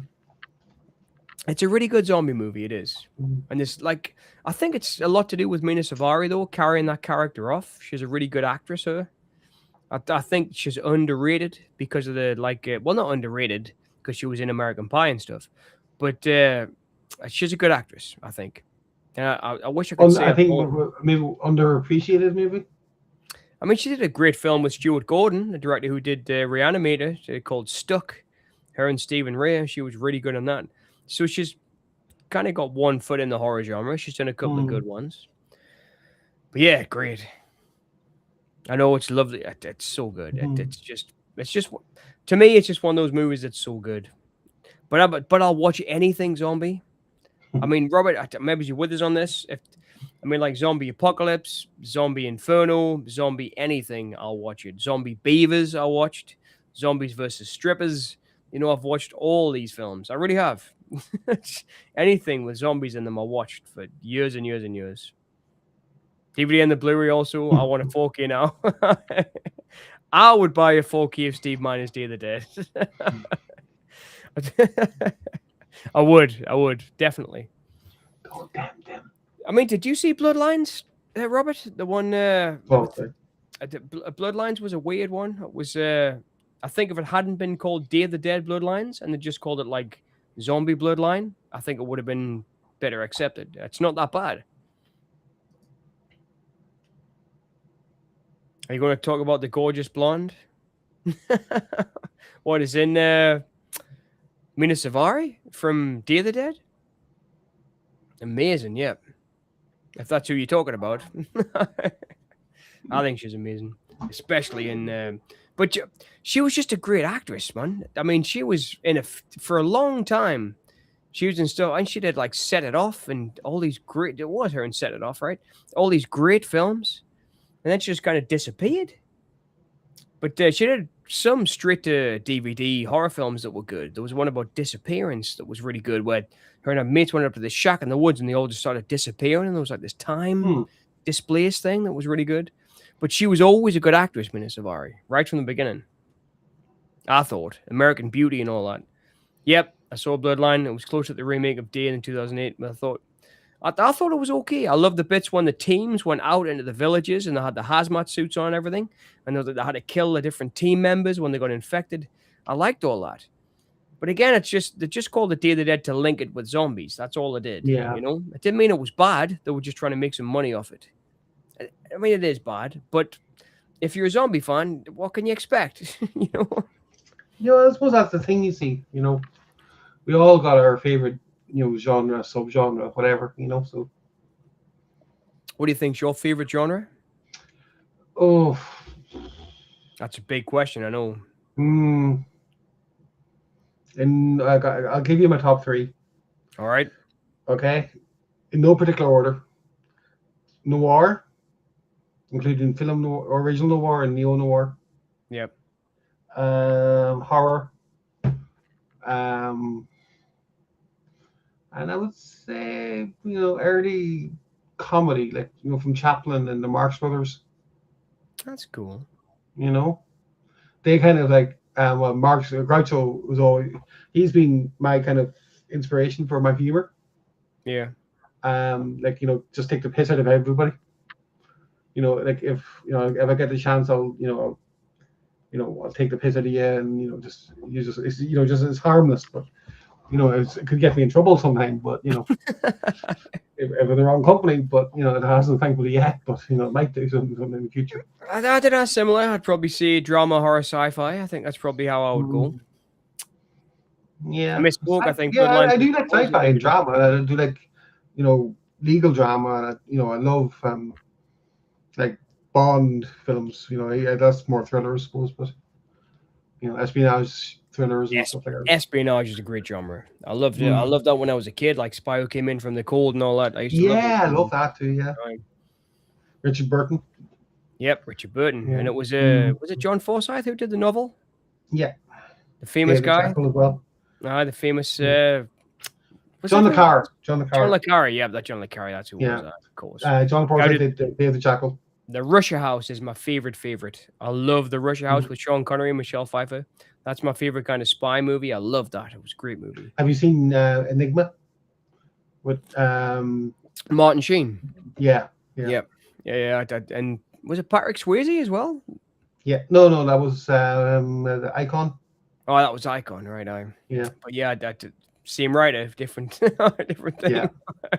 Different film altogether, but not really. I suppose not really, because they're both set in Eastern Europe. So.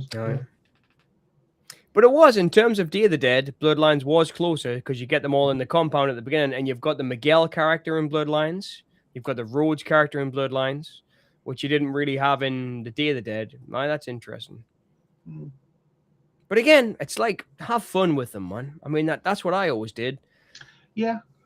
Well, you see, Robert, you're probably, maybe, I don't know if you're subscribed to Lampy Man 101, aka Cynical Celluloid, aka Glenn. Whenever John's on the stream, as in the chat or doing the stream with him, he always says that John's is very optimistic about movies. I am very optimistic about films. Yes, I am. Yeah, lights on. But I know. But it's just. I mean, I try to find the best thing I can in films. I mean, I'll give any film a chance once, and if I like it, I'll watch it again. Yeah, I will. No, that's fair. Like I'm lucky in a way because whatever I have in my collection, I do like. Yeah. Even the really bad films that are critically panned, I love. And there's one film I really want to show Lexi, but I'm afraid. The Dead's great. Might not be the most, but Robert Browning's Freaks. Yeah, Freaks is great. Yeah, scary. Might not take that right away, but the Dead. Well, funnily enough, we've just spoke about Cynical Celluloid. Glenn Criddle. He actually met the guys, Robert, and interviewed these guys. The Hughes, not the Hughes brothers. The brothers that did The Dead, and there's a sequel to the one that did in South Africa, right? They went and shot it in Africa. And it is a really good zombie movie, but Glenn actually met them at a festival. And I'm sure it'll be somewhere on his channel.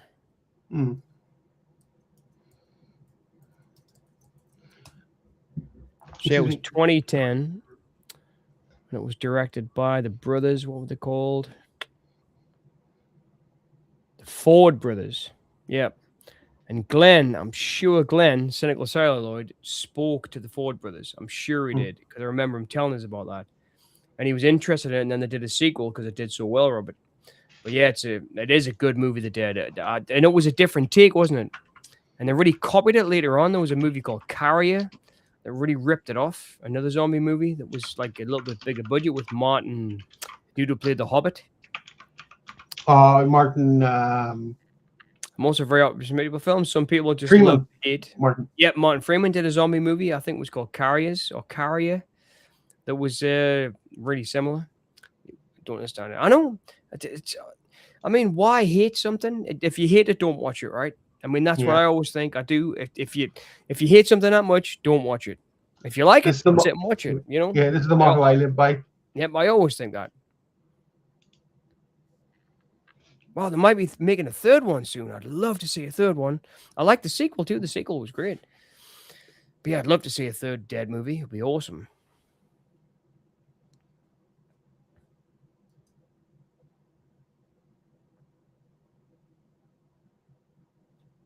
Did you get that? No. No, I didn't get it, Kerri. What was it? Oh, I'll share. Okay, hang on. This is the motto I live by. Oh, you're sharing screen.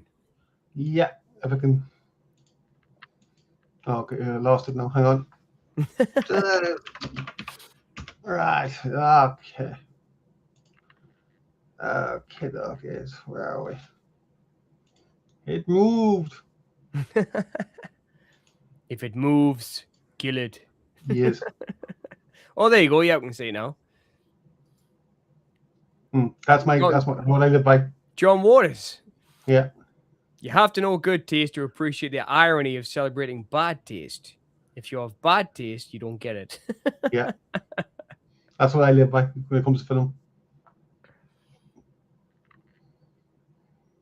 And then when it comes to movies, I guess it's always been the same for me. It's like certification and all that. I mean, I tried to understand it when I was a student, writing about movies, but I'll never get it. I'll never get why people will watch a film just to complain about it. I'll never understand that. I never will. If you don't like something, don't watch it. If you know you're not going to like Cannibal Apocalypse, don't watch Cannibal Apocalypse. If you know you're not going to want to watch Cannibal Holocaust, don't watch Cannibal Holocaust. If you know you're not going to want to watch Porno Holocaust, don't watch Porno Holocaust. Do you know what I mean? Yeah. And I just never understood that, I never understood it. Like my old man, my dad, he was always really liberal about films, And he would say to me, John, you understand this is just makeup, don't you? And I'd be like, yeah. And, I'd see I was watching something like in the early days, like Terminator. And the Terminator, when I was a kid, I saw it and it freaked us out when Terminator's face is like ripped off. Yeah. And he gets in the truck and he says to the guy, get out, Yes. And then I was like, oh, God, that's horrible. And my dad was like, hey, son, you realize that's just makeup, right? When we were sitting watching the video when I was a kid, he was like, that's just makeup. It's just some guy with makeup. And that's Arnie. That's the guy from Pump and Iron. He's just got some makeup on. And I was like, oh, all right. And then I understood that it was just a guy with makeup on. Do you know what I mean? And it's like, I understood that. But I don't think everybody has that, do they? No, I think you can come very invested in a film. Yeah. Or a movie. And get disappointed by, or not disappointed by, upset, I should say. Yeah. Certain scenes, like in Raiders of the Lost Ark, the face melting scene. Yeah. With the ark being opened or getting in, and it destroys your man's face, the Nazi's face. Yeah. But then you got like a film like Bad Taste, for want of a better example. Like when they're scooping out the brains. It's not real.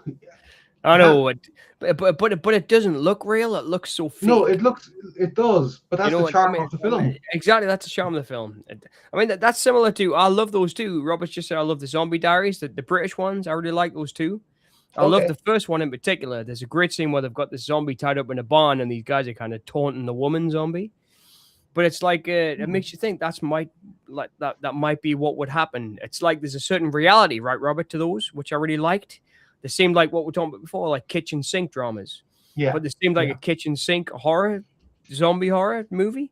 And I really like that about those two. The zombie apocalypse, the Zombie Diaries film, sorry. And actually, I think we spoke about that. They came out the year before Diary of the Dead, I think. Or the first one did. But yeah. In 2007. But they were great, and it's kind of like those movies captured really well the low budgetness of them, like literally digital video cameras, was the kind of world falling apart. I thought they caught really well. So if the world fell apart, I mean, the Zombie Diaries 2 in particular is a lot like the Jimmies in 28 years later. It's like a cult that's kind of got out of control. And I don't know if you agree, Robert, but that's what I thought. I thought that when I saw it. But I love bad movies too. I love them. My whole life I've loved bad movies. I don't know why, I just have. And I remember the first bad movie that I really loved that everybody else hated was Howard the Duck. And I've spoke about it many times on this channel. Yeah, I and love Night Howard the Duck. and I our own love it. channel. Yeah. I absolutely love that film. I can watch it anytime, anywhere. I love Howard the Duck. I love Leah Thompson. I love the soundtrack. I love the. I don't like the actors, obviously, because some of them were criminals who Yes. did bad things.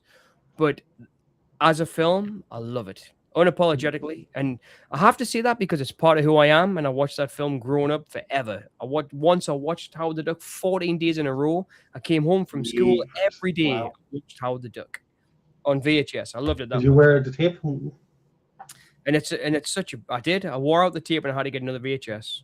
Oh, Have I told you that story before? How did you know that? you told. Yeah, you did tell me. Yeah. I must have told you before, yeah, but I did that. I wore out the tape and Uh-huh. I had to get another VHS tape. I did that with Streets of Fire, loads of films. I wore out loads of tapes. But I love that was the first bad movie that I think I knew was a bad movie because everybody else hated it. And then later on, stuff like Plan 9 from Outer Space. Yeah, I love Plan No. 9. Well, I'm a big Ed Wood fan. You know yourself. Like, Yeah, oh, totally. you know that, like, so. Yep. Can't take horror movies too seriously. For example, I'm a Christian and I love horror movies. Some people don't understand that. I know exactly what you mean. You can't take it too seriously. I mean that's what kind of what horror is like, or it's about not taking life too seriously. It is. I mean, all fun is. I mean, that's what rock and roll is about, right? You know, it's about sure, like you know, it's like you know, film is escapism.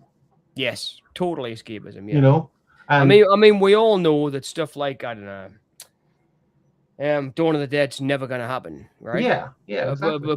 But you'll sit and watch it and think, oh my god, what would I do if that did happen? You know? Very true.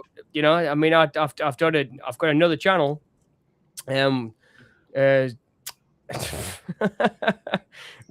I started to do like a zombie apocalypse in East London, where I live. Oh yeah. And I started like say, okay, so what would happen if it happened here? What would I do? And I started to make this like radio series. It's just fun to think about. It's never going to happen. But that's what I love about horror films. Total escapism. Yeah. Like The Lost Boys. I remember watching The Lost Boys when I was a teenager. And it was like I knew there was no vampires going to come in. But I loved it. And I was thinking, oh man, I wish I was a cool vampire. Do you know what I mean? It was like, but obviously I knew it was. Yeah, I identified with the kids, you know, myself when I watched it. Because that would be me, you see, when I was younger. You know, reading the comics and, you know, getting the information from, you know, researching the comics. Like, yeah, the two brothers, the Frog Brothers. Yeah, the Frog Brothers, yeah, that's right. Frog Brothers. Yeah, that would be, I'd been Corey Feldman, you know. Right. Definitely. I'd like to think I would have been Jason Patrick. Jason Patrick, yeah, I can see you as Jason Patrick. Yeah. But are you kidding? I'm like the biggest fucking dweeb in the world. There's no way I could look that cool. But no, but he did look really cool, I thought. And yeah, he looks like Jim Morrison, man, with his curly hair. He does a wee bit, yeah. And it's funny because at the start, you know, echoing the Bunnyman do People Are Strange. Exactly, and they've got the Jim Morrison poster in the background of the thing. But I put it. But that's what I imagined. Yeah, that does make sense, Robert. Yeah. Oh yeah, of course. Yep. I'm the same, dude. Totally the same. It's like when I wake up in the morning and I watch the news, you see the real evil that's going on. You do. Yeah. You know. Exactly. I mean, everything's happening in the world at the minute. I mean, how many really serious wars going on? What? It's crazy. It is. Yeah. I mean, these are wars that we said were going to be over, you know, in no time at all, of course, and they weren't. I mean, not just in America at the minute. You've got the Ukraine that's still going on that people don't seem to be talking about much anymore. It's just like, you know, and people, that's real horror, right? And real evil. So I agree. That's the fictional horror is total escapism, you know. It does totally make sense. It is. Excuse me. I mean, one of my favorite quotes, I'm paraphrasing again, and I've had a few beers, so you'll have to forgive us, was Wes Craven was on Charlie Rose about the time Scream came out in like 96, 97. And I remember him talking about it, and Charlie Rose said, what scares people? And Wes Craven said, people don't need to be scared because we're already afraid. We already realize that we're just spinning around on a rock in the middle of this vast nothingness, you know. And he says, We're already scared. Yeah. We're already scared of walking down the street. We're already scared of, you know." And he was right. People don't need to be scared, and it's total escapism. I think total, which I love. I do. I love all art. In fact, Sorry, I'm just flies about listening because the window's open or was open and trying to kill them. If you don't know what I'm doing. exactly. Wars of one shape or another will go on continuously. Forever. They will. I mean, when I was a kid, man, it was the Gulf Wars, and Yeah. then we had the Iraq Wars after that, and then there was. It's just constant. I can't ever remember. I mean, when I was a kid as well, there was in Ireland, Kerry. I remember the conflict in Ireland with the Yeah. UN and all that, and I mean, it was. I mean, I grew up around all Oh, that. that was a long ass war, right? Yeah. And it's still going on. You could say, not in the like people get killed, but there's a lot of tribal politics in the north. But that's another story. Yeah. You know. But I mean, that's right. The wars will go on. They will. I mean, and long after we're dead and gone, they'll still be going on. They will. Very true. They will. Even like I'm very anti-war and I'm very anti-nuclear anything. Yep. But you're right there, Robert. Unfortunately, Yeah. Well, I mean, Romero talked about it in the last couple of films. With Land and Survival. He was talking about why are we fighting? What's the point in fighting? Why are we feuding with each other? And Survival is kind of about the fact you've been fighting for so long, you forget what the fight's even about. Yeah. I mean that's kind of what Survival is about. It's about just, I mean, the whole world's falling apart around you, and you're still fighting. These two families are still fighting each other for what reason? Who knows? Mm-hmm. And that's kind of. I am coming around a lot more to Survival. It's taken us years, but I am coming around to it now, and I'm starting to kind of understand what he was saying. I think with Survival, and I think it was more about, the indefinite. I mean, the last shot is the two zombies shooting each other, dueling each other against the moon forever, because they've both got no bullets in their guns. And it's like, we'll fight this war forever because we'll never learn. And I think that's what Survival's about now. I've really started to think that. I really have. The funny thing is horror movies don't scare me. There's a couple that did, but me neither. But the movies that truly bother me are the war movies and prison movies. Yep. Except for exceptions. So I won't watch either. Yep. I agree. There's some really... That's fair. Yep. There's some really scary ones. I remember Midnight Express really freaked me out. The prison film by Alan Parker. That's a really scary film. And I mean, the really scary ones is there's a film called Mockingbird Don't Sing by Davenport. Yeah, and that was a really freaky film, which is about real horror. It's a true story too.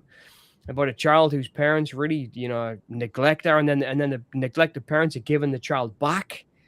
It's such a scary film. I'd recommend something. Scary film. I'd recommend a prison film for you. I know Robert said he doesn't watch them, but Data is Death. Yeah. A very young Hugo Weaving. Yep. Agent Smith from The Matrix, for those not in the know. It is chilling. A true story as well. Set in Malaysia, I think it is, or Philippines. So is that when Hugo was young, or? Yeah. He was, I think he was 22 when he made that. It's like pre-Priscilla. Yeah. 6 years pre. But yeah, it is a great ending. Survival is a great ending. I'm really coming around to it, Robert. It took me a long time, but I'm really coming around to thinking, I mean, it has its moments. It was just the tones a little bit all over the place. You've got like a lesbian masturbating in a car, and then you've got like zombie heads on sticks, and you've got guys talking about iPods and stuff. It's all over the place. But the message, I think, I'm really starting to get the message now that Romero was saying with Survival, and it was just that, why we're fighting when you just need to stop fighting each other. But we're not going to learn, and we'll never learn. I think that's what it's about. I really do. I think that's what it's about now, Survival. Maybe scared wasn't the right word. In fact, it's so real. They bother my stomach. Yep, totally. I get that feeling. Butterflies. Yep, butterflies in your stomach. I get that a lot. There's a great film, Christian F. about. It's based on a book, Children of the Zoo Station, which I think is German. I think, and it's an amazing film, and that makes my stomach churn. It's about young kids who get into drugs Mm. in the city, and it's shot. It's just so it's shot so real, you know. It's Yeah. but that makes my stomach churn. And it's a really powerful film because it makes you think we really need to look after each other because if we don't, this is what can happen to people, you know. It's such a great film. But yeah, that's a stomach churning film, Christian F. I get that. I watch it a lot. I do at Yeah. least once a year. It's a really great film. But I It get is that. German. I actually I didn't hear exactly what you said, but yeah, Christiana F. Yeah, it Yeah, is German. Yeah. it's one of those stomach churning films. It really is so great because it makes you think. Mm. There's a film as well. Sophie Definitely. Shaw. Definitely, I think, Robert, and I think people miss that about it.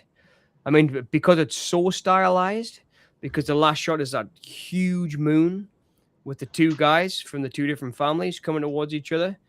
I don't, but he wanted to try something different in those Mm. last movies he did. Diary's very different.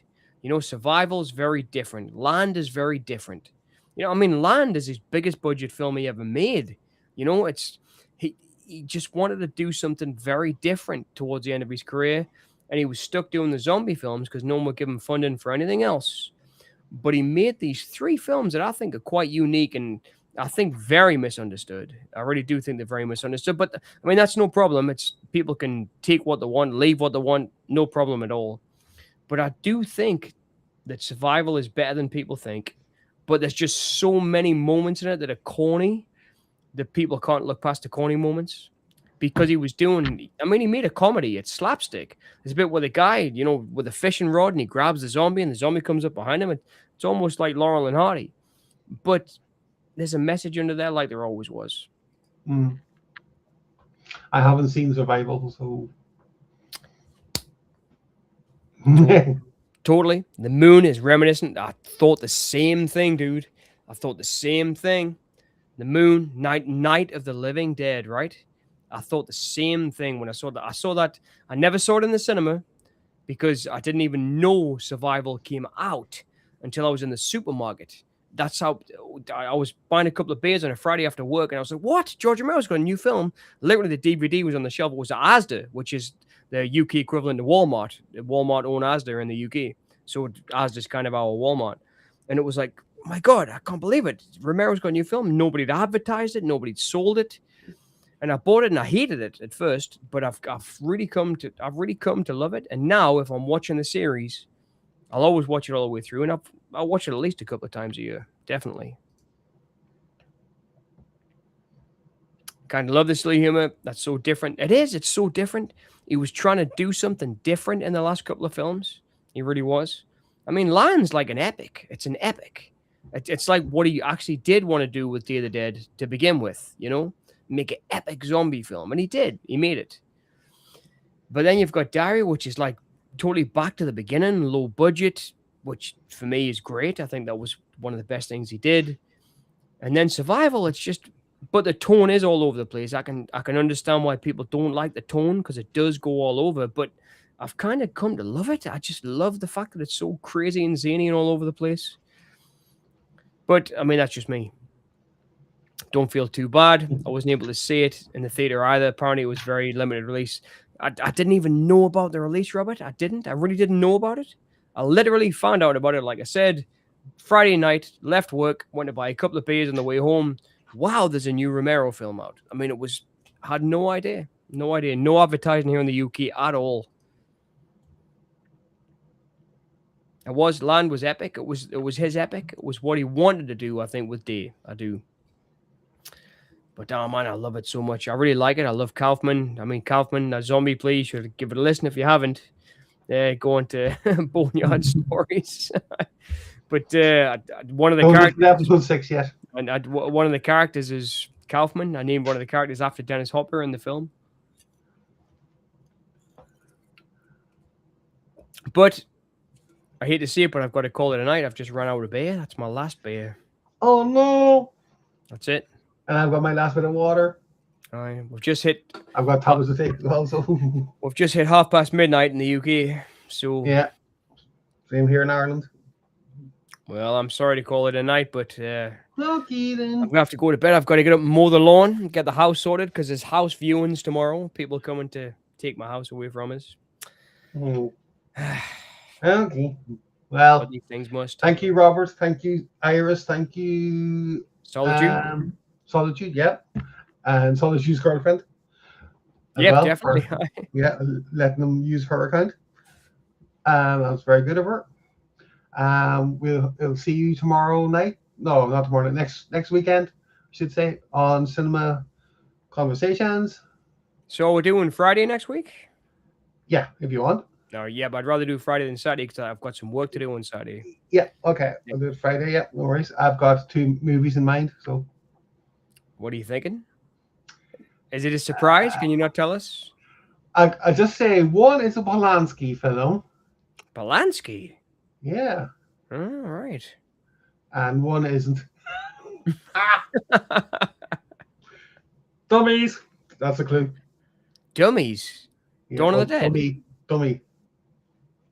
Dummies. Dawn of the Dead. No. Oh. Not quite. I'll tell you off stream. All right. But yep, I shall be streaming on Cinema Conversations. Thanks, Robert. Awesome to speak to you too, man. It's awesome to speak about that. I could, like I said, I could speak about Romero forever, but unfortunately, I do have to go to bed because I've got to get up and do all that stuff. Have a good time, quality time with the missus. Well, we'll try.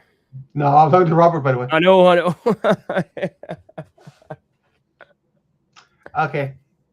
Chat, yes. Right, good night. Thanks for joining us, Kerri. Always a pleasure. Never a chore. And thanks everyone for joining us here tonight in the Boneyard. Hopefully, if you're new here or if you want to watch along, we'll be doing this every couple of weeks. Me and Kerri, what would you call us? Cinema fanatics? Yeah, you can say that. So if you did enjoy this, please like, share, and subscribe. And we do this all the time, so look out for anything that we're doing. And get drunk with us, watch some movies. And what could we say? Shoot the shit, I guess. Shoot the shit, yeah. That sounds good. All right, good night, folks. Thank you so much for joining us. Thanks very much, Kerri. Much appreciated. No worries at all.